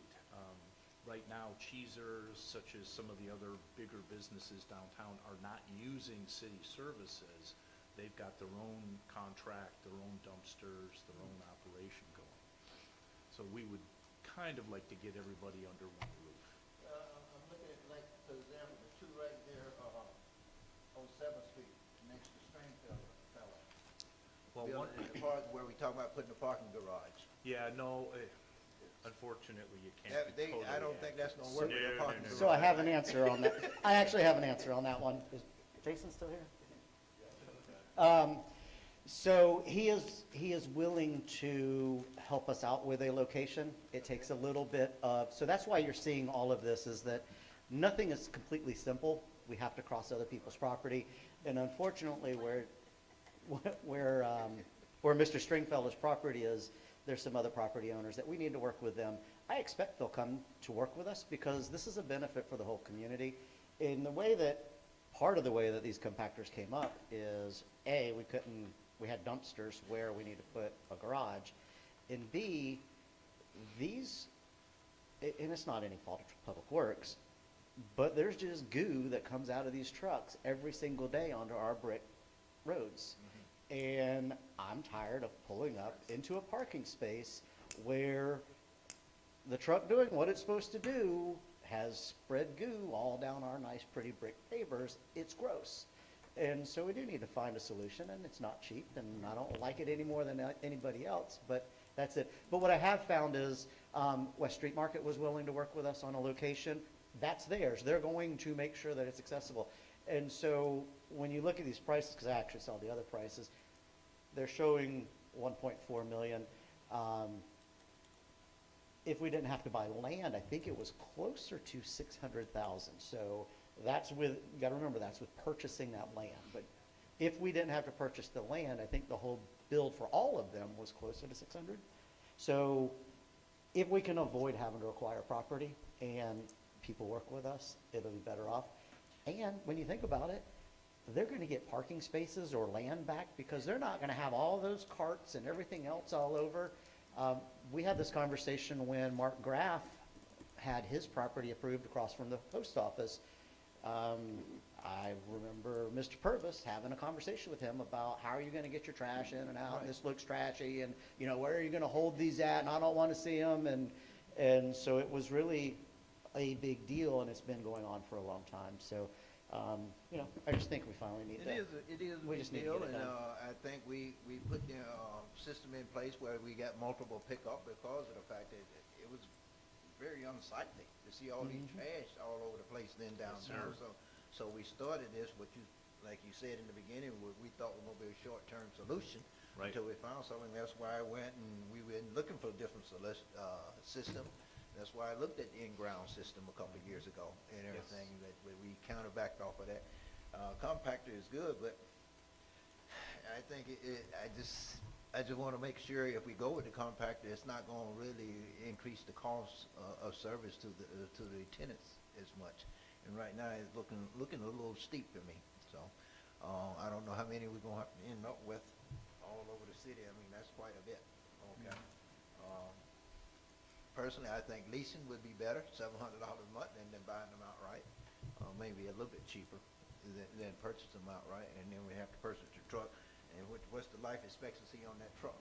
Right. About 8 years. About 8 years. For some. You're asking all the right. I'm with you. Lease it if you can. That way they're maintaining it. My question is this because you said the cost to the businesses is going to be potentially the same or less, or to the end user, and you're going to have to buy equipment or maintain equipment one way or the other. Are we having a budget conversation, or is this a policy conversation about how you operate? We are prepared to put this in the budget. But And how have does it come- impact the budget? Because it Uh, sounds like it's a cost-neutral request. I'm not clear if it's going to be cost neutral. Mhm. Up front, there's going to be some cost because this will all come out of the sanitation fund. The sanitation fund right now is a pretty decent surplus, so we can't afford to do this out of the sanitation fund. We're not going to be building 18 locations at one time. We probably will start with 5 or 6, so that upfront cost would be less. Can you be prepared at the budget workshop to show me the cost over the next 3 to 5 years? Absolutely. Yeah, that's all I need. If this is a budget question, then it's just numbers for me. But if we lease them, all we're doing is buying the property, the space. Or renting the property. You're getting an easement. Or having Easement, yeah. an agreement or But something. we also have to prepare for electric, because Absolutely. and that everything was else has to go in there, so. Yeah, so for me, it's seeing on the spreadsheet, Scott Yeah, has that beautiful was little presentations now. That's included in the site costs, included in the 82,000 and all that, so. And another thing I would like to do, maybe go back and look in there, because I was trying to look through and see if you included that, but lighting, I would like to see some lighting around there, around them. Sure. For the businesses at night and everything, for safety purposes. I didn't see where that was taken in consideration. There's no lighting now for the garbage cans. Well, most of them, done doing it right next to the building, they're not out and about, so. And besides that, when they're going out there, they're messing with this machinery and everything, and I would like to have some good lighting so they can see what they're doing, okay? before- Most of the businesses now, the larger, like Cheezers, and have their own dumpsters. They're not relying on the city to collect their trash. No. So we're talking about really small businesses. No, No? No. no. Well, Mullets does not have a dumpster, Oh, really? and neither does Corelli's. No. Corelli's does Really? not. Yeah, so these, and I do not believe that, what's the new one on the corner of 8th and Montrose? no. The new Italian one? No. Cosa Cosa Nostra? Nostra, do they have, I don't, No. they don't have, so a lot of our biggest users are doing this out of cans, Out of and we are cans. picking them up every single day of the week. And it's not like, a lot of it could be, it's not all solid waste, it could be liquid waste, things like that, some of their No. products or they utilize different waste for that. Well, that Waste grease collection disposal. is completely different and separate. We do not get involved in that kind of thing. That's what you're talking about, Right. liquid. For the most part, it's what's bagged. It's what comes out of the restaurants, comes out of the bars, that's bagged. There may be some liquid in there, not necessarily intentional, but. You gotta keep it's in there. mind, that one of the problems we deal with our downtown area is the lack of space. I mean, we were developing, this area was built long before compactors and dumpsters was ever considered. So now we really don't have the space to put dumpsters and everything. That's why, like, a lot of the business have 3 and 4 trash cans. And everything, and it is very sightly. I mean, it's gotten better. What we did put in place gotten Yes. gotten a little bit better, but we still need to do something about it. But, I mean, speaking of dumpsters, these compactors are the size of dumpsters, correct? They're the size of one dumpster. Right. Yeah. But dumpsters themselves, because, again, you're not compressing the volume. It's a That'd be fluffed more up often. volume. You either have to increase your collections or add more dumpsters, which then takes up a lot more space. So the compactors are, I think, probably one of the better solutions we can come up with. The pictures that I showed you come from downtown Mount Dora. So that's what Mount Dora is doing in their downtown. So from a collection amount, I can't remember what it was, a 6-yard dumpster collected as, or excuse me, a 6-yard compactor collected as much as 12? It's Okay. can It's like- be was as it like high as 2 to 1? It can be almost a 4-to-1 ratio, actually. Okay. Okay. So, Yeah, you so could you're- be looking at 18, 24 Yeah, potentially. it's a huge amount that you can get in there. Well, I guess that was gonna be my next question about how much would a one compactor hold, so. So they were 4, 6, and 8, and 6 was, from a purchase standpoint, 6 was your best deal, but they were all so, they're within a couple $1,000s of each other. Yeah, six is what we discovered downtown Mount Dora's using, and they chose the 6 because it was still readily accessible to people right off the ground to throw their bags in. If you go with an 8-yard compactor, then you had to have a set of stairs, and it became a little more unsafe and complicated. So, to me, 6-yard made some good sense. And you say we're gonna build enclosures for these, Yes, that would be the proposal. more reason for lighting. Agreed. Good idea, No. no problem. I'd like to keep the kids out too.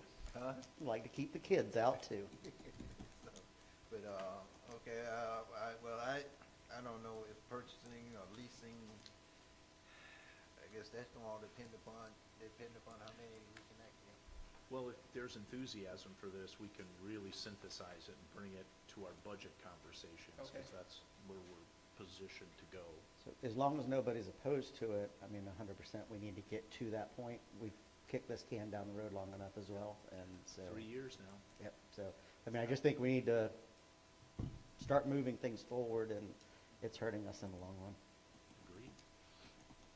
And you, the other thing, a question, you say 95,000 for one new employee? You won't need two? That includes everything. No, we would hire just one employee, Okay. if we went that route. But we would also utilize that employee and that vehicle to pick up all the dumpster collections that we currently have at all the city facilities. Right now, that's under contract. we eliminate the contract and then absorb all this in-house so we get better use of the equipment we're purchasing. Just a lot more versatile. Because I know you say 2 collection trucks, so, but again, only hiring one person. Yes, well, one would be brand new, but it's gonna take a year and a half to get Okay. at whatever point we order. So assuming that this program would jump into place much sooner than that, we need to get something from a used garbage truck lot, something in good shape that can actually service us right away. And then eventually the used vehicle would just be used as a reserve unit. And would you be able to bring all of those numbers back, even the collection that you're going to be using outside of downtown? Because I think Allison wants to look at that as a global. Absolutely. We have all those numbers. We put it together. Perfect, thank you. You say, how many months to get a vehicle? Approximately 18, so that's a year and a half. Well, that's less than a fire truck. No, but if we pre-order, like with the fire engine, if we pre-order, we save a few dollars. Is that possible? Probably. Okay. We'd have to get to that point. Okay, I know with the last fire truck we purchased last year, we saved about over $250,000 because we purchased it up front and everything, paid it up front, so. But okay, let's come back, say with the numbers and let's figure out which is the best way to go with this, I would say. Because I do know, feel like something need to be done in the downtown area. I think we've had that other solution in place long enough, and I see with the increased businesses down here, I'm starting to see more and more trash cans be put on the street again, so it's not really working. Yes. Thank you. Are we gonna do public comment? We didn't do public comment on it, did we? No, we didn't. I'm sorry, but it is a public hearing. Anybody in the public wish to address this item may come to the microphone and state your name and address and have 3 minutes. Thank you, ma'am. Yep.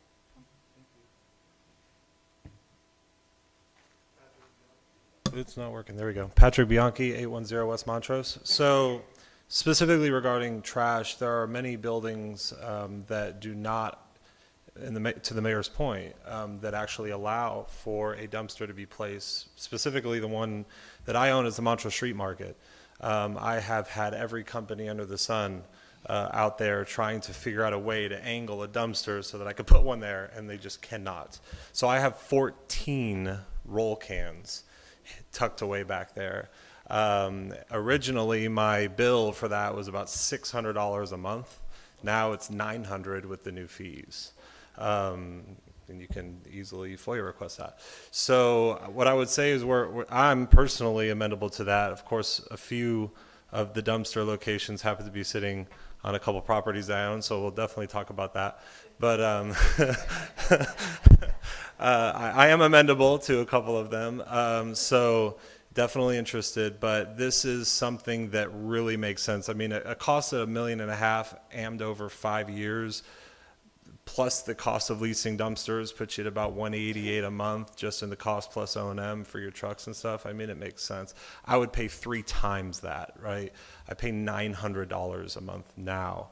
There are a lot of businesses, like I said, Costa Nostra being one of them, and so on. The big building that I have where Yummies is at, we use roll cans. Weston Plaza, we use roll cans. So we're definitely excited to see this plan come to pass. It's something that I think we're ready for sure.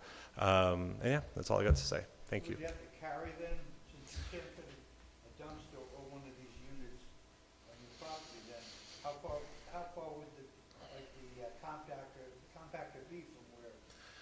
So in other cities that I have property in that have these kinds of programs, we have trash bins that they would roll to the sites depending on where they are. They're like the big black bins or whatever that we put in. Currently, we have them by the road. So it used to be Montrose Street was lit up like a Christmas tree of dumpsters. And then this plan was implemented. I know it said 5 days, but do you do 4 because you're off Wednesdays? Is that correct? Well, we could potentially, I don't think we pick up anybody 5 days. Right, yeah. So it's a 4-day potential because Wednesdays was like an off day for them. And we use every bit of that, especially when you have a restaurant with fish. I mean, you don't want fish sitting in your dumpster for many days. Then you have a fly problem, and then there's just so many different things. And truthfully, I mean, the other side of this, the economic side to this, is the ones that actually do have a dumpster that have private service, like Cheezers or Mr. Stringfellow, get rid of them. Now they can develop that property to something of a taxable value. So there is an upside for sure to all of this. What that looks like on that side from a taxable, I don't know, but definitely an upside to it for sure. So thank you for talking about it. Thank you. Anyone else?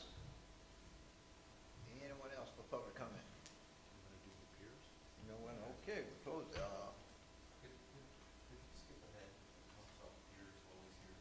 About the who? Yeah, I mean, we've already talked about the Hoya property, the post office property, and the art walk, so. There were some questions about the piers. I was gonna Yeah. give a quick presentation on that Okay. too, just in case. All right. Yes, sir. So, as we all know, virtually all of the piers we had in Lake Mineola were either damaged or completely destroyed. Two of them out by Hiawatha Park and the boat ramp were minor damage. In-house staff was able to fix that very quickly. They became back up and running very quickly. Next in line to get reconstructed looks like it's going to be the rowing boathouse. We've had preliminary meetings with FEMA, getting funds from FEMA to assist with the reconstruction is looking very optimistic and positive. We don't have firm numbers yet, but we're meeting with them again tomorrow with their mitigation people, and that's going to be critical because locations like the rowing boathouse, this will be the 4th time we have had to rebuild these docks due to hurricanes. And we have plans that are going to allow us to create a more robust structure, and hopefully our indications are FEMA's more than willing to help pay for that because it's to their best interest to make it last longer. We currently have a structural engineer evaluating the concrete swimming pier at Waterfront Park to see if any part of that structure can be saved and preserved and reconstructed as it is. And we also have an engineer coming on board very shortly to do design work for all of the other remaining pier locations that were virtually destroyed. Any questions? Yeah, I think we spoke about somebody here trying to do something like this, portable. I think it is a portable pier that we can roll them in, roll them out, do a hurricane. Did we look into that? It's just not as easy as it seems. Okay. Especially in an emergency situation like that when we don't always have a lot of time to respond. It Right. just doesn't really work out all that well. Which is actually better is to create just a more durable structure from the get-go. Regarding 8th Street Pier, FEMA did look at that structure, and preliminary indications are FEMA is willing to contribute money to the demolition of that structure as well as the theoretical reconstruction of that structure. So Be the there exact could, same pier. not necessarily, but the funding level is going to be based on what they have and if they replace it. If we go above and beyond that, that's fine, but we still get the funding for what's there now, take it down, rebuild it, so whatever those Well, costs. if I can just get them to take, pay to take it down, I'll be happy. You know, because, Indications are they're very favorable to do this. Okay. We should be firming up all those numbers and commitments in the next few Yeah. years. but, I mean, like I say, this last hurricane, every pier we had was damaged, and it was just shocking to me, the concrete pier at Waterfront, to see the damage that was done to that, and that's concrete, so what else can we design that's going to, I don't know. And I just, we talked about doing the portable thing, which is probably more. I'm not a structural engineer, that's why we. I mean, Hopefully, The yes, ones but- at the boathouse were portable. Part of the reason that this They were is, portable. yeah, they just did take it out. They didn't get taken out of the Right. water, right? So part of the reason this is on here is we had 6 piers that I think got damaged, And kind of council just needs to decide whether we want to replace all of them. There's one where the old boat ramp used to be, which I think is 4th Street. It's never used, it got destroyed during that time, so I'm not sure if we need it or not. Obviously the one at Waterfront Park where the beach is needs to be replaced, but then there was a one around the corner from that, and I'm not sure that we really need that pier, you know, to the tune of millions of dollars, because let's just assume that FEMA's not gonna give us full replacement value of that. We're digging into our dollars to rebuild some of these piers, and I would just say that I think it would be wise for us to kind of have a hierarchy. The one at West Beach obviously should be rebuilt. The Rose Center should be rebuilt, and this is in my mind 8th Street, and then the one at the beach. But the one where the old boat ramp now, the old boat ramps, the boat ramp from my childhood at 4th Street, I don't see any reason for rebuilding that. I mean, But I thought, well, it is still out there. We took out the concrete from the old boat ramp out there off of 4th Street, right? Not the pier. yeah, the pier was still there, and it's trash. So, and then the other one is whether we want to put that big pier that was on the kind of northeast side of Waterfront where the beach is as well. And then, you know, because that one was pretty much taken out as well. Well, we definitely need to replace the one at Waterfront, the con. Wow, but every time I go down there and I see that, it just amazed me. That concrete pier was damaged the way it was, you know, and everything else. If you looked at it structurally, you look at the actual pilings into the lake itself, you can see a lot of wear and tear over the years. So there may have been some failure structurally that just led to its demise, and it was just time. Well, concrete is not meant to take pressure from the bottom. Yeah. And those were 5 and 6 foot waves, and it sent it off from the bottom up, not from the top down. Well, they were a little old, and of course, that was one of the problems, deficiencies with the 8th Street Pier, where it was put in at 25 PSI power, at 25 PSI. You're where the way over study my said pay grade at they this needed point. to be it should be at 45 now. Okay, so.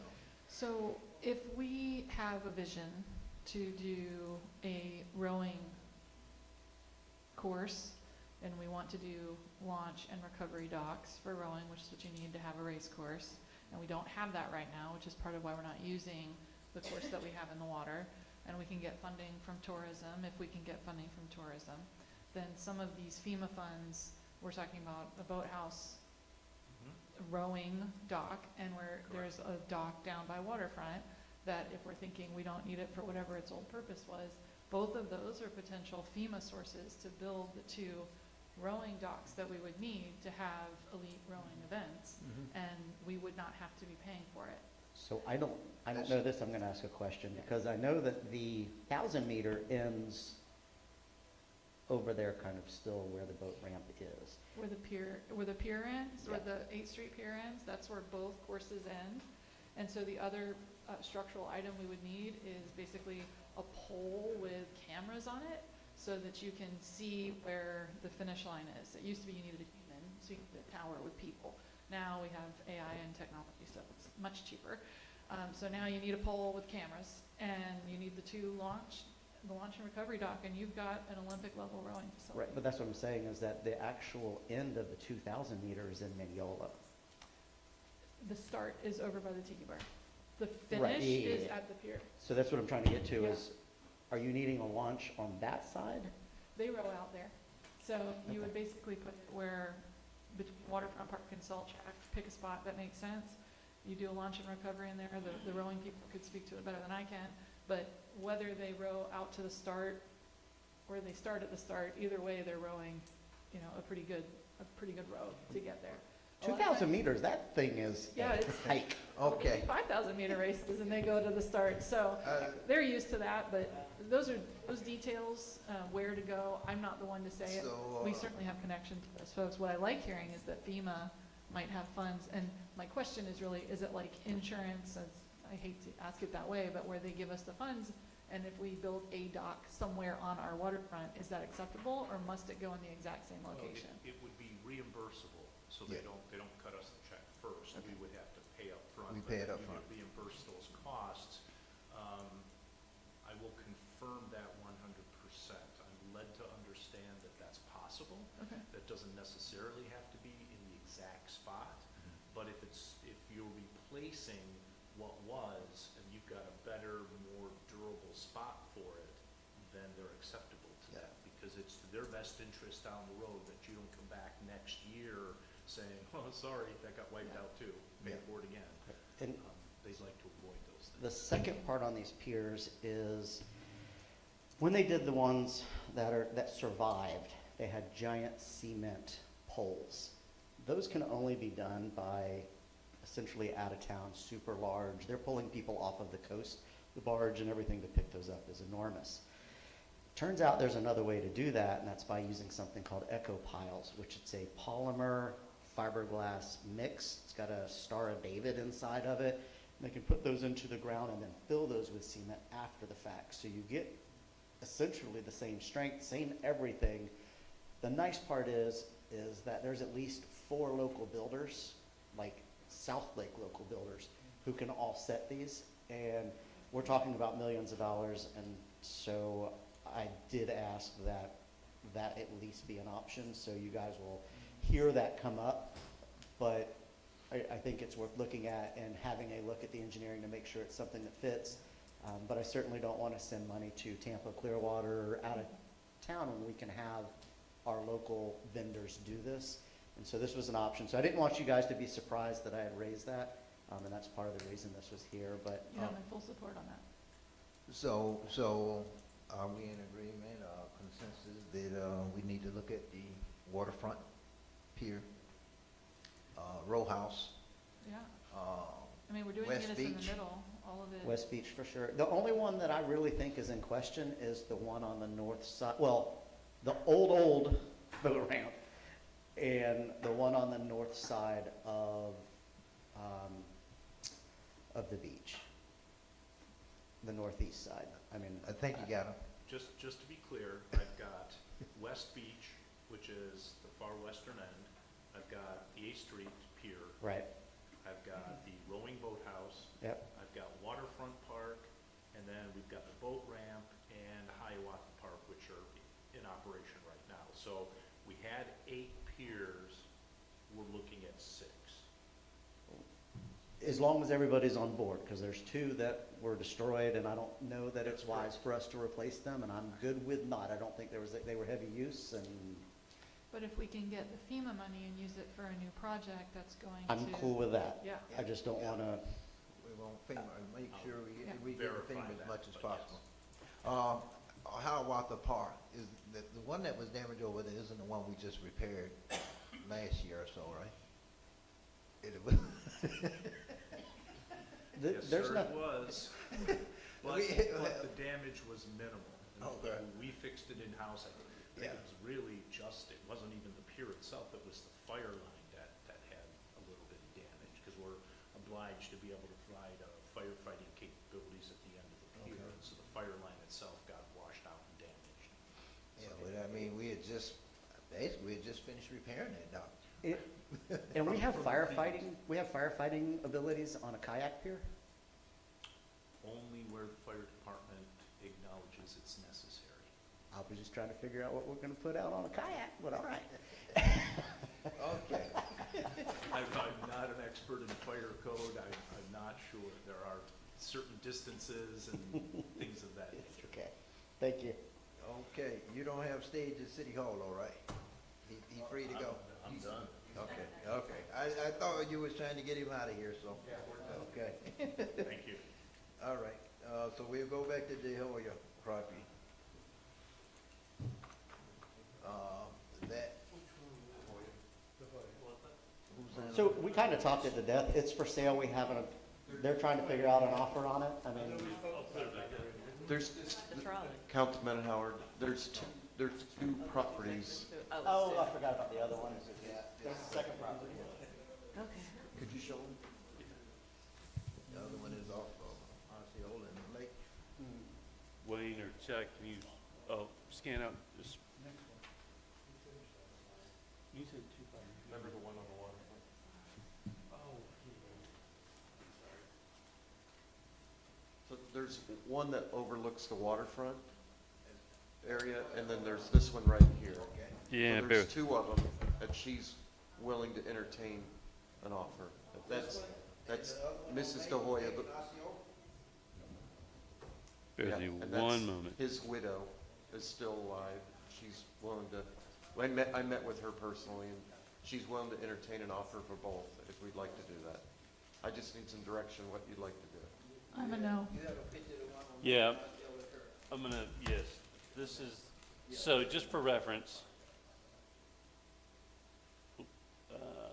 this is the De Hoya property that's right here.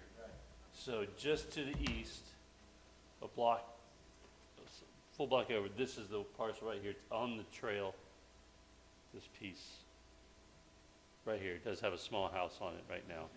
It's very sloped. Topography goes from Osceola down to the trailhead there. And that piece, already there is supposed to be a walk coming down from Lake Avenue. I think, Ms. Strange, you spoke about that a few weeks ago. The piece to the left of it, Yeah. to the west of it. That's, we already own the piece to the west of it. Right, we own it. Yeah. I think, Ms. Strange, you may have mentioned, what I was referring to is what we call the Clermont Cardio Challenge. This is the exercise path from the trail up to Osceola Street. And yes, the De Hoya property is right here to the east side of it. And it was, Yeah, what do we have to do to make that happen, the cardio challenge? well, that was, I think that was supposed to have been a part of the development of Lake Avenue. We're supposed to have been doing some work on Lake Avenue. I don't know, I don't see Stony here and everything, and that was supposed to be part of it. Okay. Well, it says Oh, Stringfellow, yeah, it says Stringfellow Design on it, I'm pretty sure, but he's gone, so. Well, I mean, I don't want to put him on the spot, but he's been on the spot all day. I mean, he said to me, when he brought this up to me, that the community downtown was interested in supporting it and helping to fund it if we would get the engineering done, so. I do know we I did. think it's great. Well, it was a great thing, because right across the street there, where he just, I guess he sold those property, and they just put 3 homes or some homes on there. That used to be a parking. They used to use it for parking, so it would have been great access to the waterfront when a lot of people were parking, like doing Pier on the Pond and all the other events and everything. So, I mean, I'd like to see it part of the Meet Us in the Middle project to kind of connect the new park to downtown on Lake and 8th Street. To me, that all kind of makes sense. you got 2 but- blocks over from Meet Us in the Middle there. Right, yeah. So I don't have an Spend your issue. bike. I wouldn't have an issue if they came back with a price for that, but after looking at that De Hoya property, I'm not super interested in it. I think it's better left in public hands. Yeah, I don't want to buy the property that he's. I'm really leaning against the second one too. I mean, I had a lot of feedback against putting anything there, and I really don't want to, I mean, I just don't know that it's the right thing to do. I mean, we need to look at it. If we have guaranteed art walk access, because if we have guaranteed art walk access without purchasing that property, I'm good. If we don't, then we might need to buy it, flip off our, I can't find anything in writing. okay, well then, continue down the process till we know, but I think the art walk is important enough that we could split it off and then sell the property and not be hurt terribly, whereas, like Patrick said earlier, we could eminent domain it. I promise you we'll pay through the nose if we eminent domain it. Well, I don't want to enter the domain. We entertained that process a couple of years ago by eminent domain, and I'm just, especially when I'm just not a big fan of trying to go in and take people's property. Okay. I'm not for the city owning that piece of real estate. However, when you say it like that, the big one. Yes. On the big one on Osceola. Okay. When you say it that way, if it was bought right, what would be interesting was if we owned it and we split off the art walk, we could put out an RFP for the type of project we want. So if we wanted someone to build garage on the bottom 2 floors, and then whether it's commercial or residential, we could actually, Christian, help me, we can actually tie the type of construction that we want to the sale if we flipped it around really quick. Right. That sounds good. Right. And I'm comfortable with that, and we had that That sounds discussion. good, Allison. Now, that's a dangerous game. I think. No, it's not a dangerous game. You Well, I basically, just don't want the city to end up owning it and making it something, you know, these are 2-year terms, so I always assume I won't be here when this is done, but it could be a bold move that works really well to do a really cool waterfront project right across from Meet Us in the Middle. and we control it what we want there. Well, Okay. we You don't, always the have next crazy person ideas will. that I But, like. but Christian, would we be able to put I like where language she's in going. that, I like where that she's going with directs that, though. the Yeah, well. next council? Or are they able to unwind whatever we say? No. You're saying that if we acquired the property and we're putting restrictions, We say, these are the Yes, basic they can tenets be of how unwound. we purchase it. Can they unwind that Yes. unilaterally? Okay. Basically, we setting up a economic development department, basically, just like most cities does. They have Yeah. to have a department, they go out and say, hey, This we is have how this we're piece gonna of property, this is what we're looking to put in here. and Is the everything. De Hoya And family which- at all interested in having that conversation with us? know? Would they do it? I mean, I don't really love the idea of the government She doing would it. rather not Just do sell that. it. She's a Just wanna widow. sell it. Right. She's just, I'm surprised she's interested. This is the Right. first time in 15 years she's interested in just unloading it and felt Wow. like the city should get the first opportunity. We have Would the she first have any op- interest in naming rights on something or a memorial for her husband? Was there some, I'm just wondering, rather than the city, because I like the idea. I like the idea of being able to have a vision for what we want, because we don't have a form-based code right now. So this is kind of, I don't like workarounds, but it's where I am living in this moment. You're a good negotiator, Rick. Yes, he is. I don't want to own this land, but I would like to get the art walk. I kind of think you should do a private-public kind of Right. partnership of some type. If there's something we can do to partner with her to come up with something really beautiful. She just wants out. She doesn't She want wants it. Allison. She wants out of it. She wants out, and I think At least she's entertaining that.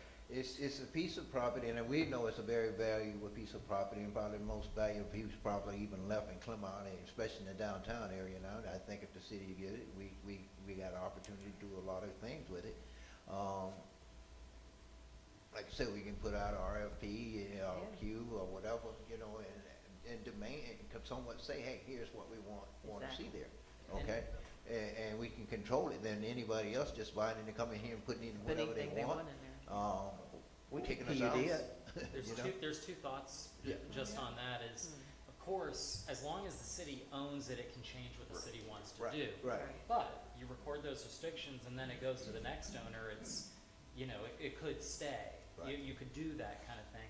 The other idea, Councilman Howard, is I think it's possible you could convert ownership into like an irrevocable trust kind of format. And if you put the guidance, if the city council determines what the uses of that trust could be, whoever the trustee is, whether it's a bank, some public organization, it would be bound by that. So I'm just trying to be creative with what you ask. So that's for you folks who have legal minds.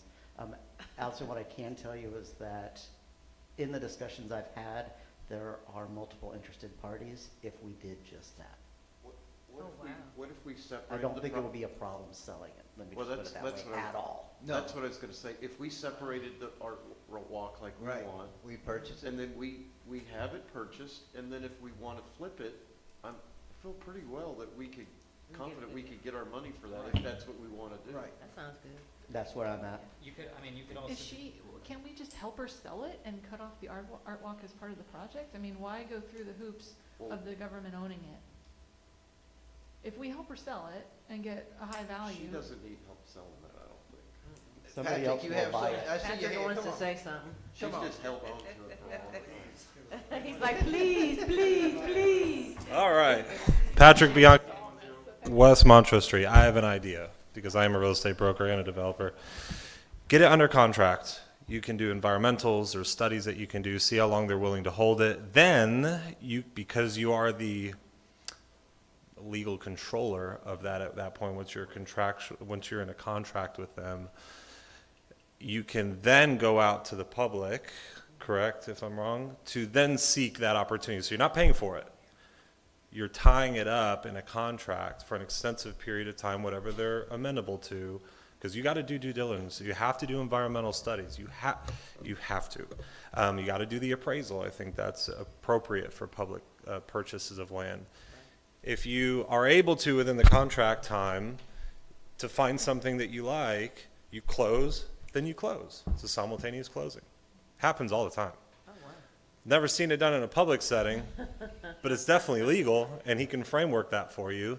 So you actually don't have to come out the money if you have a plan. You also have a back out. So if it doesn't work out, if the environmental comes back bad, if there's 100 gopher tortoises on it or something, then you can back out. You don't have to pay for it, and then she can decide what she wants to do with the property at that point, sell it to a private entity.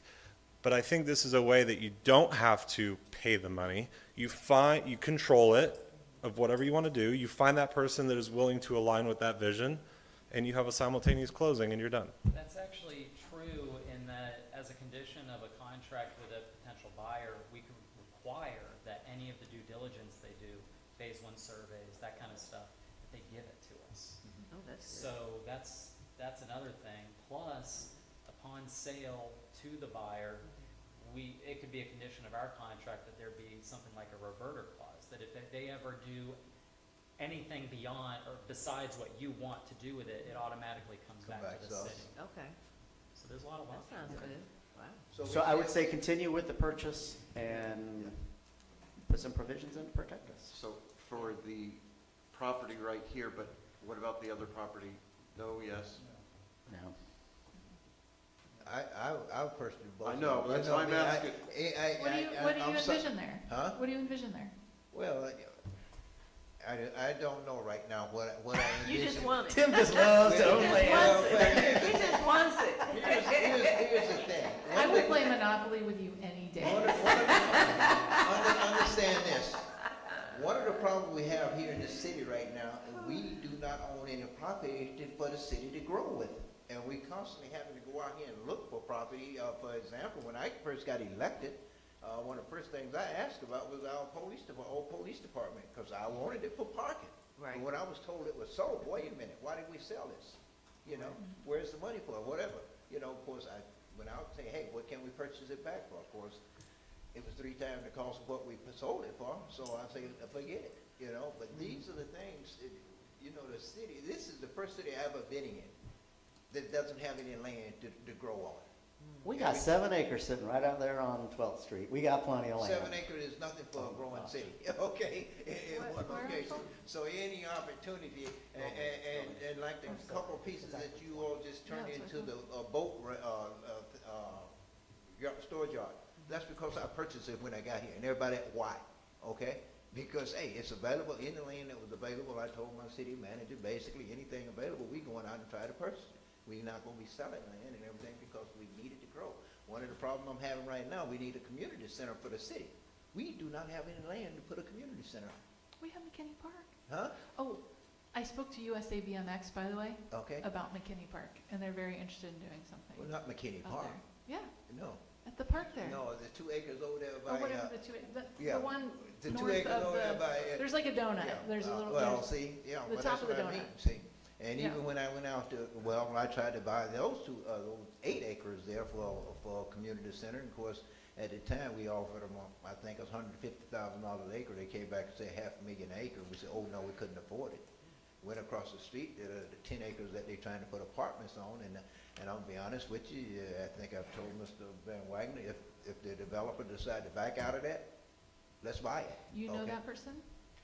Yeah, he's the same person that's building Mason Ridge right now. That what? Mason Ridge, the townhomes on the corner of Pitt and Grand Highway.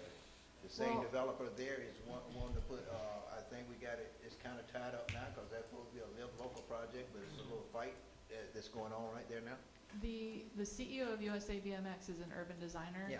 And when he looked at the park that we own, he asked me specifically about that land because he could McKinney? envision The piece the behind. one north of, yes, on 27. With all the pine trees. Yep, that connects I our tried to property purchase with that too. McKinney's. And that's, he could really envision a really cool project for that space that was mixed use, that incorporated BMX, USA Track and Field, I spoke to Noah Lyle's mother. She has Right. the Noah Lyle's Foundation. They're interested in doing something with our track programming. So we Yes. potentially could do a BMX track on that site in partnership with a development where if we did it all together, it could be holistic. And so I'd love to see if we could get in touch with that property owner and It's come up 10 with acres, something it's cool. 10 acres there, and what I've always said, we needed the 10 acres, we can put a community center out there, have plenty of parking, and that left us room for other fields or whatever else we wanted to do out there, along the foreign side of what we have at McKinney Park right now. That was my somewhat vision for that, which remind me, Kirk, while I'm thinking, Mr. Van Wagner, what's going on with the 5 acres up behind Sunny Hill apartment? I was told that they pulling out of that project. Not following where you're at. Off of Pitt and Blossom. Okay. North of Sunny I'm Hill? sorry, huh? Yeah, no, that's okay. So It was the- 5 acre, it's 2 5-acre tracts up there as well. One of them was being developed, and I was told the developer decided to pull out. Is he selling that? I haven't heard yet. Okay. So I know we're gonna move on to trolleys, and yeah. one thing that in my conversation with Shane at USA BMX, I didn't catch it until he pointed it out. We have downtown in our CRA what's called a string of pearls, meaning you have a row of parks that are all on the same street. So if you imagine a string of pearls. And these are very hard to come by. Cities make their entire identity around this. I mean, this is crazy. We have Meet Us in the Middle and we have a string of pearls. And it's like, these are unheard of. So our string of pearls is Crystal Lake, Lake Dot, Center Lake, Lake Dot, Crystal Lake, Bishop Field. And what he pointed out is if you extend all the way to the property we have, what do we call it? The Lincoln Park? Which It's one? not McKinney Park. What do we call it? McKinney? The property that we own. What do you want to call it? Just so that we have the same. I don't know. I don't have any name. The Lincoln Park Well, we own property. McKinney Park now too. We purchased that last year too. So. Yeah, so But the the McKinney other Park, 2 acres, that's over by the Volkswagen dealer? it's on the end of the string. Right. So it actually doubles the string such that Bishop Field used to be the end of the string, and Right. now it's the middle Of the of the string. And with our golf cart ordinance and the possibility of trolleys, I also talked to the gentleman from USA Bocce Ball, and he was interested in doing something. You know, one little park in the middle of the cemetery and McKinney actually gives us a really interesting, walkable, beautiful park space that we can really promote nationally, having this string that, I mean, it's probably one of the longest strings. It's about 1.6 miles from one end to the other. According to the maps, it takes 37 minutes to walk across. And if we develop that from a park standpoint, it's a beautiful, an amazing thing for us to have, for people to be able to walk, come to Clermont, relax, enjoy the space, and move back and forth between potentially an active park with BMX and biking and track, all the way down to Center Lake Park, coming now up into downtown, and what we could do with our CRA. It is an extraordinary opportunity for us to have these kinds of projects in our downtown and connected to our downtown. Clermont has a very unique, you'll never find another city like Clermont with what we have here, the benefits we have of that waterfront down there. You're not gonna find it, okay? Yeah. And that's why, to me, Meet Us in the Middle is so important, because I think doing that project, it'll really exemplify that area and that water. And you're talking about going down Bishop Field, which is something else we need to talk about at a later date. I agree. Renovation of that place, okay, but you drop over off of Pitt Street, you got a couple other lakes down there and everything that need to be developed. I know I asked for like, what's that, East Lake, for a fountain to be put out there and everything to try to help that area. So you're right, when you start developing all along there, along Bishop Field, all the way to McKinney Park, you can even go to the other side and it's all tied in. Yeah, we together have there. kind of a box Right. that, so you follow along the string. Right. And then you can come up north and come back to our downtown waterfront. You come down to Center Lake and you come back across. It's really, it is incredible from a design We have a very standpoint. unique, and I drive that little square just about every day, you know. Yeah. I'll start downtown, go around, and come back down around Pitt Street and So McKinney. if we focus on our streetscapes and our sidewalks, we can create that to connect these parts of the city. We already have the golf cart ordinance in those areas that can help people get from one end to the other.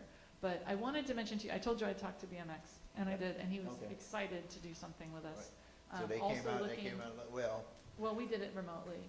And then he also said down by Wellness Way, where we've got the old, rolling hills, they were interested in doing a mountain bike course down there as something for the Wellness Way folks. I'd just like to see that at least a skate park. And maybe, well, my vision for that is skate park, because we've been promising them kids skate park for a few years now. I think that's what made me think of BMX, because it's wheels and the kids are on it. What I like about BMX is they have a STEAM program. So whenever they go into a community, they also do this big nonprofit movement where they're bringing in education for the kids, and they're teaching them how, engineering with bicycles. It's a low barrier to cost to entry to get in. They have all sorts of grant programs where kids can get bikes, and it's very family oriented. They usually end up with a 6-year-old, and then next thing you know, it's a 14-year-old, and then mom and dad are doing it. And it's really a family oriented thing. I always thought of motocross when I heard BMX. But they've convinced me that it's the American Cycling Association is what they are. But They're get back to they're called the BMX. Hoya property over there on Monson. I think what we This all connects on bikes. But what See? we visioned there was another park, what we thought about was another park, because if you got the walkway going through there, it can be another, because of the topography, I don't know if you want to try to develop it, I don't want to see no parking over there, but another park, with pavilions or something, maybe in that area, if it's not too close to the people's houses, is what we looked at. And that, I think one of them, we backed off, we said, I don't know if it's too close to the homes that's sitting right next to it or what, but that was the one thought about purchasing that property and everything, since we already got the walkway, if we develop the walkway going down. So If on we that, have a vision for all this, I'm on board with all this creativity. I am certainly to not have a interested plan. in that piece of property. If you want to get the hill, the steps going up the hill, that's fine. I have zero interest in owning that property. It's not in the CBD. It is not where we should have commercial traffic. It's not where we should be putting city stuff at. So I'm just not on board with that piece of property, but I don't know where you guys are at, but.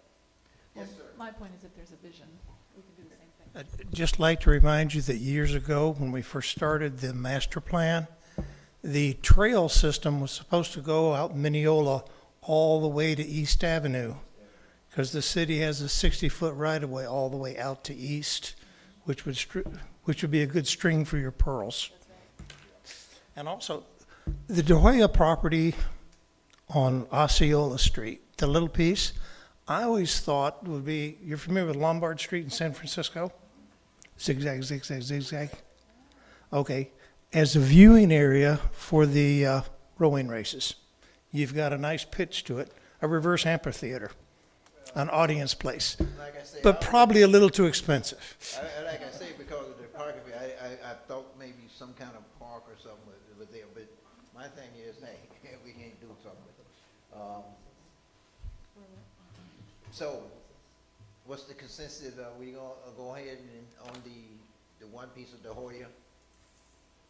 Let Christian get creative. What do you think, Mr. Van Wagner? I, I think what you said before, with you do a public-private For combination. that one piece, and then, That would be an excellent. I don't know what the vision for the other piece would be, but I just think, guys, we could get a good price. That if we didn't keep it, I think we could do something with it, and I don't have the vision for it, but I think we could get a very good price for two pieces instead of one, but I'm not trying to lead you, but I'm just telling you, I think we're in a good spot where. I mean, get a price on it, but at this point, I'm not interested in purchasing it if we All I'm don't have a vision. All I want so- to do is present you options. Oh, get us an That's- option, That's yeah. all I'm asking, if I can do that. I think that's what the consensus is, to get a price. That's all. Here's the Yeah, thing end of is, story. they're not making any more land, and we're running out of land in Clermont, okay? So my thing is, it's an opportunity for me to get it, I want to try to get it for the city so we can do things with it. It wasn't quite the vision of what's happening with the piece over here with the boat storage yard, wasn't what, my vision, because I was looking to expand, West Beach with that eventually, but, hey, we did the boat yard. But, like I say, everybody wonder why, because, hey, land is a valuable commodity around here right now. We, as Mr. Howard said earlier, I heard him say earlier, and I say this all the time to people out there, they complaining about traffic and all this growth, but Clermont has grown out. Once Wellness Way is complete, we're done. We can't go north, we can't go east, we can't go west. The only place we got is south, and we're right on the border now, right now, with Wellness Way. Other thing left, once we finish up Wellness Way in Olympus, is the infield around here. So these little valuable pieces of land gonna become very valuable here sooner or later, and I don't think it'd be any problem flipping it if we purchase it now in the future, so. So Allison, just because you guys brought up the mountain biking, there is the homeless camp on Hooks that is huge drop off. It would be very difficult to build in there. It's one for you to look at. The other one is just south of the Citrus Tower. Are you saying homeless camp on Hooks? Yes, it was a homeless That's state camp. property though. It doesn't matter, we can always get them to give us park. So anyway, it's worth looking at that one, and then the other piece to look at, because they're gonna be difficult to build on because of the cut and fill necessary, Yeah. is the one south of Citrus Tower, right off of 27. Huge hole that goes down into wetlands. I don't know anything about the land, I don't know who owns it, but looking at it from a building standpoint, I don't know how you build anything on it unless the city gave them some crazy cut and fill variance, which I don't think we should do. And so it solves mountain biking. The one that's on Hooks has all kinds of trees. It would be fantastic, but somebody just have. So anyway, I'm gonna give you those two and walk away from it, but. Well, so you all know, I did a project for Groveland that they left on the table. They'll blame St. Johns River for it, but I'm gonna say it publicly. It's an incredible project USAVMX brought to do the South Lake Regional Park. It would have paid for itself immediately. Everything from economic impact, multi-generational family, and USAVMX was willing to move their Florida offices to Groveland for that park. So depending if we wanted to do something, and I was thinking that Lincoln Park piece of land or project, you know, Well, they know how I roll. I always say, hey, I want your state office if I'm gonna do those something. 10 acres behind McKinney Park, I'm keeping my eye on it because, like I say, I know it's a live local, project in, and one of the tie-ups right now with it, they came in trying to do 24 units per acre. Yeah. Okay, under live local, but our city ordinance say the highest density we have is 16 units per acre. However, the tie-up is they trying to take us, I guess it's still in court, I'm not sure, but in limbo because they said we changed the code, which we did. Okay, when Live Local first came out, we went back and changed the code where the highest density in the downtown area was 25 units per acre. We switched it down to 16, trying to get out ahead of Live Local. So we didn't have and of course, our claim is the fact that, hey, we changed the ordinance before you presented the project. Right. Well, and Mr. Murray, I can help you with that. The state of Florida just passed a law that says you can't do that, and we are in the wrong, and they're gonna be able to do it at 24. So they said that as of, in 2023, they gave a date specific, it just passed, governor signed it, it's not even a question anymore. Well, Can we go on to trolleys? Okay, what? I said governor already signed it, so it doesn't matter, I live local, but can we go on to trolleys? So, Charlie, you're gonna skip over post office and art walk. so if you'd like to have a conversation about the post office property, I mean, I thought we already did. we did. I mean, What about the art walk? He's gone, that was tied into the Hoya property, it's just kind of out of. trolleys. So trolleys are interesting. When we decide to close down this parking lot, we're likely gonna have parking problems for a year. So at least 8 months, but most likely a year, maybe a year and a half. How long does it take to build a parking lot? We never know. So in order to get people in and out, the idea is that we could have a trolley where it runs from, we gather waterfront parking, and it could run all the way down to West Park, which is where the old maintenance building used to be. There's lots of grass out there, there's a baseball field. So it could run back and forth between those, giving much more shuttle parking, eliminating some of the cars downtown, making it work better. The conversation on that will really be, and it's a budget conversation at the end of the day, do we want to buy a trolley pay somebody to do that, or do we want to look at hiring somebody as a lease to say, hey, we want you here on, you know, Friday, Saturday nights, or just events, you know, in a partnership with Main Street, or what does that look like?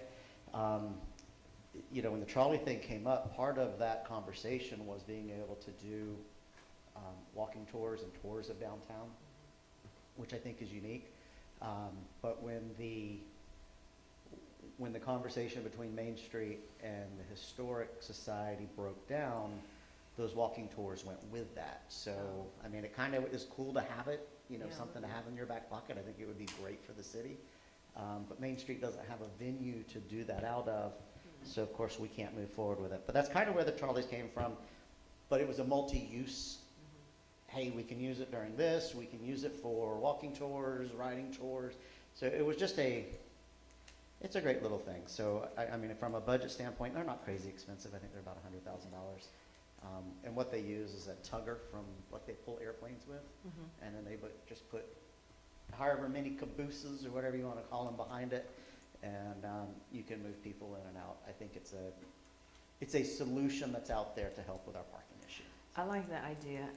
When we went to Sanford for the mayor's roundtable, they had 13,000 more people coming to their downtown because they have the trolley. So I think it would bring economic boost to all of our businesses, plus it would take cars off the road. So I really like the idea of us having a trolley. I like it as well, because like when we had the Caribbean Festival, we had to shut down the boat ramp. We promised people we're not going to shut down the boat ramp, but if we would have had trolleys, we wouldn't have to shut down the boat ramp. So I think it's, you know, it's something that creates a solution for us, and we can use it for virtually everything that we have. Exactly. And people like that. I mean, it's kind of nostalgic, so people, you know, like the one on iDrive, people get on that constantly too. So, and you can have it designed whatever you want. I've seen them that look like trains, and I've seen them look like airplanes, and you can, because it's just a metal tug that pulls the trailer. That's essentially all that is. But anyway, that was there. I don't know where you guys are at, if you guys want to have staff come back with pricing or, you know, costs or what it is. I mean, I think it's a great addition. What do you think? Yes, and then another thing, as you mentioned about Sanford, I would really like to explore the thing is being done under the CRA, okay? Because that's how they was funding theirs, under the CRA, through the CRA. Yeah, for that trolley. Yeah. That was the one exciting thing that caught my attention, was the CRA was doing all the funding of theirs. Do they not pay for themselves with all the use? What's that? Do people not pay to use it, and doesn't it pay for Well, itself? I wouldn't charge. Well, I actually, the guy was driving the one we was on, and took us on it too. He was actually the owner of the trolley. Yeah. You know, Did he charge you, or was? No, I mean, well, I don't know whether it was free because the city, it was done through the city, because we were there in Sanford for a workshop and everything. Then they had set up a tour to one of their local businesses after our round table and everything in the trolley. And when like I said, I was speaking with him, and he told me it was all done under the CRA, and of course, it runs 24/7. Yeah, 24/7, and they have well, constant they shut down at people night, but then 7 days a week, these trolleys running. He got several of them. Because their businesses were beginning to die because of that mall and stuff, and she said that just came back to life. Well, because of I having wonder it if there. Main Street could put together a proposal and we could have a CRA meeting on it. I mean, I feel like we're I speculating. mean, we've looked at trolley ideas. Yay! We've looked at ideas for trolleys and everything several different times and Yeah. everything. I think we even had one where they even tried to do the beer wheel for car or something. Natalie Kaler, Executive Director for Main Street, and also born and raised in Pittsburgh in the 70s, so Mr. Rogers trolley grown up kind of person. So I'm a big proponent of trolleys. I also just wanted to just kind of bring the outside perspective. I've been going around and meeting with each of the business owners, and I think sometimes that you get in your bubble of people that have been here and know your way around. You have a lot of people coming to town that don't know their way around. And so going way back to the parking issue, there are lots of hidden parking spaces, but people like me don't know where those are. And people coming to specific businesses, especially the ones closer to the waterfront, if people can't figure out how to get around the closures that we have put in place, it gets really tricky. So the trolley could also help with some of that, just helping people maneuver those spaces.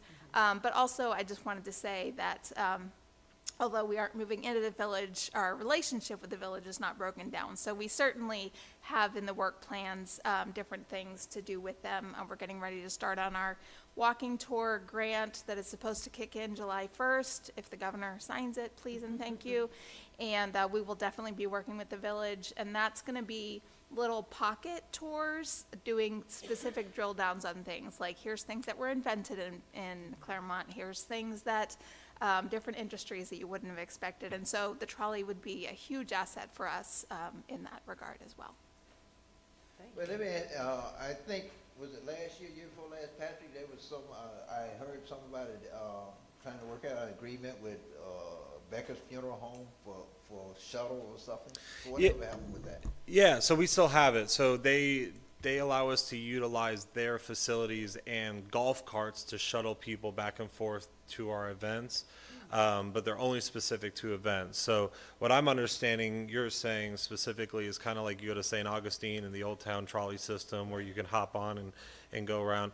Like, there's a lot of companies out there that actually provide those services. I believe Darren Johnson himself came up here and proposed more of a trolley valet kind of system that was like $5,000 a month or something like that. So they're definitely out there. Main Street can be a big part of that. I think you were talking about walking tours, but we were going to apply for a grant that actually would pay for a trolley, but they needed a specific location, and we just didn't have the asset for it, unfortunately. So we moved on to other grant opportunities. But there are definitely companies out there. So if you want Main Street's involvement in that regard, we'd be happy to seek those opportunities. If the city wants to purchase an asset, that be internal with you guys, but we'd be happy to be a part of it, and definitely encourage trolley systems for sure.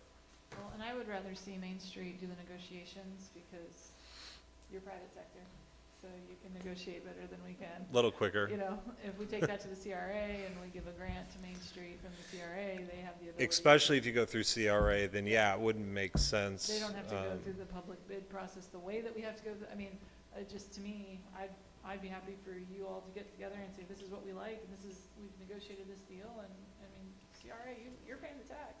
Yeah. That's how you want to spend it. If that's what the consensus is, we'd be happy to do that. If I could, at the end of the meeting, I want to talk about the streetscape, so don't forget about Main Street regarding that. We'd like to update you on that. Keep reaching into CRA and taking my garage money. Oh, I'm trying to triple that money for you. So is everybody good with Main Street doing, I don't have an issue if they want to follow that. I'm fine. I mean, it takes Yeah, work from us if they want to do it. Let them run with it. Do it. I mean, like that. we need a trolley or shuttle service, some type of shuttle service. We've been working at that for some time, and everything's going to keep falling through. So, Stage at City Hall. stage at City Hall. Okay. Everybody has a picture of the Sawgrass Grove. It should just be a.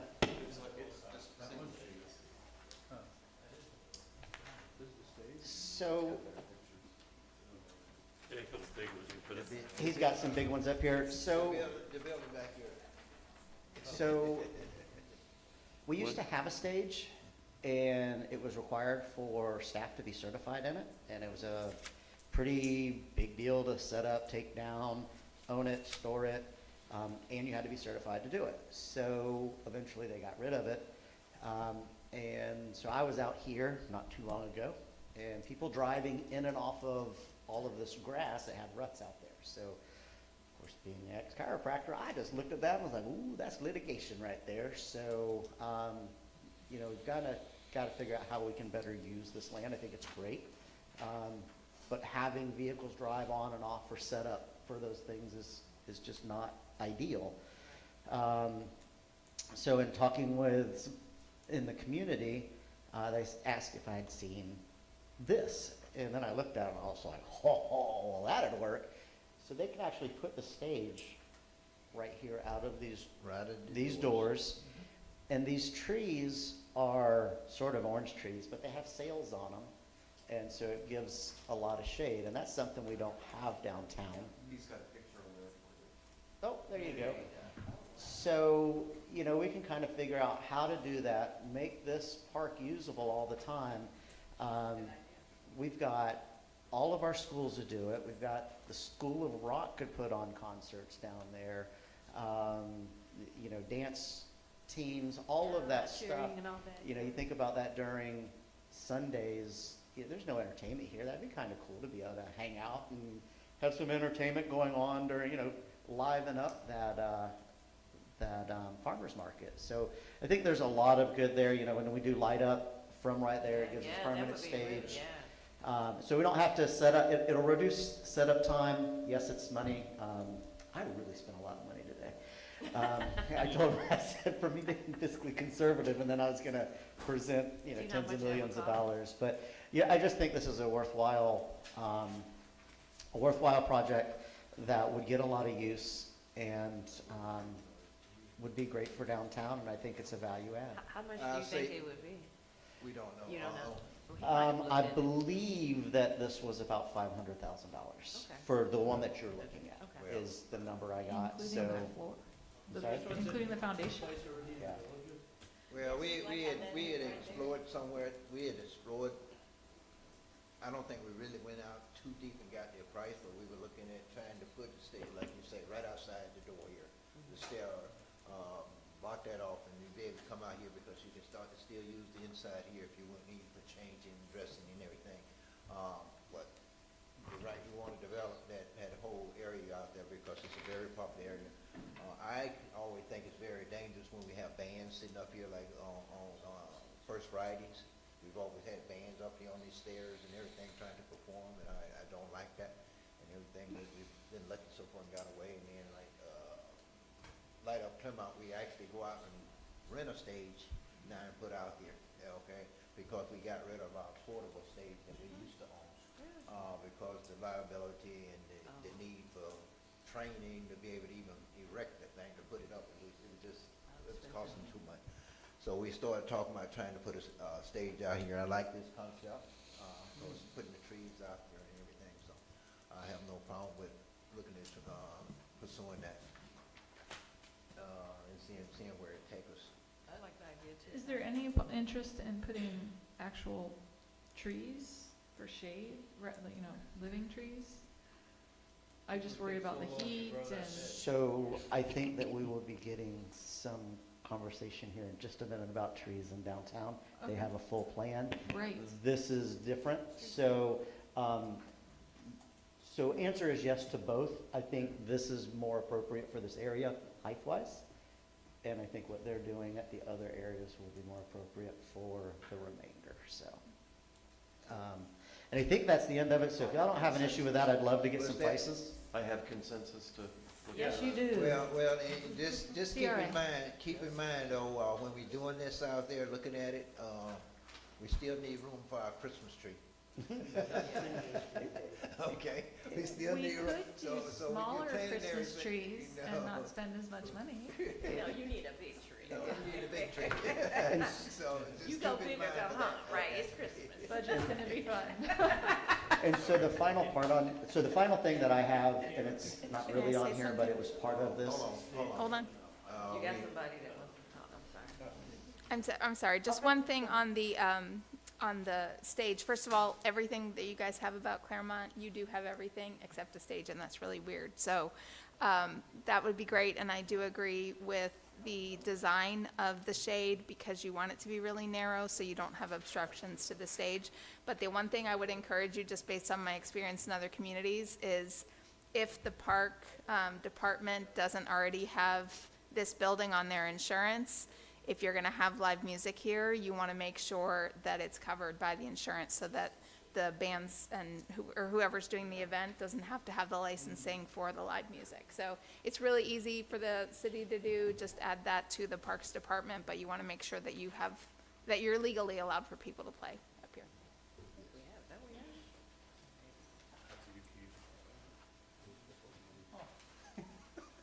Yeah, if you notice, you have a nice group of windows here. On the other side of those windows is about 10 feet of concrete, and some stairs that go nowhere. If you were to just go from the doors to the end and pour more concrete and extend that 10 out to 15 or 20, you've got your stage. Well, The basically shade trees, I think that's a great idea. Yeah. I think basically what we looked at and we talked about before was, right, extending the concrete out to the bottom of the steps and just bringing it up from the bottom step up. That's, Maybe, I don't know. that's a lot of But- stage. Yeah, but we That's- weren't gonna take up the whole way. Okay, yeah. But the thing is, Okay, 'cause we most, still wanted to have yeah, interest in most of the bands would be, well, some bands like to put their drummer on a riser because he's special. But for most bands, 10 or 12 feet is plenty. My thing about if you get it too far, I mean, that front of the stage would be a falling hazard. Right. And there are other times, sometimes when there are events going on the grassy area, and people use the stairs as seating. So if you only go out part way, you still save the lower part of the stairs as seating for the other activities on the grassy area for now. But yeah, a permanent stage in downtown would be nice, but try to keep as much green, cool area. Don't make it all hot concrete. You need cool green space, and I love the shade trees. You could even put sponsor names on them if you wanted to. So I'm excited you're talking about this as well, because I've heard Mr. Howard be very vocal, but I've also heard the mayor at our events be very vocal about having a permanent stage here for some time. I've actually had the pleasure of working with FMK Hospitality in developing that piece that you just showed, so I thought that was kind of cool. Those cost about $300,000 to install, so I do encourage, it's in the villages, so I do encourage you to go see it. No, for the setup. That's why I said 500 for the. Yeah, that doesn't include, so they have an interconnected storm drain system, so when rain comes on, it collects in, goes out through pipes, so there's different things there. But this is awesome. I will say the School of Rock is definitely one of the ones that we've had at our events, and they have about 150 kids right now, and they're going to grow probably double that now that their expansion is done.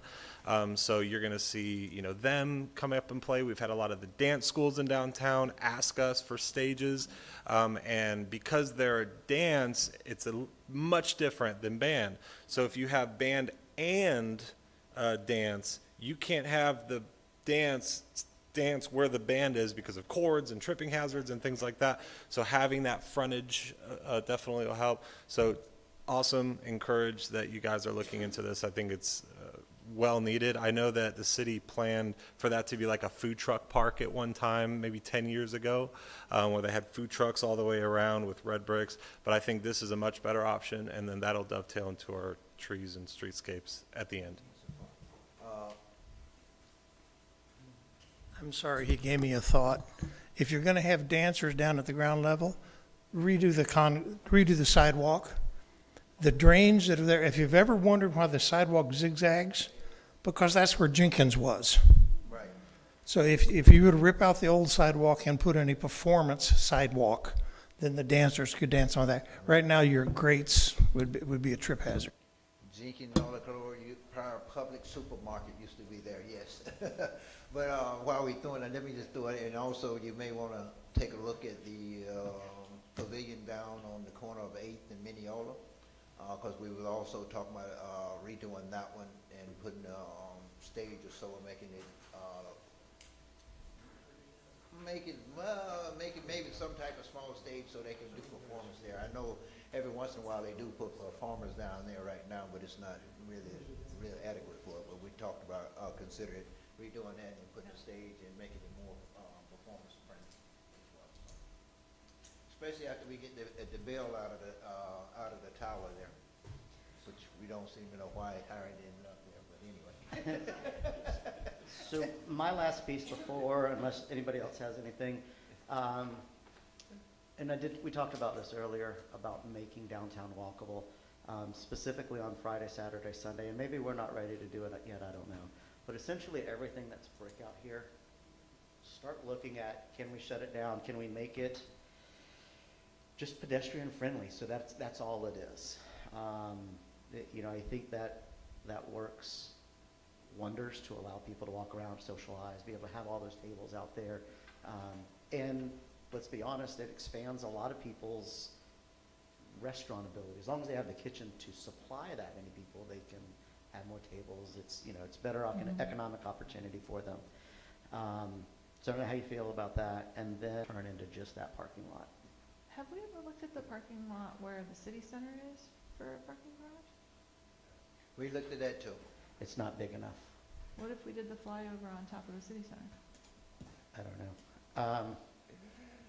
You're getting ahead of me. Like I say, I think you just about every piece of property in the downtown, we lease or rent, or we own or lease in downtown. It would just we put you consider right out for on that parking walkable garage. block that you're talking about. You would be right there. And then the final piece that, and this is something we just figured out today, and this is just for you guys. Everybody knows where Jones Racing used to be? Yes. So it's located on Lake Avenue where Clermont Medical is. Highway 50 And Lake there's Avenue. so it turns out that we have a monster right away there.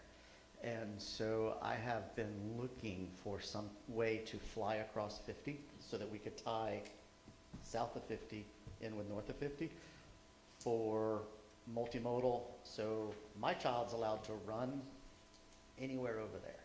He's not crossing 50. And all of his friends, all of families. So would I ride a bike to downtown? Sure. But we're not crossing 50, especially at night. And I think you have, well, you got like, they live on the other side of 50. And she kind of said the same thing. I once crossed with a stroller, and I thought I and my children were going to die. So the nice part is we found a place that we can do it. Well, I crossed it. Yeah. And it was not comfortable either way. It is not, yeah. So the nice part is we do have a right-of-way where we could put an overpass. The bad thing is it is going to be expensive. We have to decide if we're willing to do that. But it appears that there is enough right-of-way that we already own to fly across at Lake, which ends up by Lake Dot, which is what she was talking about. So then it goes right by all of those parks that you're talking about. And it comes in to like right over there where that apartment complex is downtown by the city center.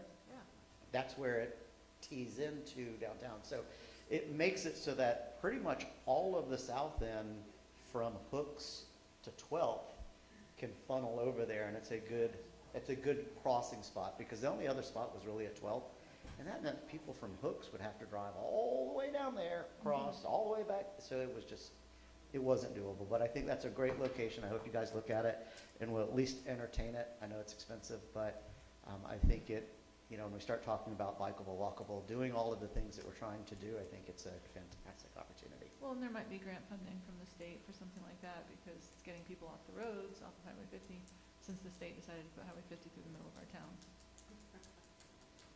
So that's I mean, where we're that's at. the truth. It is, but you know, that flies us across. But initial estimates were 2 million plus. I was a little taken back by, I just don't know how that could be that much, but it could be. I'm actually. Mr. Van Wagen, any questions? Okay, well, anybody, anything else? No. Well, before I close, a couple of things, Wait, please don't. Patrick's going to give us an update on the trees. We're going to have tons of trees downtown. Can you be quick? Can you be quick? Can you be quick? I'm sorry. I can be. Next meeting, I'll ask if y'all can be quick. All right, so, yeah, Patrick. Sean Parks with Parks Consulting did the design work for a 100% Florida native plant installation for our downtown. Main Street came up with this idea, came through our design committee, Jeff Powell, myself, and a few others on Clermont Main Street, and then we also got with Cherry Lake Tree Farm with Tim, the co-CEO. And so we went through, we had a tour of the entire property, and my personal vision when I brought it to my board was, hey, I don't want to wait 25 years for it to be, you know, big and beautiful and shade and all these things. And you know, they were talking about planting little things. So we walked, I mean, we're talking 150-gallon trees, 200-gallon trees, big trees, maple, magnolia, so on. So Sean Parks did the design for it. It has been completed as of today. It is now in Cherry Lake Tree Farm's hands, so they're going to do an inventory for their trees. They're going to give us a pricing sheet, all of the things. There are grant funding for this. So we, as Main Street, have allocated funds towards this project. Lake County has offered up to $50,000 for this project. Banks Helfrich has an organization that offered up to $2,000 for this project. We have to get our application in by July. And then, of course, we'd be coming to you for funding since you do have a tree fund. It's no secret, we don't have any trees, we don't have any shade. Downtown streetscapes have been destroyed. So phase 1 will be Montrose Street. Again, 100% Florida native.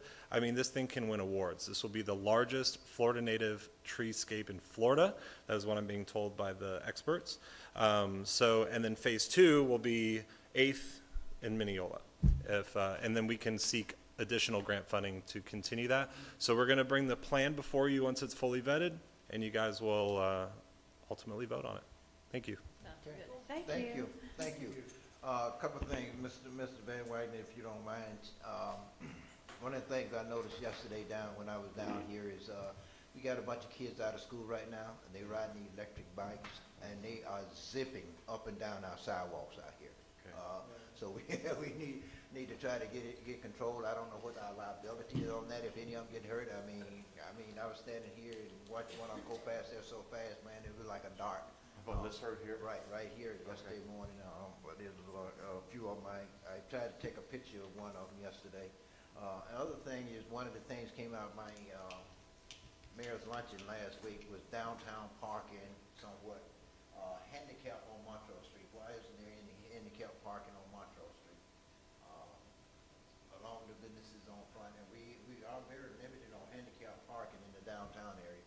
I know back here where we were talking about putting the garages, 2 back there in the parking lot on the other side of the art wall. I think it's a few there. But people is concerned about actually being able to park on Montrose Street. And something came up earlier, and I kind of smiled because somebody said something about employees coming in and parking in the parking spaces up front, in front of the businesses all day long, taking up parking space.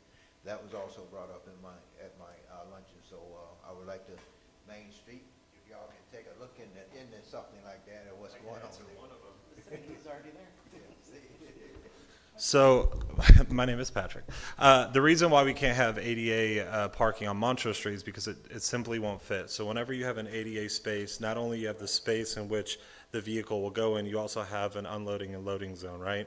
When we have parallel parking, it's absolutely impossible because you can't unload onto the sidewalk, and you certainly can't unload into the middle of traffic.